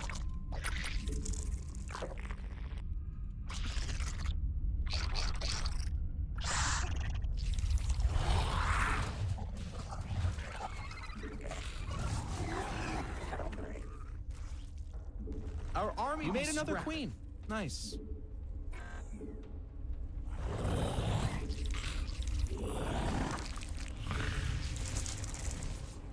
A Vespene geyser is required for placement.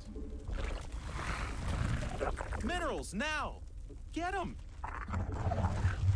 Not enough minerals.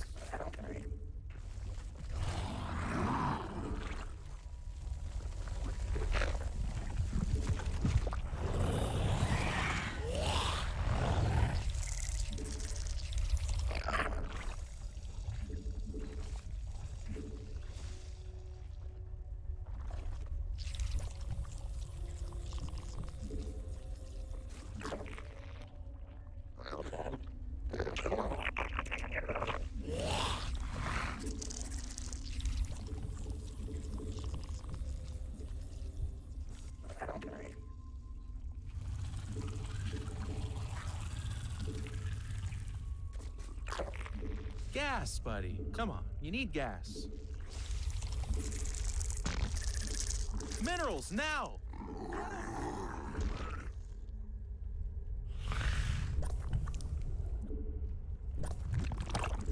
Not enough minerals.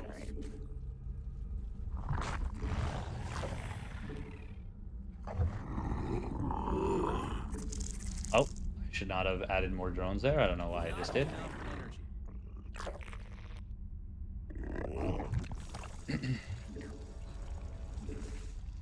You're gonna need a tad bit more energy.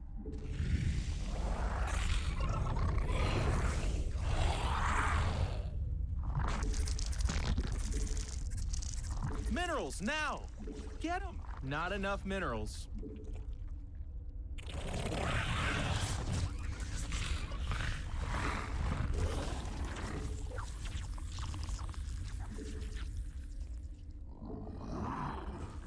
Your forces are under attack. Get 'em.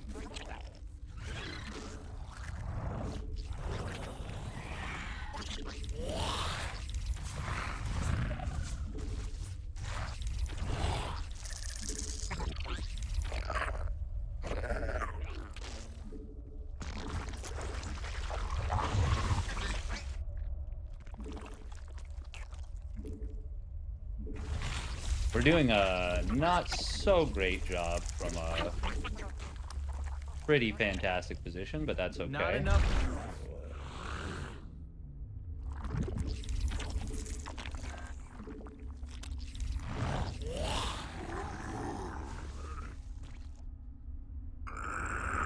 Minerals, now! Get them! Not enough minerals.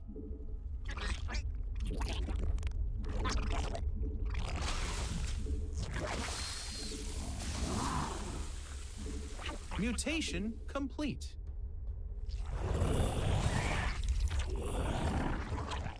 Okay.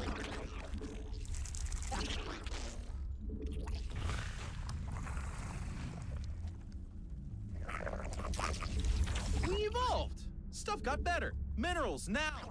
We hulked this out. Wait, why do I have 3 slow Zerglings there?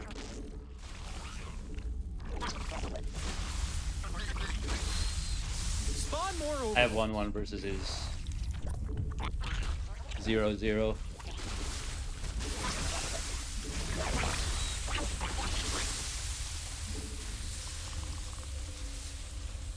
And they're out of No here. GG. Oh. Oh boy. Oh boy. He didn't like the rope-a-dope. He didn't like the rope-a-dope.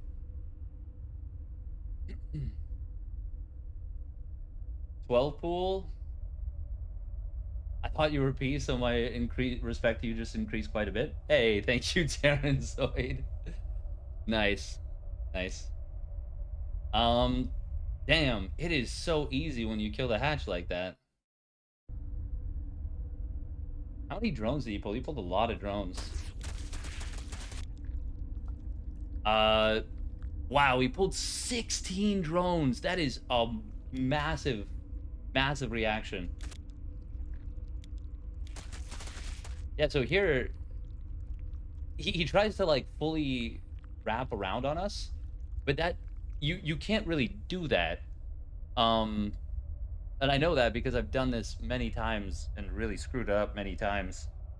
I mean, usually you pull, like, 13 drones. 16 is technically okay, but, like, well,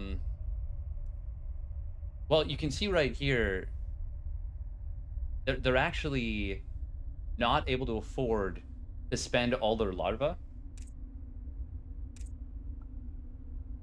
Yeah, this is actually a really big mistake, I would say. They could have pulled off gas a lot earlier too. Not doing so is very greedy. This one ling, I didn't do this on purpose, but it actually ended up being really handy because it got him to separate his drones, which then, like, screwed up his perfect stack.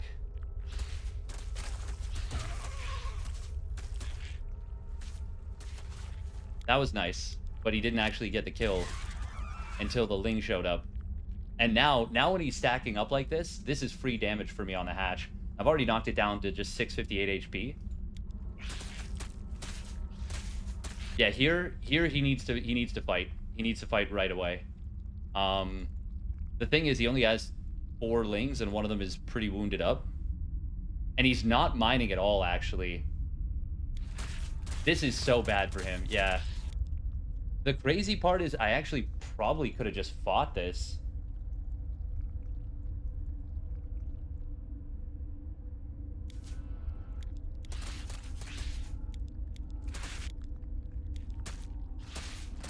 If I'd been paying attention and noticed that he didn't have larvae, like, turning into eggs, I can maybe just win the game here.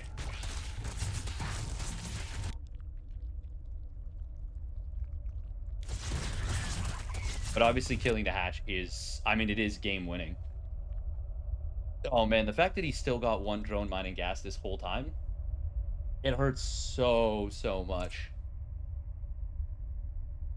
Should I have just gone after drones here? I actually, crazily, I didn't even need the spine, but I still think it's the right call to build it here. Because I'm up a hatch. I've got, well, I just popped down my first inject at the hatch at the natural. The one here. This is funny, by the way. So if there's a queen in production, it overrides the bar, but without a queen in production, it'll show how far along your inject is. The bar for that. Yeah, this was still the right call to build a spine for sure. For sure. Damn, this is kind of sick. So we just straight up won the game with this 12 pool. Oh, he even loses the larva there. That's super painful. I played way too scared here. I should have, I mean, no, it's still good to build the wall. We're still out mining by a lot.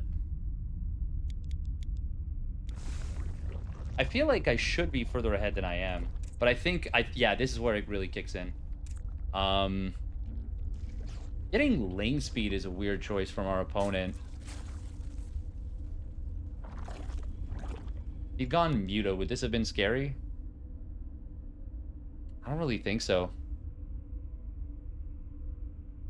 Our layer is pretty late though. We could have had this a lot faster.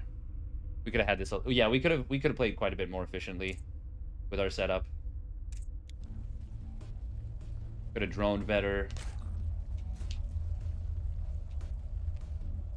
We also could have droned less. I built 4 extra drones that should have just been roaches. When was it? Was it right? Yeah, it was right here. These 4 drones that I just made. Yeah, these should have been roaches. I should build 1 extra drone so that I can take my 3rd hatch. But those should have just been roaches. And as a result, I'm like, oh, well, I guess I go +1 carapace now. Still, 1/1 roach with the carapace like this. You need a faster gas. Do you mean for, you don't mean for link speed, right? Yeah, honestly, I like don't have the build super well practiced for this. It honestly just went so well. The 12 pool that I was like thrown off almost.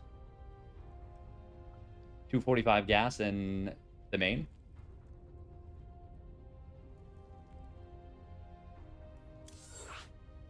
Even if I'm not playing link speed.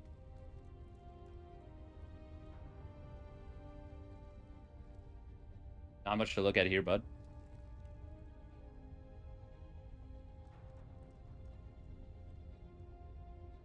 True.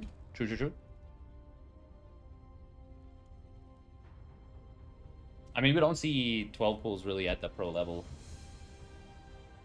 Unless they're a 12 pool drone pool. No one does a macro 12 pool anymore. And also, no one kills the hatch with it. A lot of Russian players followed up like that. With link speed? Yeah. Yes, that is honestly very strong. Very strong.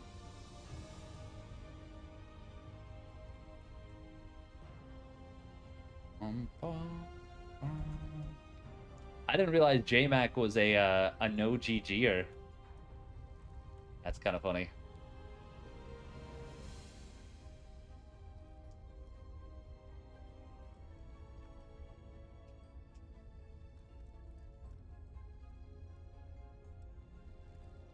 No GG.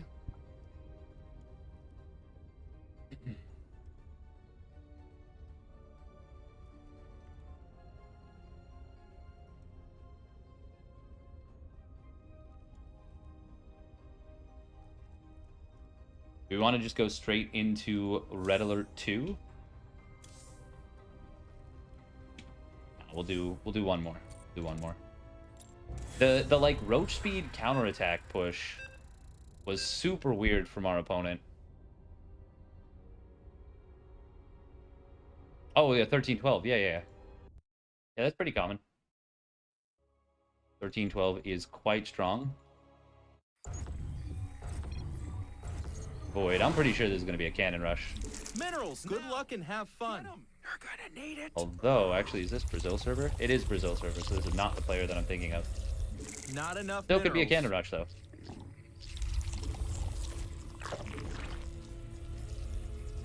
Minerals now. Get them. Not enough minerals.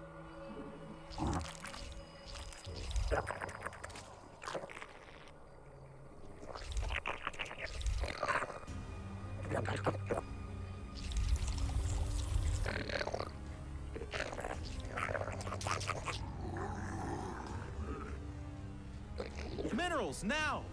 Get them. Not enough minerals.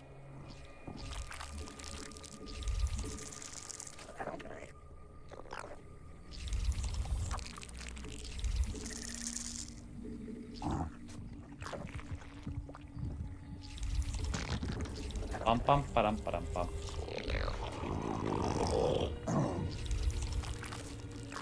Oh, that pool is so late. Because that drone was so late. We did not adjust for it.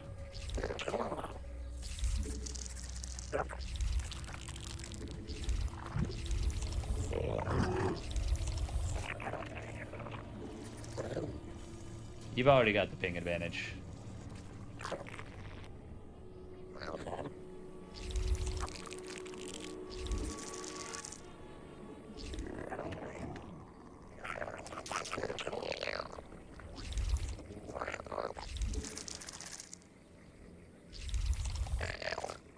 Bizarrely, wasn't able to do much of anything with that.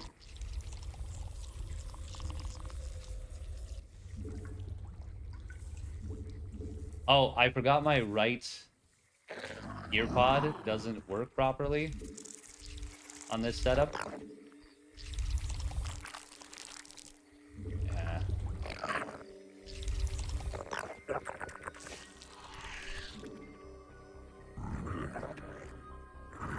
Okay, chrono boost usage.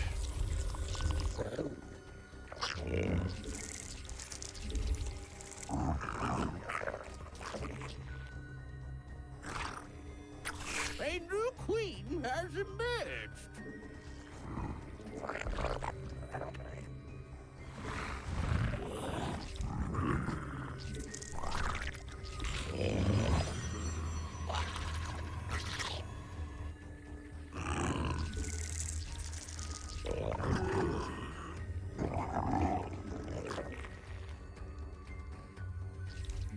You're gonna need a tad bit more energy.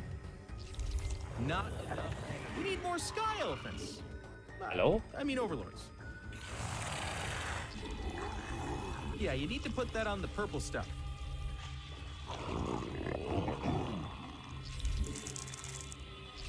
I'm pretty confident we're gonna see a Void Ray. I think this person will live up to their namesake.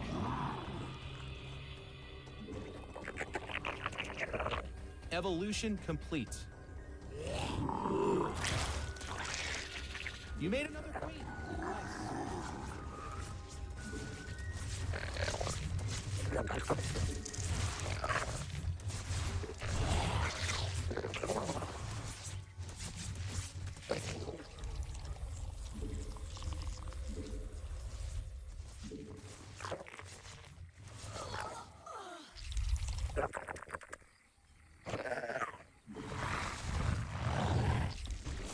Your forces are under attack. It can't do that.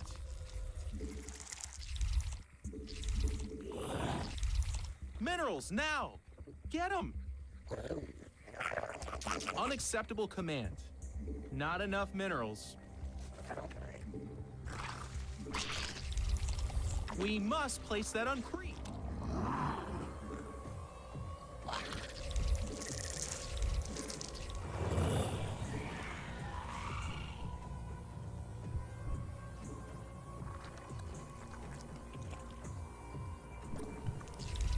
Very sloppy early game from us.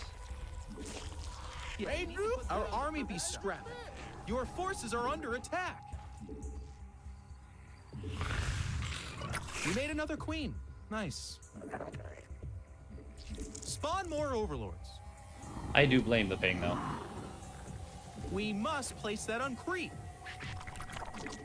Our drones are in need of a hero. Yeah, you need to put that on the purple stuff. Our army be scrapping.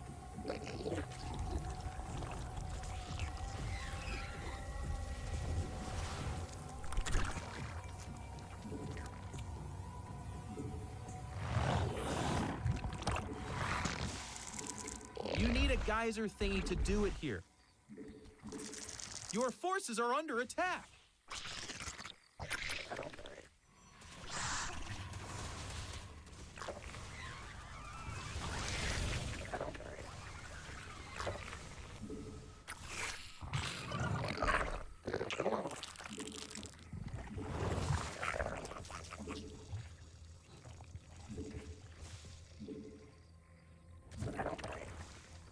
Alright, we're just gonna go for...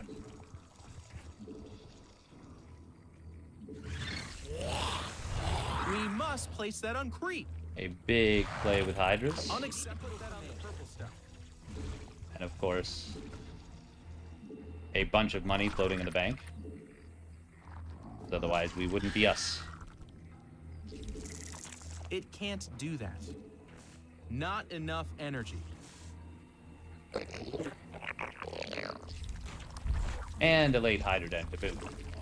Mutation. Our army be scrapping. Now I am guessing.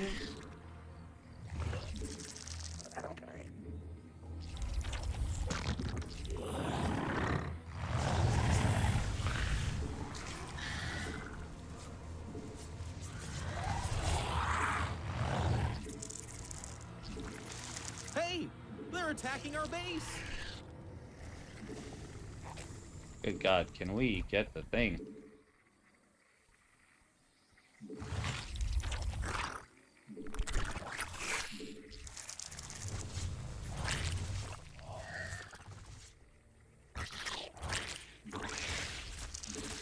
Base is under attack.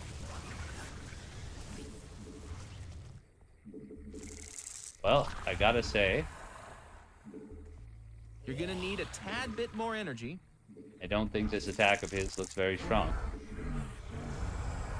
Our army be scrapping. Oh wow, he is going for it though. Why are there High Templar here? Why did you just attack me with a single High Templar with Storm?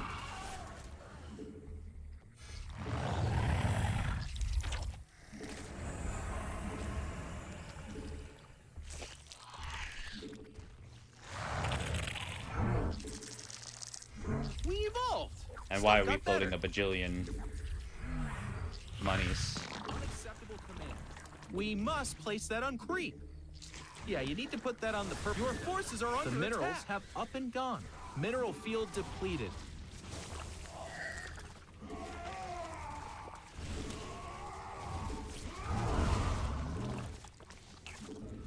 The minerals have up and gone.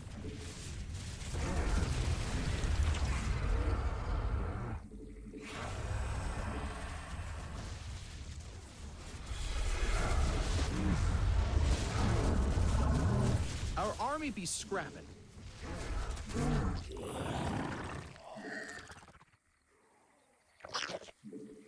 We hope this evolution complete.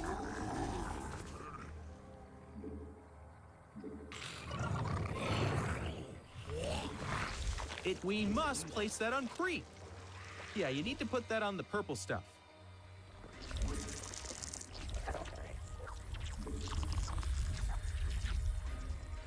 Mineral field depleted. Do we just go for the kill here? A Vespene geyser is required for placement. Unacceptable command. Well, now we probably shouldn't. Now that we've droned up a bunch. It can't do that. The better question probably is, should we have gone for the kill? Your And forces the answer are to that under is, attack. oh, well, we definitely have to kill this base. We must place that We on cannot let them get away with that.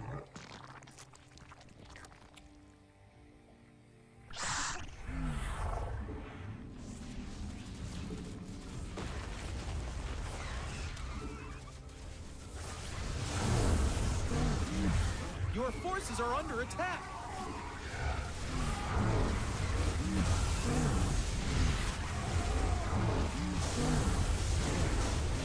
The minerals have up and gone.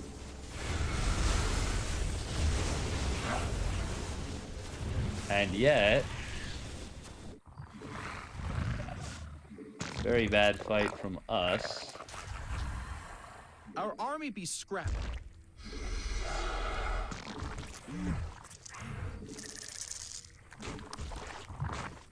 Really bad scouting.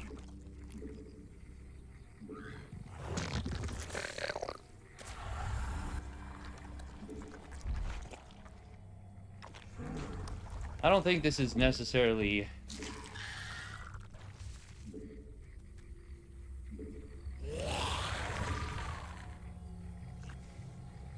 Not enough energy.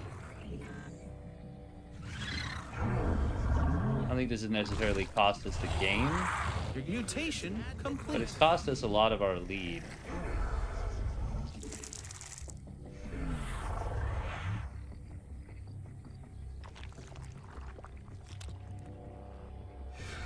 Insufficient Vespene gas.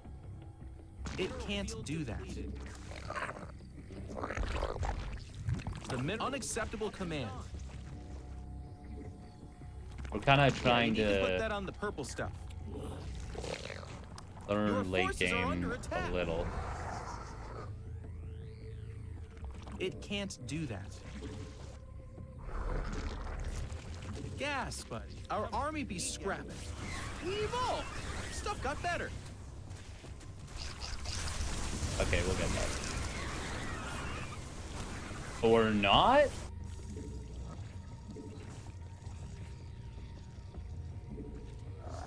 Okay. True. Evolution complete. A creep tumor is under attack.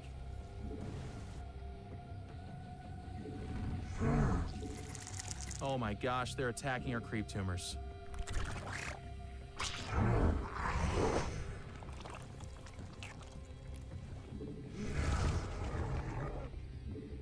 A creep tumor is under attack. Our army be scrapping. We evolved.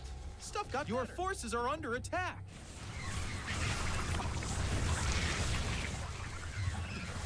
We're not getting that.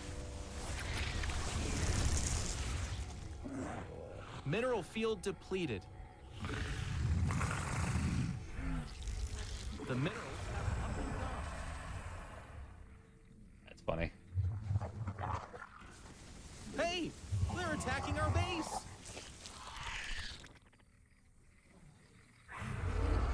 Our army be scrapping.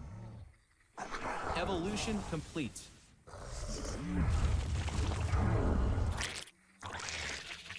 Oh my gosh, they're attacking our creep tumors. Your forces are under attack. You're not attacking in here, my guy. Are you serious?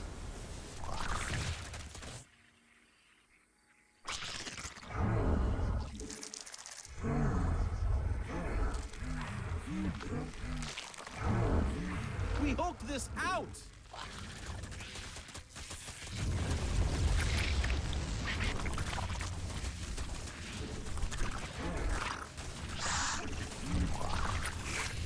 Your forces are under attack. Our army be scrapping.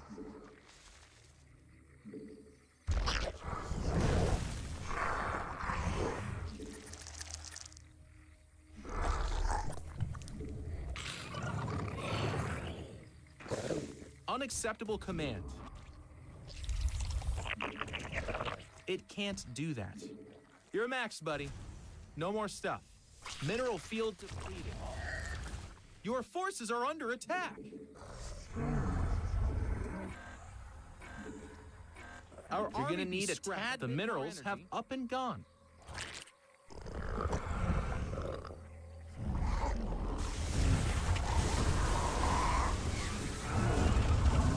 Your forces are under attack.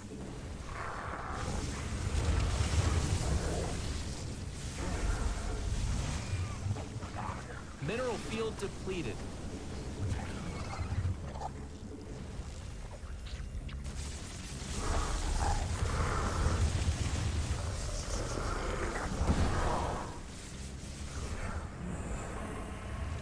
We have a Colossus range, right? Doesn't really seem like it. Or sorry. Well, obviously we don't have a Colossus range. Lurker range.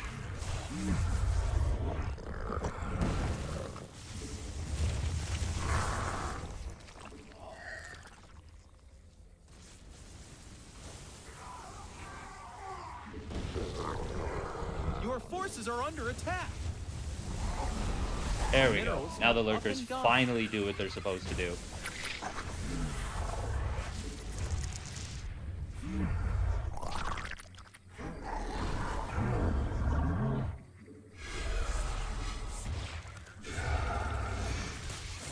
And they're out of here. Jesus.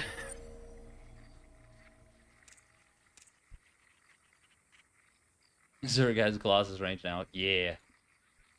Busto. Am I right, fellas? Wow, Protoss.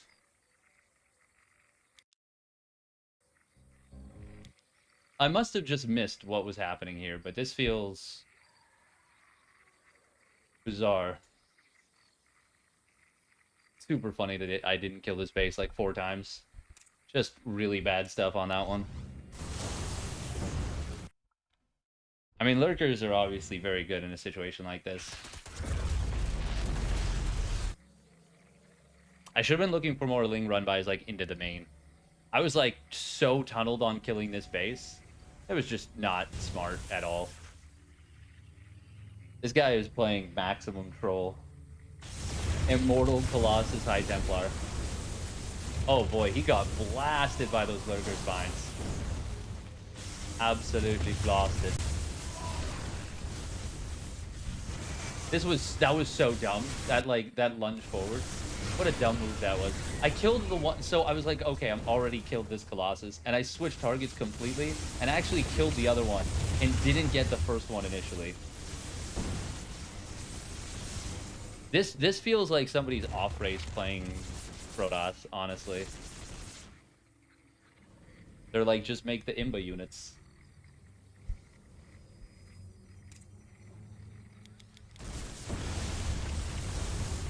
Yeah, I think I was just not,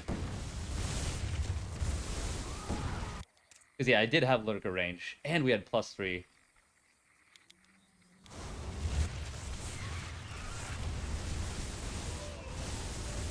Oh, that was juicy. You're absolutely smurfing right now. I mean, not on purpose. Not on purpose. Don't forget Nidus, bro. Hive and Vipers.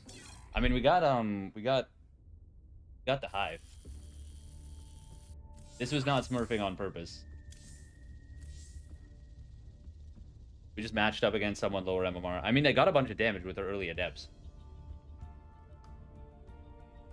We handled them very poorly. We just do so much fundamentally poorly these days. Feels like a lot of people started off racing. Honestly, maybe. That would not surprise me. Old even beard.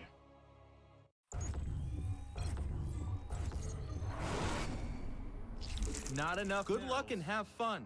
You're gonna need it. Oh. Minerals now. This. Okay, no. I was gonna say we're gonna do a cheeky build, but no, we're gonna do just a dickhead Not build enough actually. Minerals.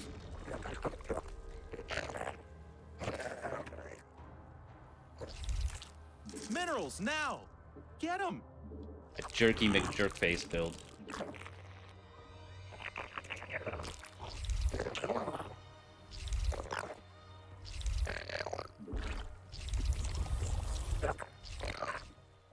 Is the build that Rainer did before versus Bly, and I altered it slightly with the addition of the Extractor Trick 15 OV. I think it's a pretty nifty build.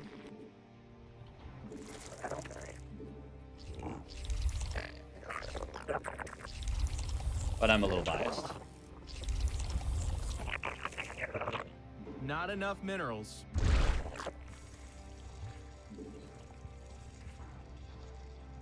The thing is, it doesn't have to function the way that I do it, which is actually what makes it cool, I think.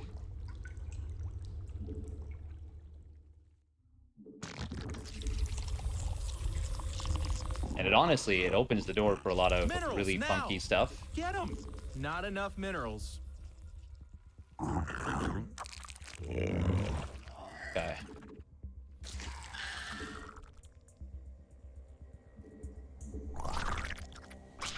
Oh.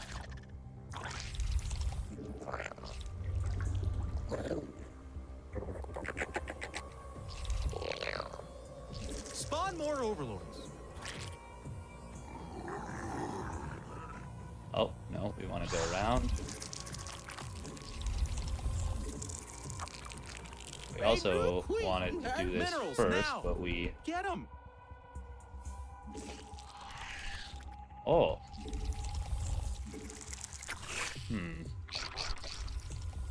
Oh. Oh, baby.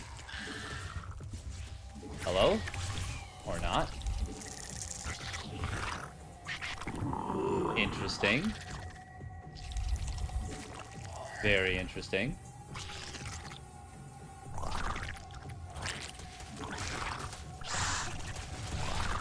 Well, we tried to get fancy there, and we were... You made another queen. Nice. able to... More than anything, I would say we got...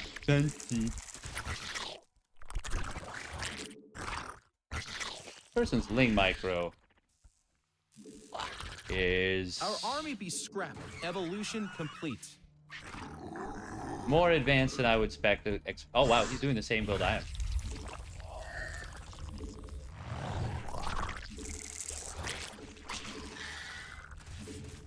Wait, what?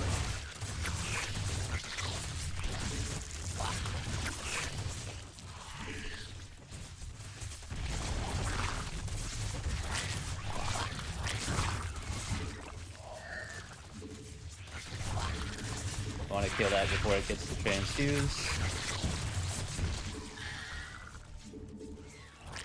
Not enough energy. This feels weird, if I'm being honest.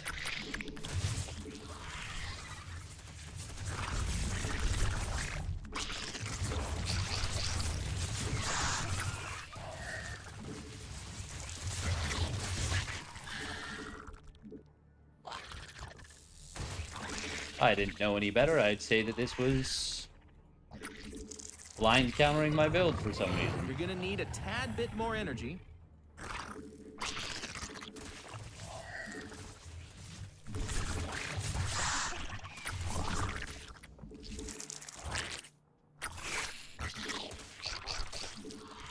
We need more sky elephants. I mean, over. Okay, that's very good for us.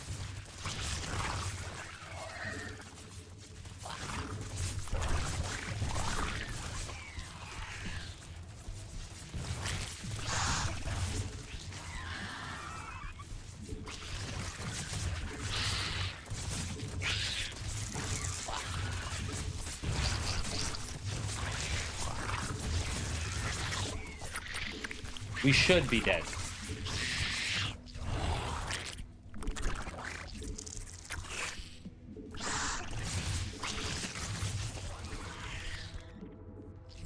Not enough energy. You're gonna need a tad bit more energy.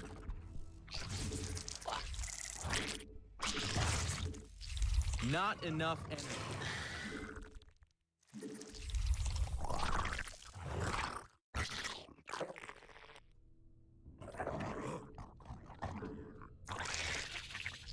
Minerals now. Get them. Yeah, I don't have any else actually.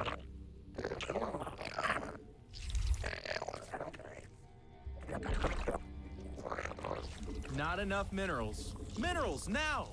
Get them. Oh, Matt's queen.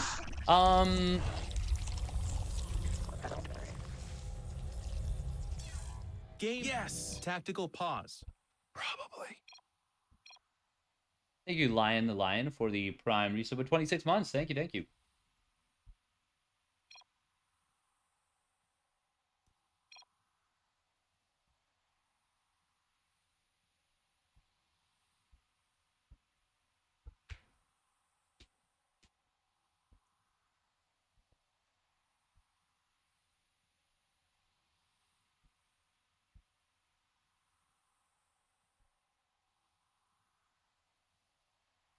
Hmm.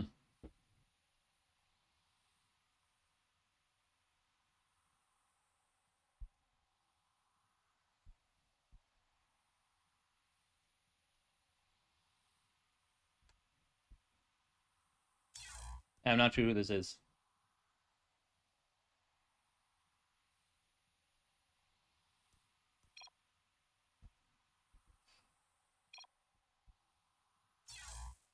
Game on, pal.